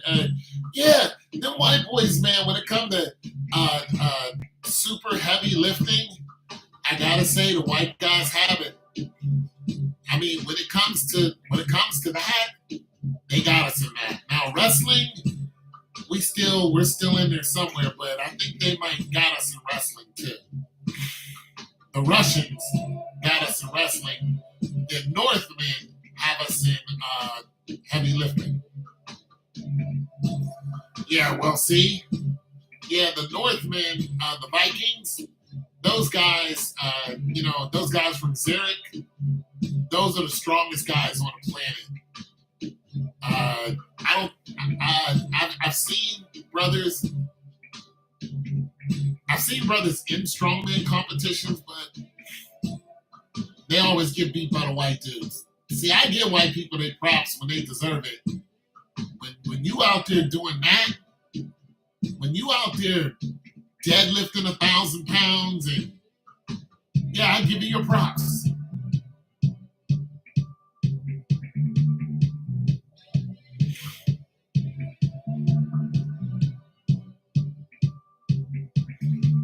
Yeah, when you can do that, I give you your props. They'll never beat us in a race. They can put every great white hope they have out there. We'll always be the fastest people on the planet. But they have won every single strongman competition. I don't think any black man has won a strongman competition. Oh, Larry Wills bench presses 525. 525. These white dudes, the albino gorilla, that dude is doing like 780 something. Mark, did he win the strongman competition? Because I know Mark Henry is one of the strongest guys in the world, but he's not the strongest guy in the world. Yeah, Larry Wills is just now getting into arm wrestling, and he ain't bad at it. He got beat by a girl. That girl was just stronger. He was like, I had to learn. Mark Henry, okay, yeah. You want to, well, that's different. That's not that's different. That's a different league. It's different, man. Yeah, that's not the strongman competitions you see on TV or that compete around the world. That's different. That's different. And I ain't saying he can't beat them. I'm saying good luck. Good luck beating those guys. They are just built different, bro. I mean, you do not want to be in jail with any of those as your enemy. He competed, but did he win the strongman? I mean, Mark Henry is colossal.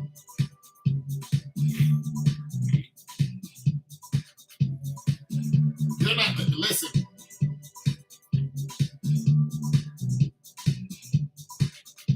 But is that the record? That's not the record, though. That's crazy, though. 900 pounds? I don't ever want to deadlift 900 pounds. Never. I never want to deadlift that much.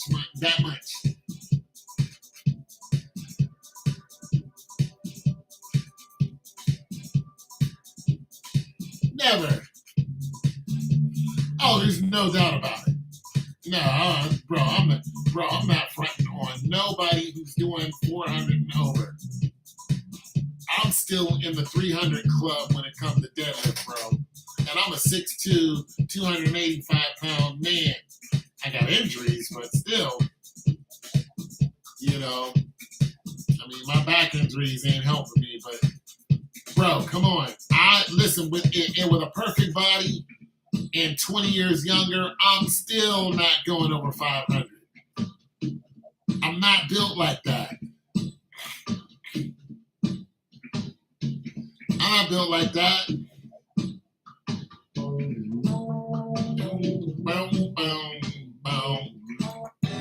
My whole thing would be, why am I lifting this?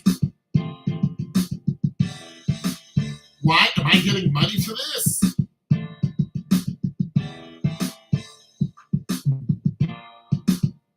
$500? No, son, I'll never do 500. I don't want to do 500. 405, I feel good about that. I seen this little white dude do 405. And I looked at him like, what? I gotta get you. I gotta get you, homie. No, you didn't just sit up here and deadlift 405 in front of my face and I'm struggling with 315. Oh, I got to get my act together. My squat clean, front squats, I can only do front squats. Clean max, I might be able to do 315 once. Maybe. That, maybe. Maybe. That, I don't know about that.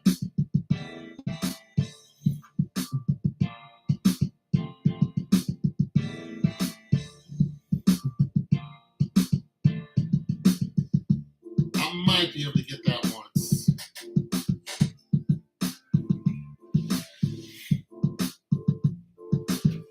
But that's pushing it.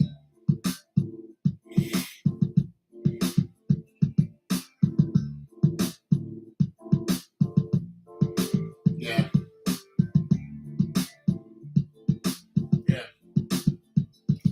Hell, I was doing some leg presses the other day. Shoot, I was like, damn. Let me get these in. If I can get these thighs back into gear, I'm gonna have to hit the squat rack. I gotta get back on it. I've been off it too long. I gotta get 225 on there. Yeah. I gotta quit playing with it. You know what I'm saying? I have to. You know what I'm saying? Because I need that refrigerator strength. I need to be, you know what I'm saying? Yesterday was a testament to what I'm talking about. You know what I mean? It put it on my ass yesterday. Because I was trying to hold it and move it and hold it and then move it and then, you know, tilt it this way, tilt it that way. Boy, I'll tell you what. It got my ass yesterday something fierce.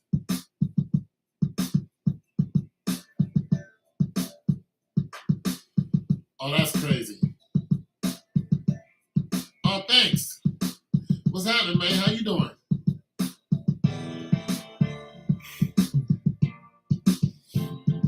Yeah, I just been playing my old stuff. Yeah, man, I'm back in there, but like I said, after I move a refrigerator, man, I don't do much else. I chill. I chill, man, because it works everything on me. It works, and I have to do it slowly too. But so what I should have did was took the doors off. Oh, squatting, yeah. No, I know when I go back to the gym, I'll squat. I'll warm up with 135. I'll put on. Um, I'll put on 135. I'll put on.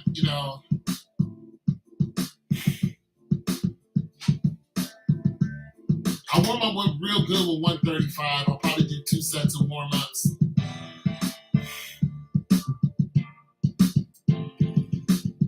Get chiseled. Nah. And then what I'll do is then I'll just go right to 225. I'll do that twice. Then I'll do just sets of 2 with 225 and just see how I feel. Nice and slow. You know what I mean?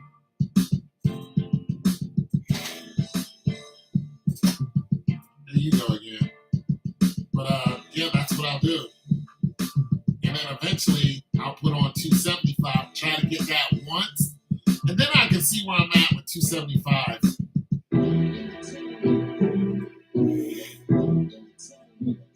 What up, what up, what up? What up, Natalie? What? What's up?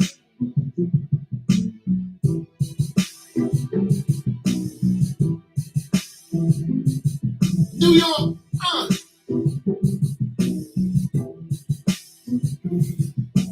Well, they have massage machines.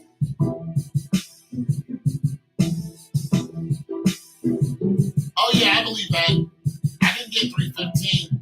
I'm just not in a hurry. Yeah, but once I get 315, I'll move up from there. Yeah, once I can get 315 once, just, front squat 315.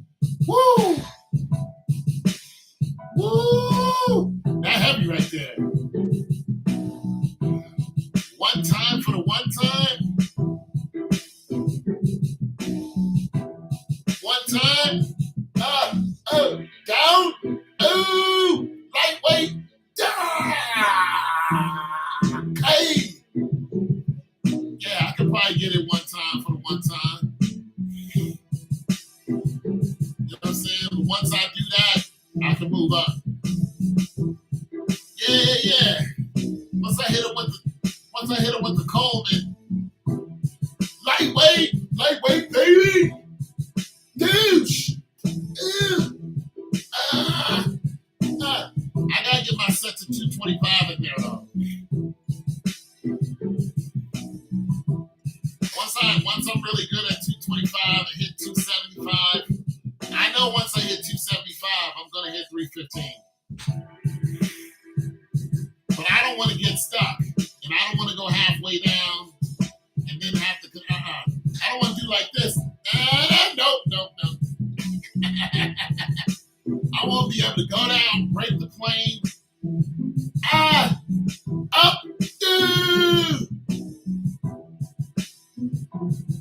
dash.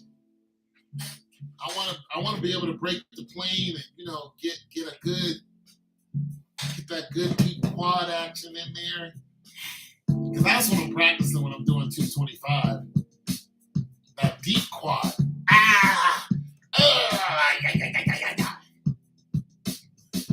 Yeah, man. Deep quad. Me and a couple of my friends that are former athletes.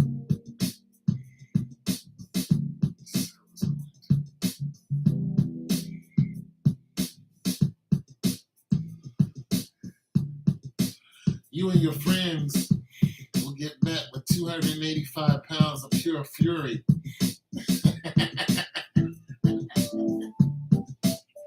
You bum rushing nobody's house. Oh my goodness. Nah, I'll be in the gym, man. I just don't film it all the time. I'll be in there though. I'll be in there doing it. You know what I mean? But like I said, you don't really, I know you are, you don't really feel it until you got competition. And my competition is a hunk of metal. Let me see, I'm going to see how much a refrigerator weighs.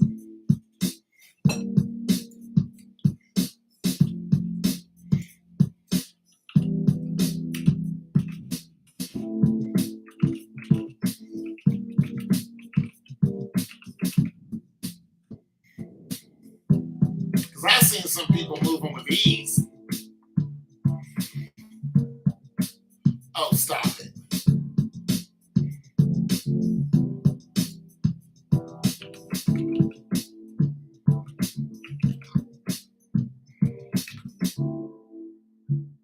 $240 to £350. Yeah, I knew it. Let me see. Let me ask and see how much a.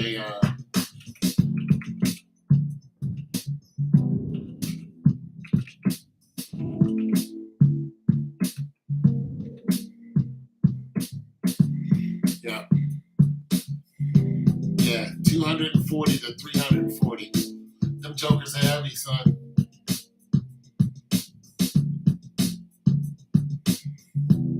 D1? Yeah. Yeah, them jokers are heavy. 340 pounds. Now, yesterday when I was messing with that fridge, it was stuck in me on the stairs. So I was leaning up against this lady's wall and it was stuck on the stairs. And I couldn't get it down that little gap.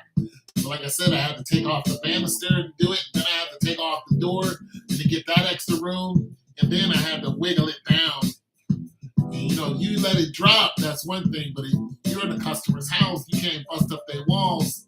So you got to finagle it down and get a corner down. And that's where the real work, that's where your core work comes in. You're like, oh, this is going to be some work right here.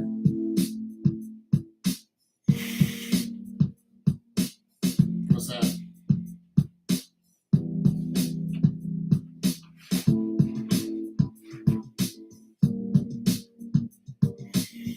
Yeah, see, that makes me want to go back to the gym after that, right? Okay, I'd like that to be a lot easier. The only way you're going to do that is, what I thought about mowing the lawn? I saw a dude, this guy was like 65. He had a little truck and he had one lawnmower on the back of his little trailer thing. I was like, he was like, yeah, I got a little service. He's like, I go out and mow lawns. I'm like, if this dude, because I started to go the power washing route. That's what I started to do. Like, I'm going to go power wash some people's houses. Usually in the winter, they don't like that, even though I had power washed the house in the winter. I actually power washed their deck. It's good money, though.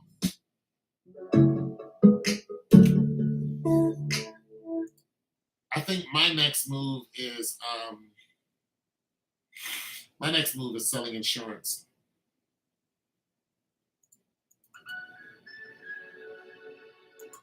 My next move is selling insurance, and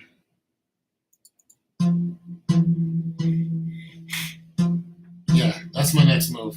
I'm gonna sell some insurance, and I'm gonna work on my certifications, my food certifications, just so I can be a food inspector. So that's the route I think I'm gonna go, and that will carry me well into my late ages. That would carry me well into the 70s. Plus I'll get residual income.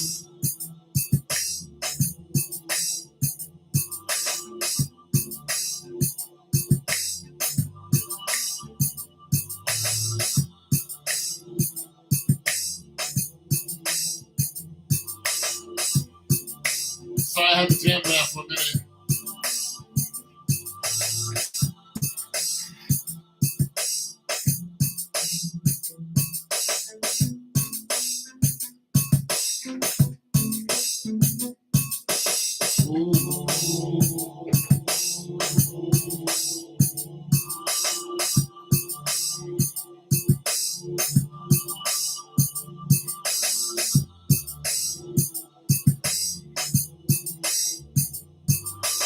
So I had to jam that real quick.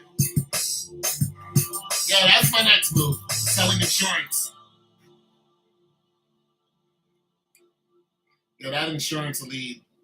it'll be good. That way I can have the money to branch off into any little thing I want to do. If I want to chill for a second, plus I'll be getting residual incomes. So, you know what I'm saying?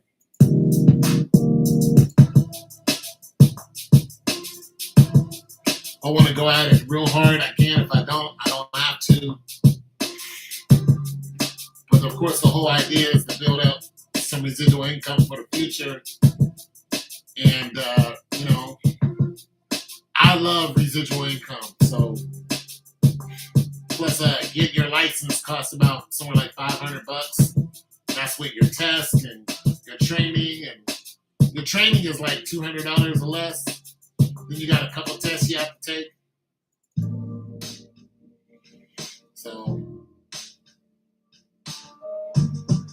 that's why I think I'm headed on that.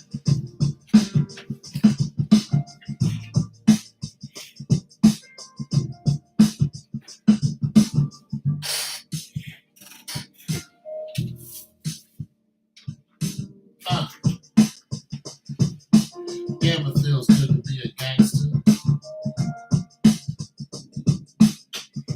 I gotta empty that out. Damn, it feels good to be a gangster. Y'all remember that song? Yeah, for insurance, life, health. Yeah, I think I want to be an agent. It gives me everything I want to be an independent agent. I can do all the things I need to. You know what I'm saying? Plus, independent agents, they can fall up under somebody or up under a company. I mean, once you get that license, it's kind of everything is up to you. So if I want to go work for somebody, I can, but I don't really want to work for anybody because I don't want somebody telling me I have to make certain quotas. I don't care about your quota. I don't care about you, and I don't care about your quota. Yeah. What I care about is me.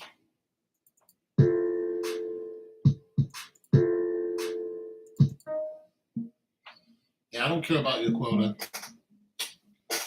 We have to reach a quota for management, so I don't have to do none of that. I just need to make an extra couple dollars so I can, pay for some certifications that I want. That way I can just do whatever I want, wherever I want. That's what I'm looking at.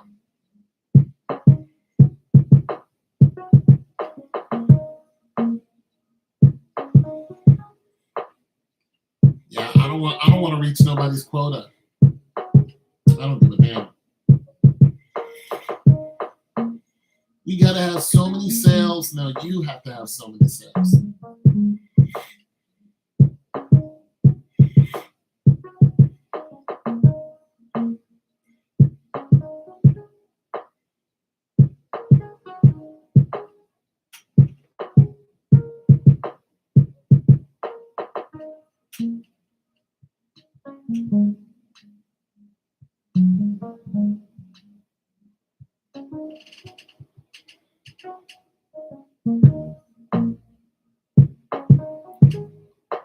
Who?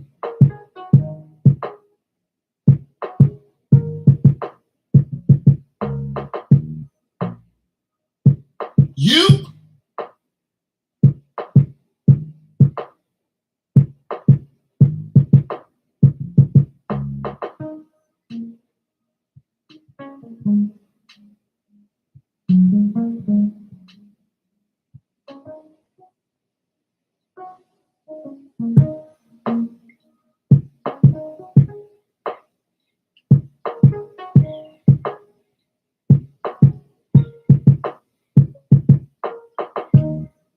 Oh.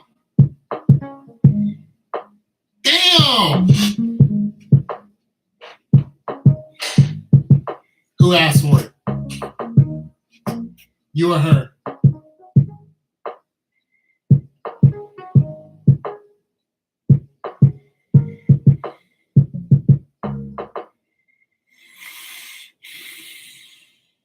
I don't like this. I don't like this at all.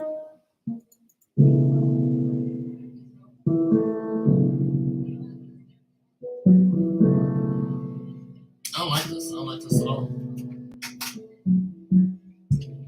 You need to get her on the phone right now. Tell her I want to have a talk. You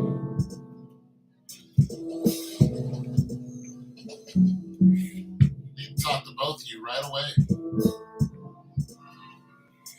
We need to have a sit down, talk about it. I don't like this at all.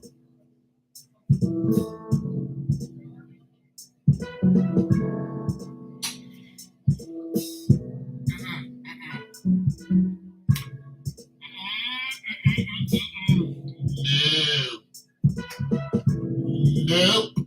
And nope, dopey. Who asked for it? You or her? Oh no, we're not doing this.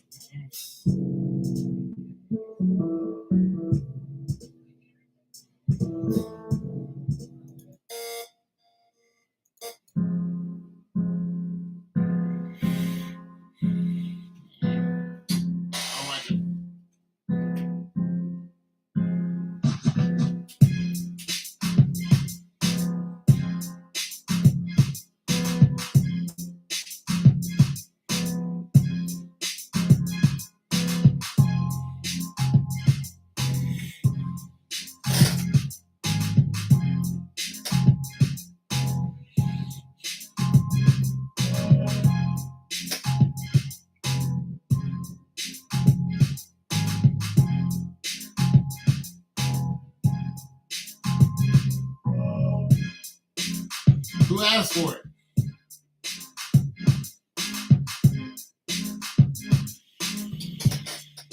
We're gonna have to talk. We're gonna have to talk to Natalie about this one. We're gonna have to get Natalie on the phone about this one.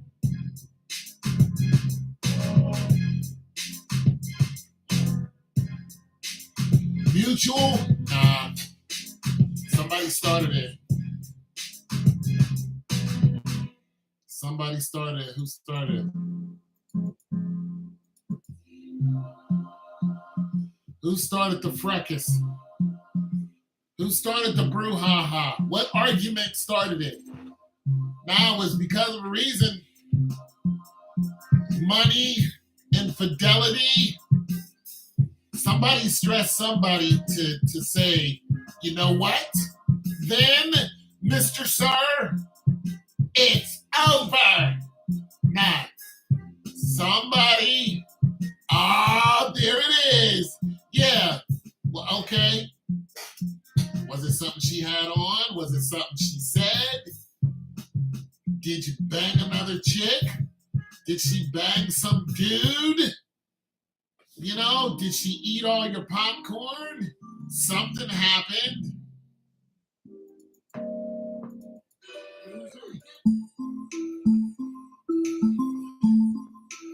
Yeah, so infidelity's out. Cool. Did she steal your money? She go into your secret stash?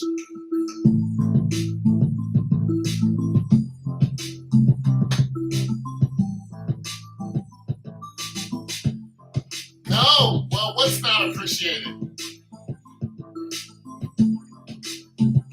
Oh, you're not appreciated?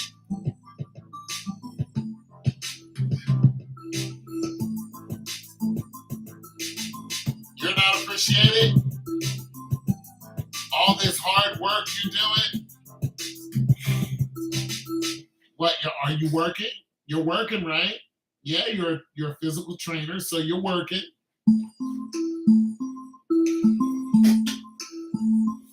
All right. I'm warning you.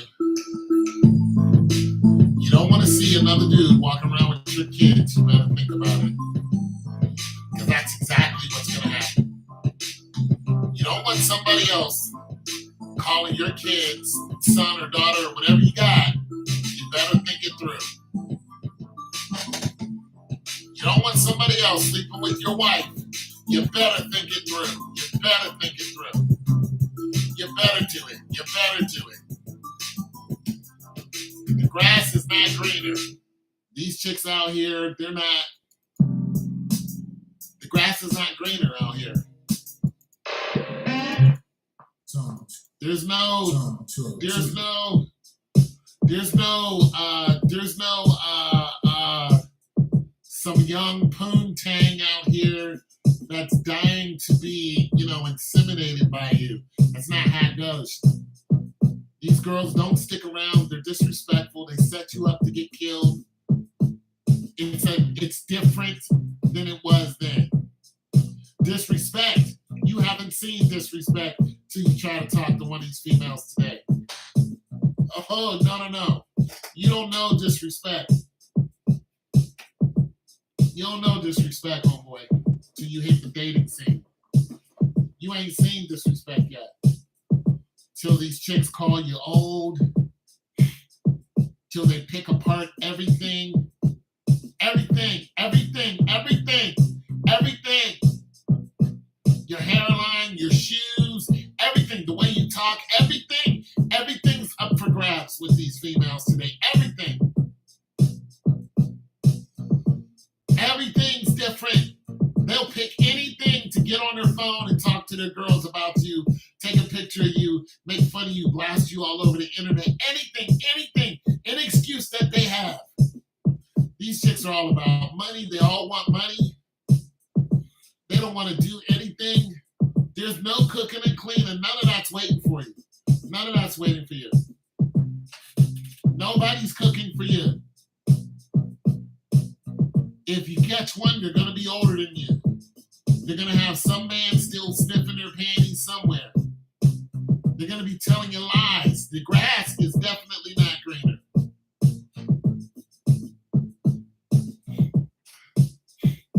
It is a field out here. It is a forest of deception out here. Stank coochie and bad attitudes and women who think that they're better than what they actually are. School bus drivers, thinking that they're worth a man $100,000 or more a year. Like, shut up. Oh, you ain't been disrespected yet. Wait till you get a bunch of these hyenas on your ass. You ain't seen nothing yet. Just angry for nothing. Just nothing. Why are you mad? Nah. Stupid girls calling their cousins and uncles and whatnot to come beat you up just because you don't like something they said. It is ridiculous. People are losing their lives over these goofy chicks. Oh no. Oh no, son. I'm telling you, if you don't want somebody, you don't want to see some man with his hand on your wife's ass. It's gonna happen. It's gonna happen.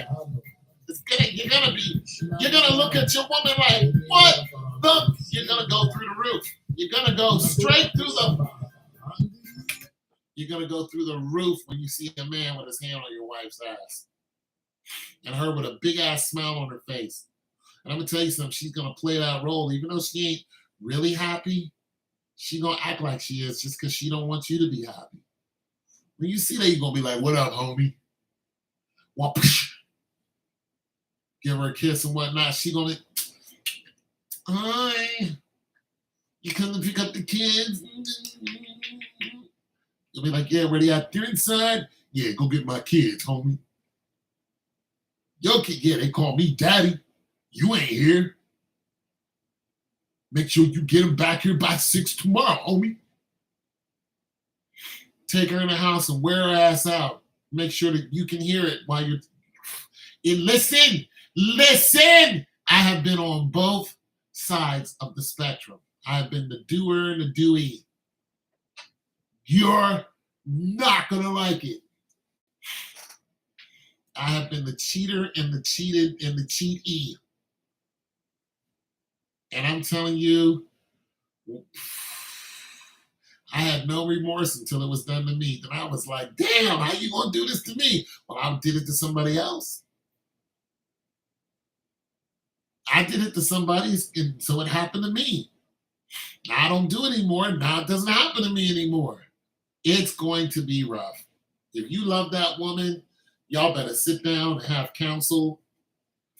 Y'all better have a butt naked meeting and figure it out. Smoke some weed, do something. Y'all better figure it out. Y'all better listen. Y'all better write it down. Get a swath and each side write down what the hell is wrong, and get a mediator, somebody that doesn't have any feelings for any one of you and will tell you the truth. Some random person like me. I'll tell you the truth. I'll be like, you wrong.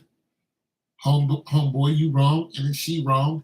And y'all need to do this. And then I'll tell you both what you got to look forward to.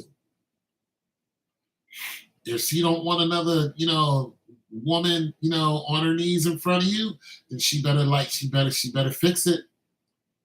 If she don't want to hear those sounds coming out of your, listen, I had a girl and I kept warning this chick to stop, acting a fool and acting like you want to be with another man because I'm going to leave you. She ain't listened. She went out, cheated. I was like, okay. Oh, yeah. It's going to happen, bro. It's going to happen. Life is going to happen. All that I'm talking about is going to happen. I guarantee you. I got a grand on it. It's going to happen.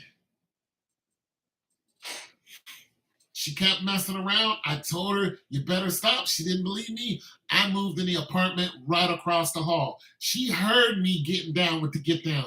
Came right over here and was banging on my door. Tell. I'm like, what? I got company. I'm over here slaying some drugs because you wanted to be a hoe. You wanted to cheat on me. I told you don't do it. You did it more than once. I'm done. You went on a cruise and got banged out. And got banged out. You were banging out your coworker this whole time. He was knocking you off when y'all was going to hotels. I ain't even know, and it was a white dude. Oh no, I started slaying whole asses. She actually tried to fight me. I had to pin her ass down.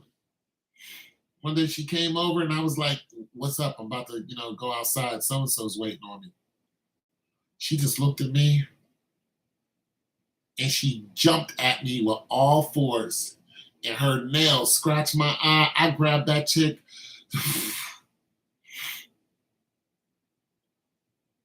I could barely react. She scratched my face. She couldn't handle it. She couldn't handle it. Cut it out, because I'm going to go and knock the bottom off me some chicks. And you're going to hear it. You're going to see them. You're going to listen. You're going to smell. If you come in here, it's going to smell like perfume and hairspray or whatever the hell women smell like. You're going to smell it. And sure enough, she did. Whose hair is this? I tell her whose it is. Be like, it's so-and-so's hair. Why? Well, what's wrong? We doing this or not? Because if not, I got things to do. You broke my heart. Broke it in half. I'm telling you now, if you're not ready for any of that action, if your wife ain't ready for any of that action, if she ain't ready to see you, Hulk Hogan some chick, and if she ain't ready, if you ain't ready to see her, in a doggy style, then y'all better fix it, because nature will lead both of y'all into somebody else's arms. And it's going to be about that. Y'all going to only pretend and masturbate for only so long. Then it's going to be like, I got to get some affection. I'm telling you what it is. If y'all ain't ready for that type of heart-wrenching feeling when each other sees the person they love with somebody else that they don't know, it is curtains. Y'all gonna get jealous. Y'all gonna start arguing. Y'all gonna start fighting. The kids are gonna get between it. The police gonna get called. It's gonna happen. It happened to me. Police called and everything. Everything.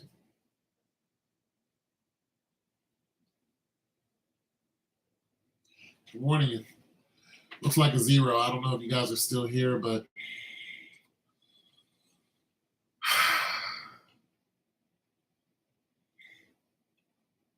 I don't know if you guys left. No. Do you know where you're going to?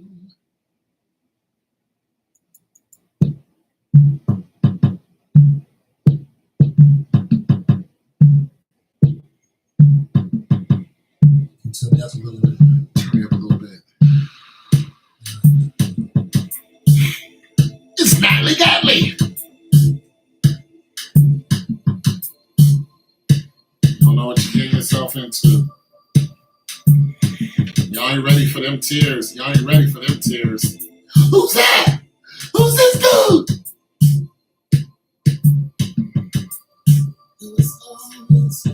Why am I still here? Because, Natalie, I don't live with anybody. I need to explain this to you. This is me socially reacting and acting. See, when you turn off me, you go talk to your mom. I'll be sorry, but that's what you do. You go talk to your mom. My dude's in the gym. He goes talk to his gym people.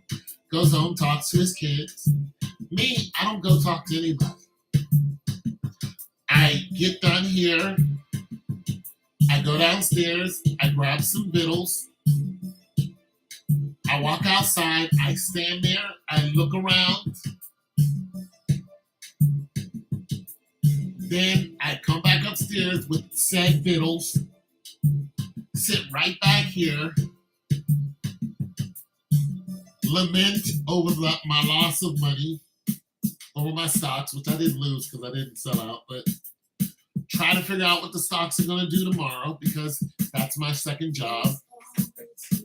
And then I look at the programs that I'm going to watch tonight. Read the Bible for a little bit.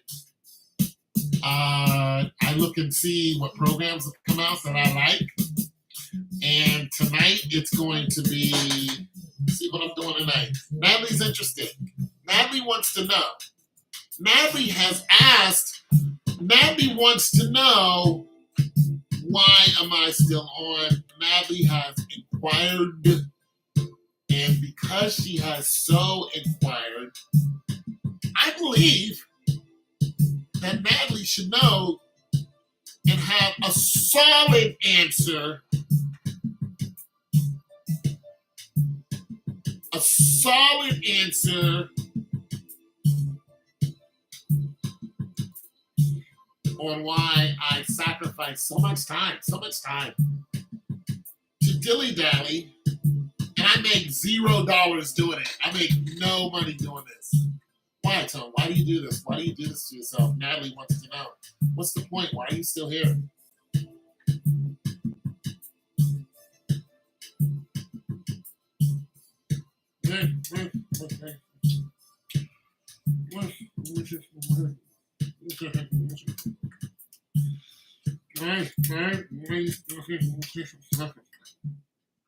Why are you still here?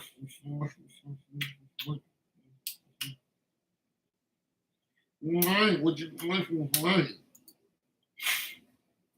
Because I like it. That's why. Why are you still here? Huh? Huh? Why are you here? Isn't that the question? Let's talk about Natalie.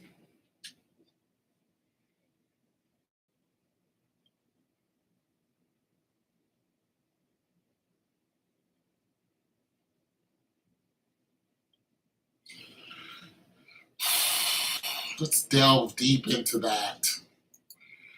Let's get some of that story going on.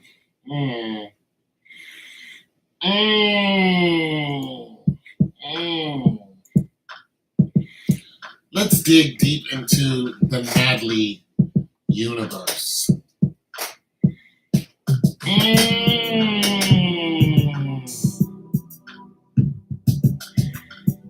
You'll buy what beat?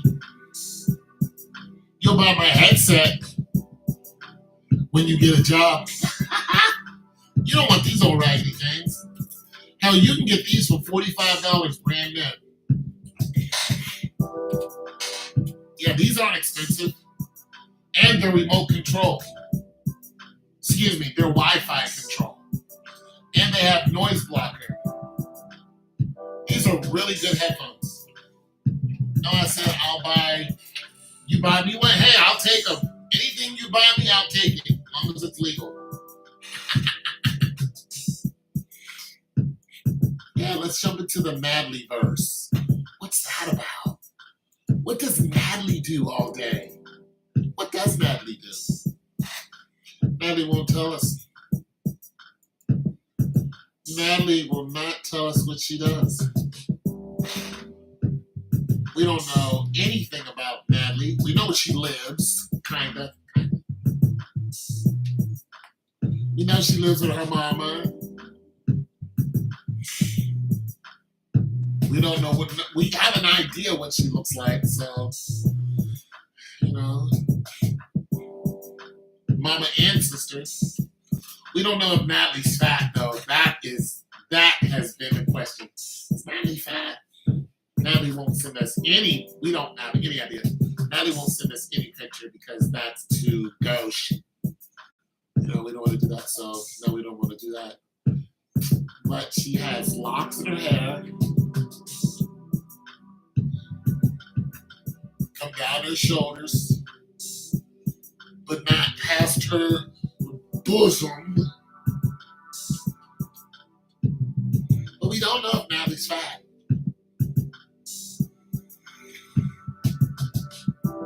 Madly wears glasses. She's got, 34, I think, C breasts.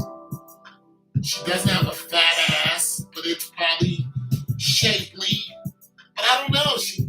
We don't know if Madly has a fupa. We don't know this area here. We don't know what's going on here. We don't know what's happening. We don't know from here. We don't know. We don't know if she got big legs, little legs. We don't know how tall she is. We don't know if she got big old stinky feet or small stinky feet. We know she wears long dresses and funny paisley print shirts. Yeah. I know she dresses like a Mormon. You do know that. Dresses like a whole Latter-day Saint. A whole Latter-day Saint. Whole Latter-day Saint, Stepford wife. You do know that. Yeah, you know that.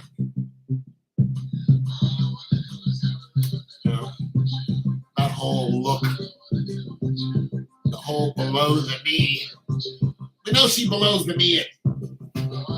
She might even ankle it. Madly ankles it. Yeah. Except when she goes to the gym and then her ass is everywhere. Get a good look at that. Yeah. And she's shaking it on the squat rack. We know she shakes it. We don't know if she wears a burqa. Madly might wear a burqa or a hijab to the gym. She might hijab it. Do you hijab it? You take your leave.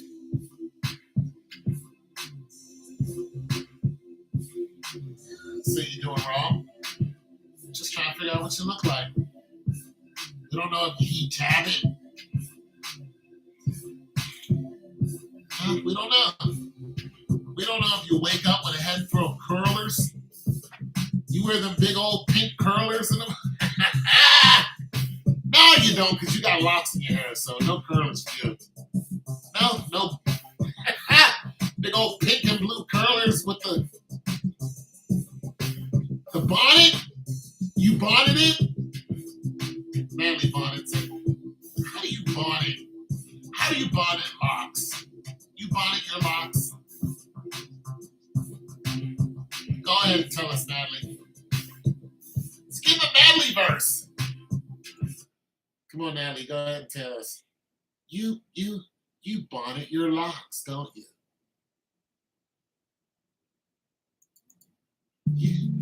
You get creative with the bonnet, don't you?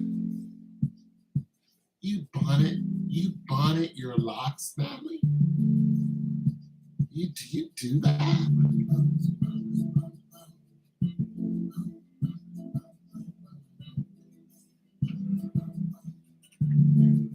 Or maybe you babushka it. No? She's gone?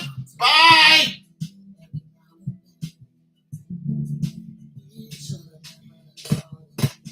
Taking walks in the park.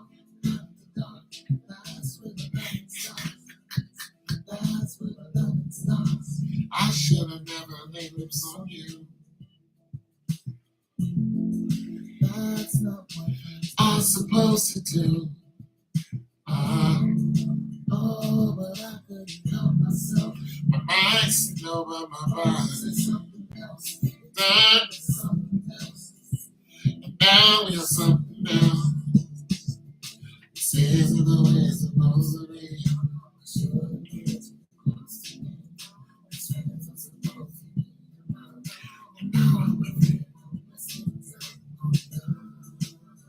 A train conductor? Absolutely not. I do not want to conduct a train. And now it's something else.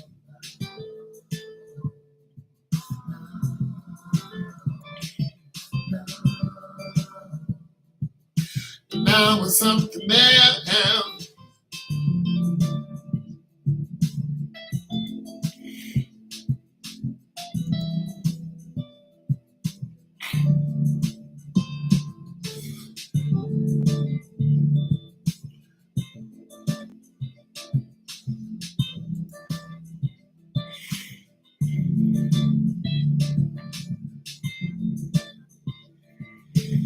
I need to eat a big dinner tonight. Big old Thin Man.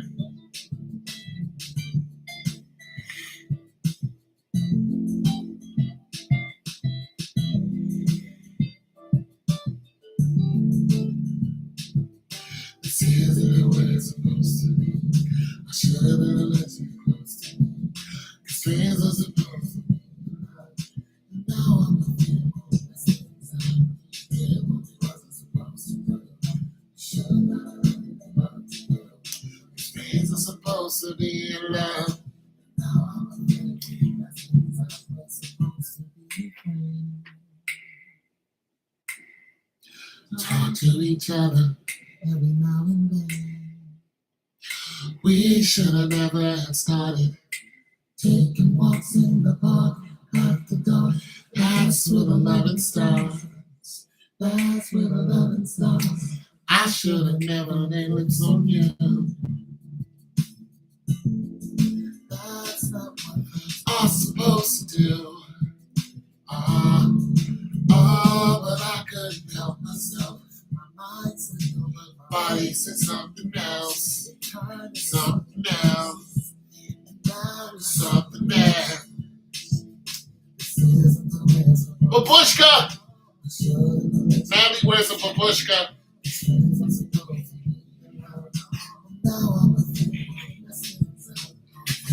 Natalie, where's a babushka?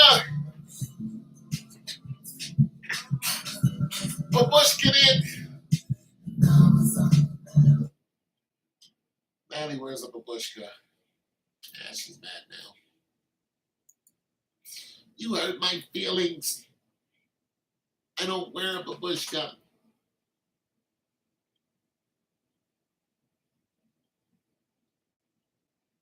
I wear a headband to sleep. Do you sleep in babushkas? Now guys are wearing babushkas. Isn't that weird?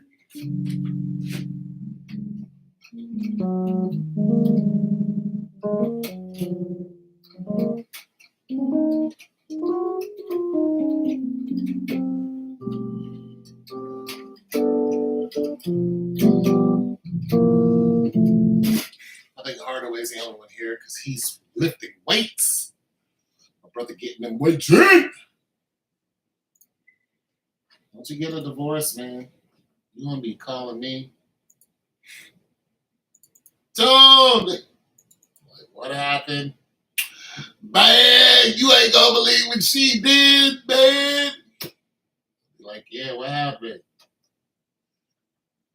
You ain't right, Tone. Mm-hmm.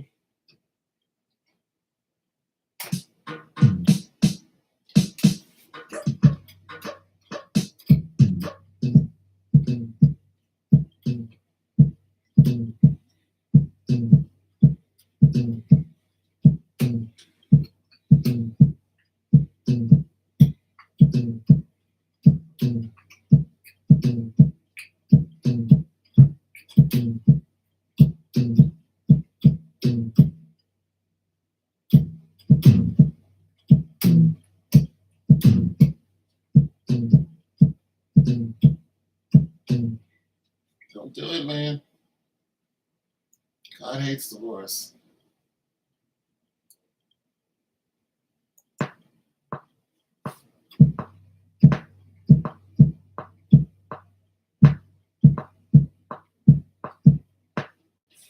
God hates divorce.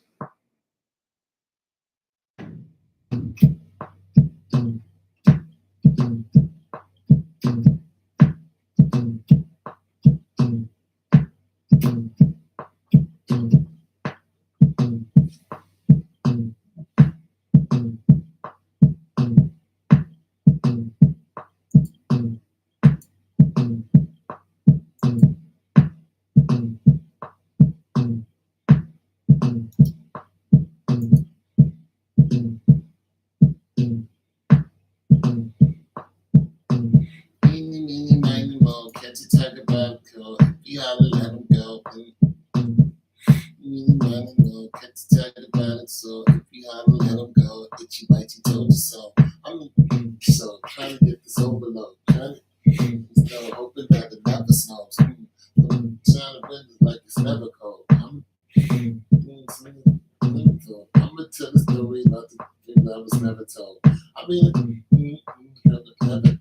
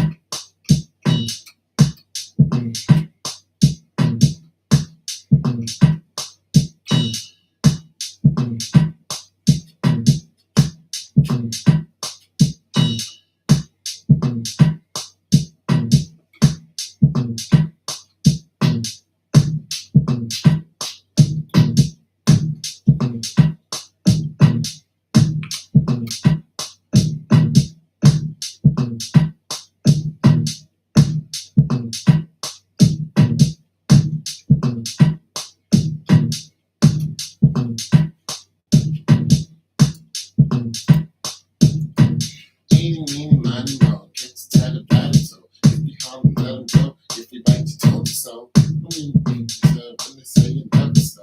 I'm saying that's never cold. Oh, yeah. I like this one, okay? Never cold.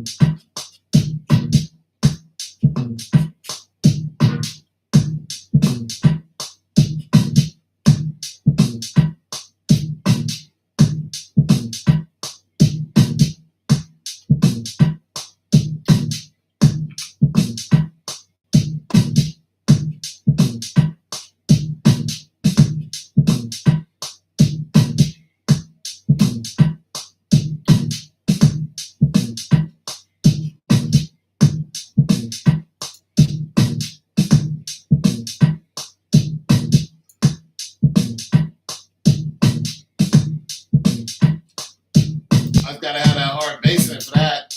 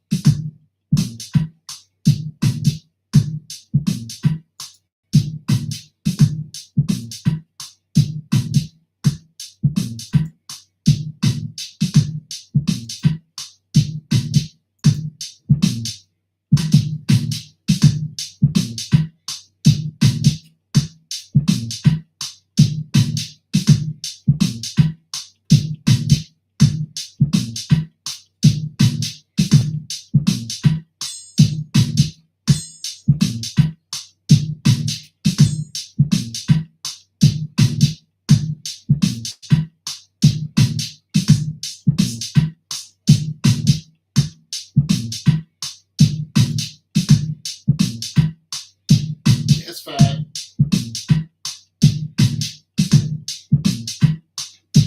I just gotta rap like you from the 90s. Me and Jay went down the street, walking down the Ave looking for something to eat.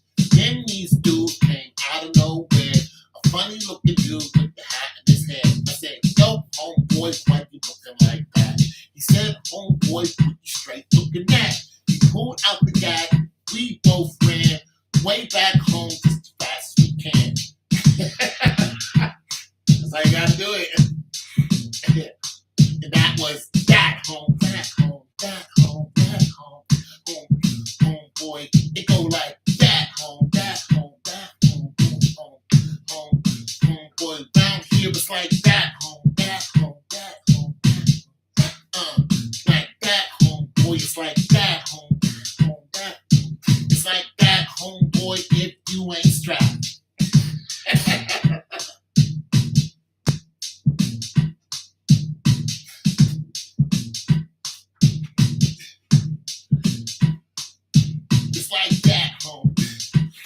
That's what it is right there.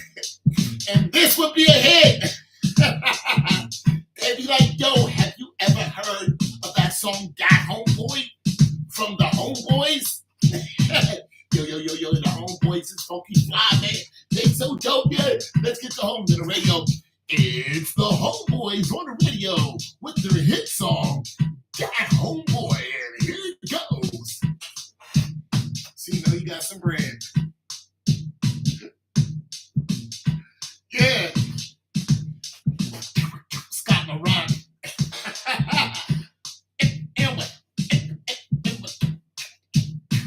DJ. Red alert.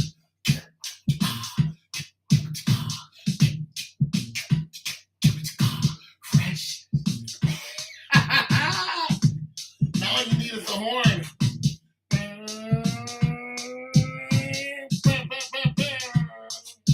It's like that.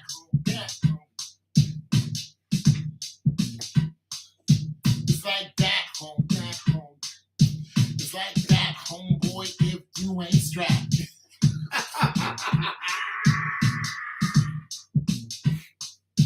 It's like that, home, that home. It's like that, homeboy, if you ain't strapped. I ain't got no scratch sounds in here. That'll do it. I can do this. This is actually lo-fi. So there's a compressor on this. Let me look at it. Yeah, it's lo-fi. They have it down. This is a preset. Phaser amp compressor. Has a tape delay to it. A reverb. Yeah. What I want to do is make this. Let me see if I can make this beat drop even more. It's like that, home, that, home. See if I can make it. It's like. I'm probably glitching like hell now. It's like, yeah, I'm in the red. And the yellow, it's like that, homeboy, if you ain't strapped.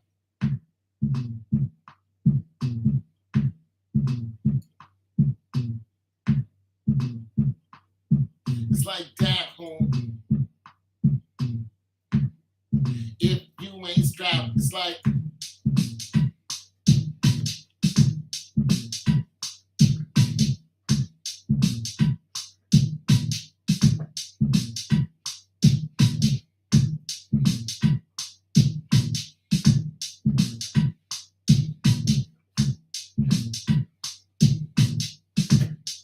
If you ain't strapped. Funky fresh.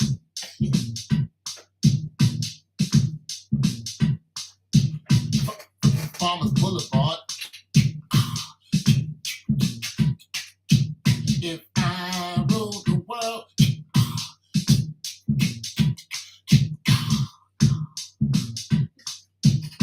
Let me put mess around.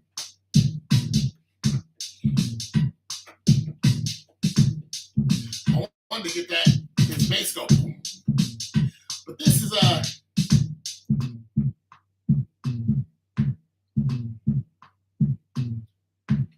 so it's the bass and it's the bass drum and the actual bass to it. So they put them in both in one. It's called boom back. It's like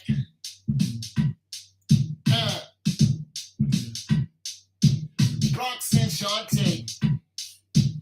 I'm the real Roxanne. I'm gonna be your man. Roxanne. Yo, DMD. Yo, suck, man.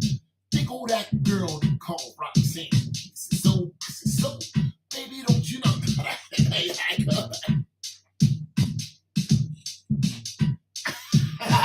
The late great Biz. Biz was the man, wasn't he? Nobody beats the Biz. Nobody beats the Biz. Nobody beats the Biz.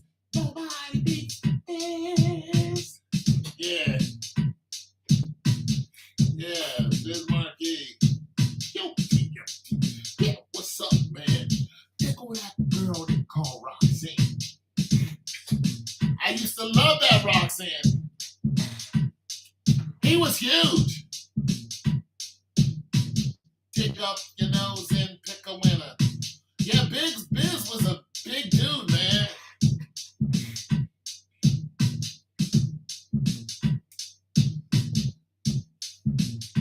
Now all you need is some horns or something to this.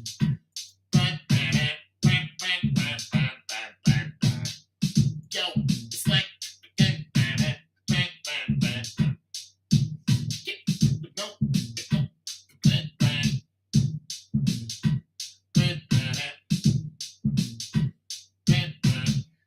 yeah, I didn't either.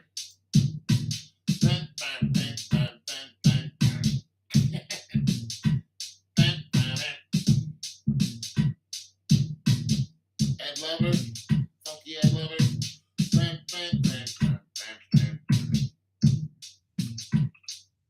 It's like that, home.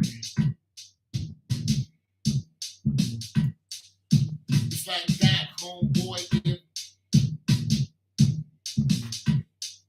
It's like that, homeboy. If you ain't strapped.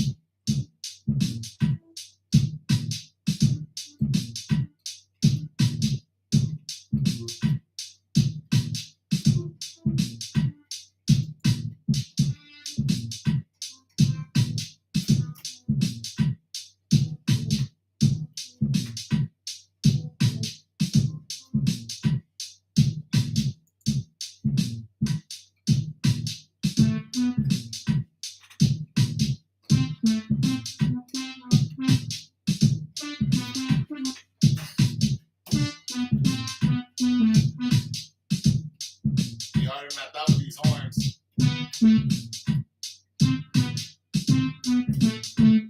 Nah, these horns ain't gonna make it.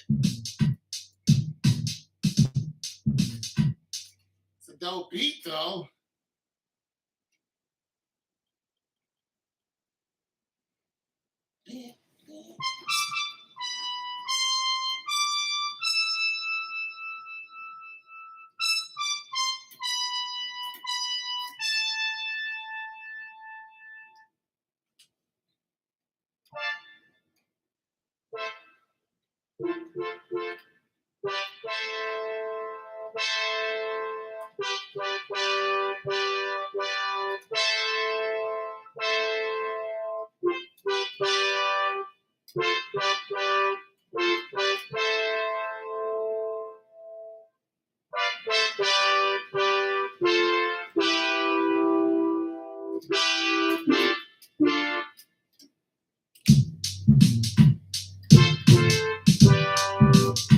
Nah, I like it though. It's like that, homeboy. If you ain't.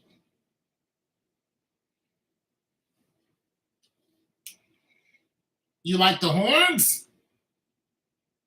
I don't like the horns. I'm gonna start another one.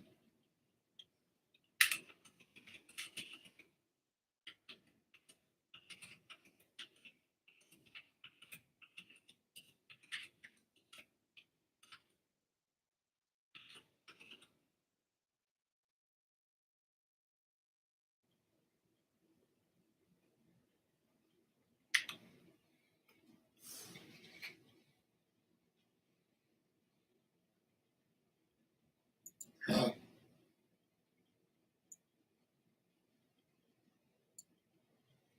It's like that.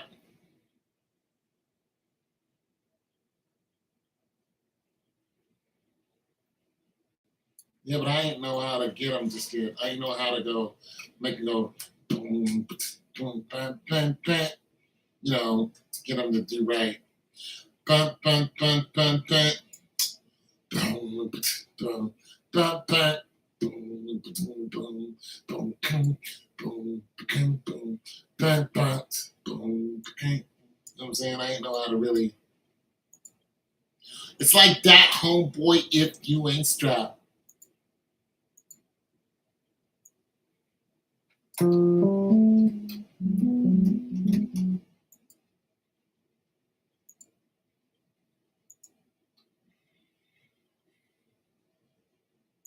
I think Natalie came back and left again.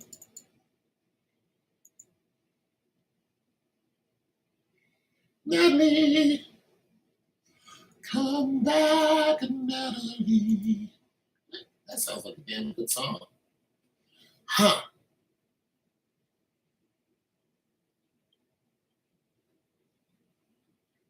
Old school modern. Yeah. Huh. That's like a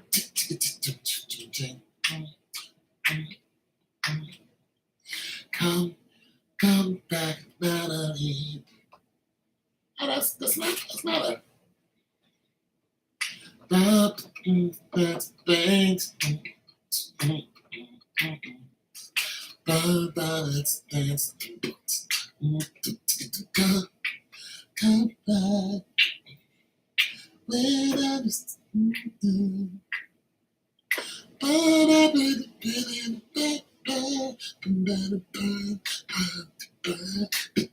come back.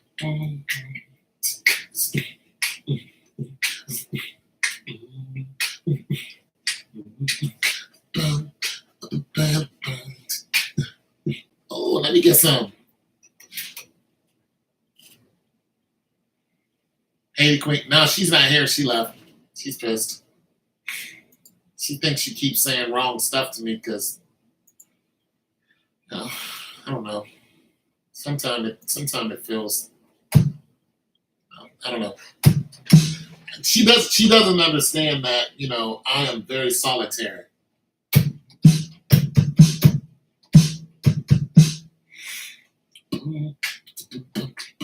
She doesn't understand that. And so sometimes she says stuff that's just like,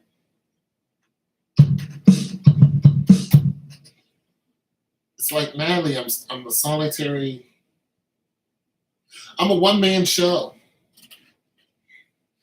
You know what I'm saying? This is where I get all my talking out.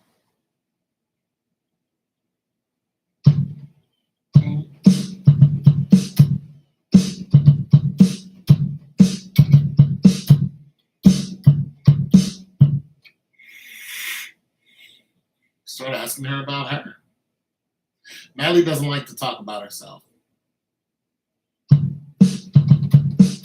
Because I want to know what she looks like. She doesn't want to tell me. She gets irritated when I say, well, what do you look like? Isn't that weird? Why would you spend so much time on here, then get irritated when somebody says, I want to know who I'm talking to? Like, I want to know. Why would you not want to know? You spend hours with somebody and you don't know what they look like, and you don't think it's weird to not want to, hey, this is what I look like. Women do that a lot, and I don't get it. And do you do this to all your, yeah, when I want to know what they look like. Yeah, it's like, what do you look like? Send me a picture. I want to know. Why are you wrapped in so much mystery, but you're asking me a bunch of private questions? Like, yeah, I want to know. It's like my turn to ask you, but when I start asking her, she don't. It's a long story. I don't want to tell you. It's like, get out of here. Shoot. It's frustrating. Like, okay, don't ask me stupid questions. Don't ask them. Don't let them. Just enjoy the show. Listen to the music. That's cool. Don't ask me a bunch of stuff, and I can't ask you nothing.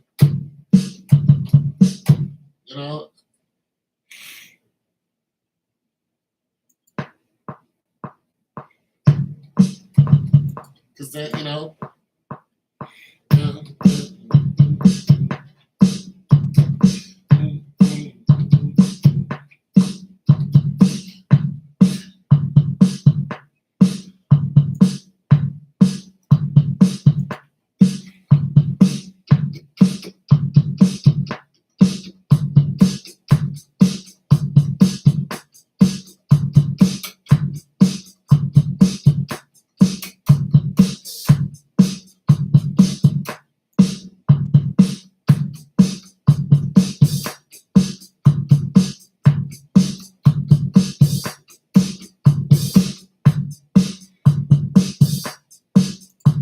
don't get mad at me because I'm naturally curious.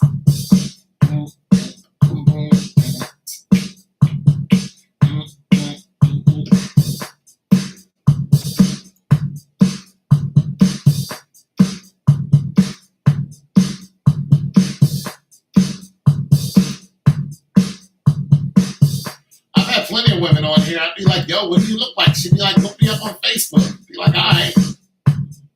You know? And everybody would look her up and she'd be fine as heck. Fine. And single. Like, God dang, this girl's beautiful. I've had some beauties. I've had some beauties on the show, bro. Some gorgeous women. Just super dope fine. And of course, the guys like looking at fine women, so we all, you know, we're all like, absolutely, put on a show.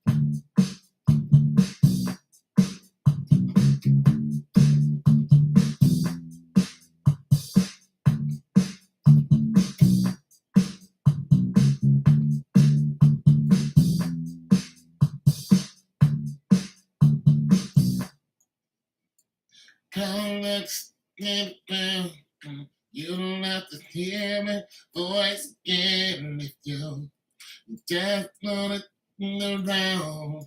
You can either get at 10. We can play pretend. But come back, melody. Boom, boom, boom. I'm gonna sit up here and write a whole song about it.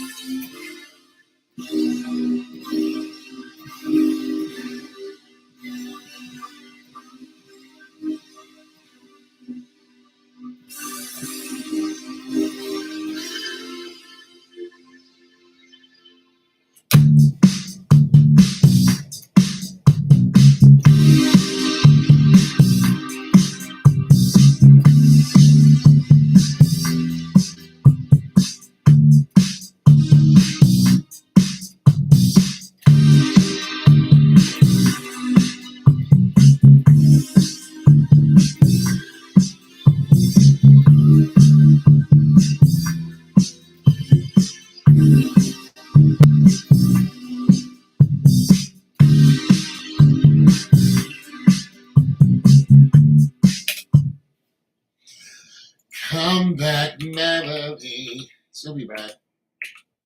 I think she's addicted to. I think she's addicted to.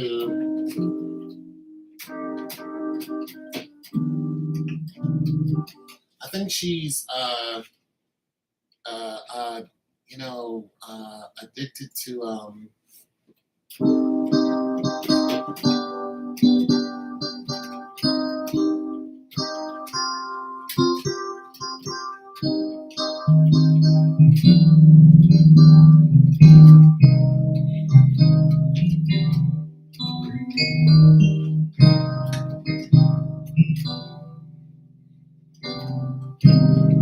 To stories. She's addicted to stories. Everybody loves a good story, so I think she's addicted to stories. And I'm pretty decent at orating and entertaining.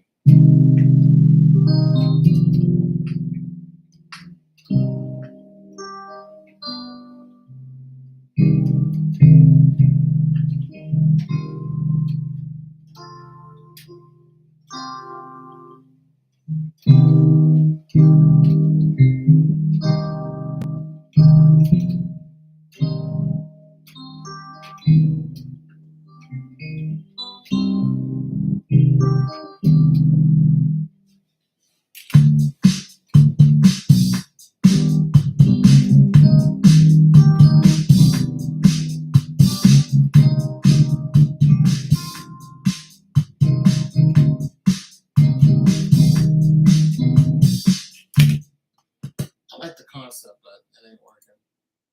I don't know if it's still gone over here or gone, but it says 0.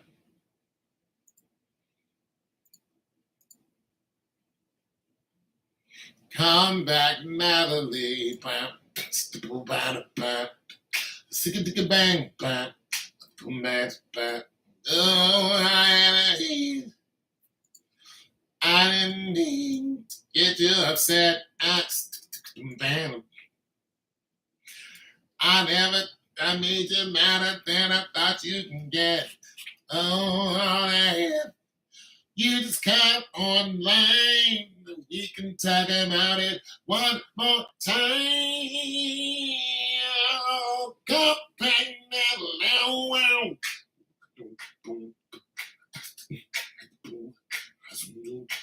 We can talk about it now.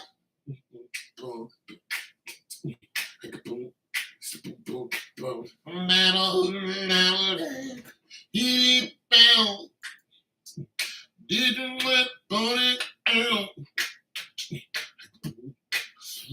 Building I'm the man.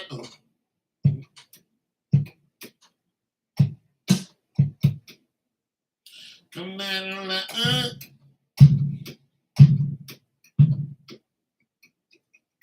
back, Natalie.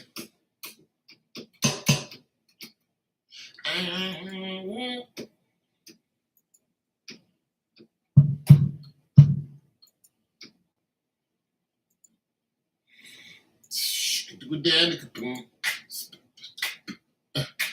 I'm kind of out.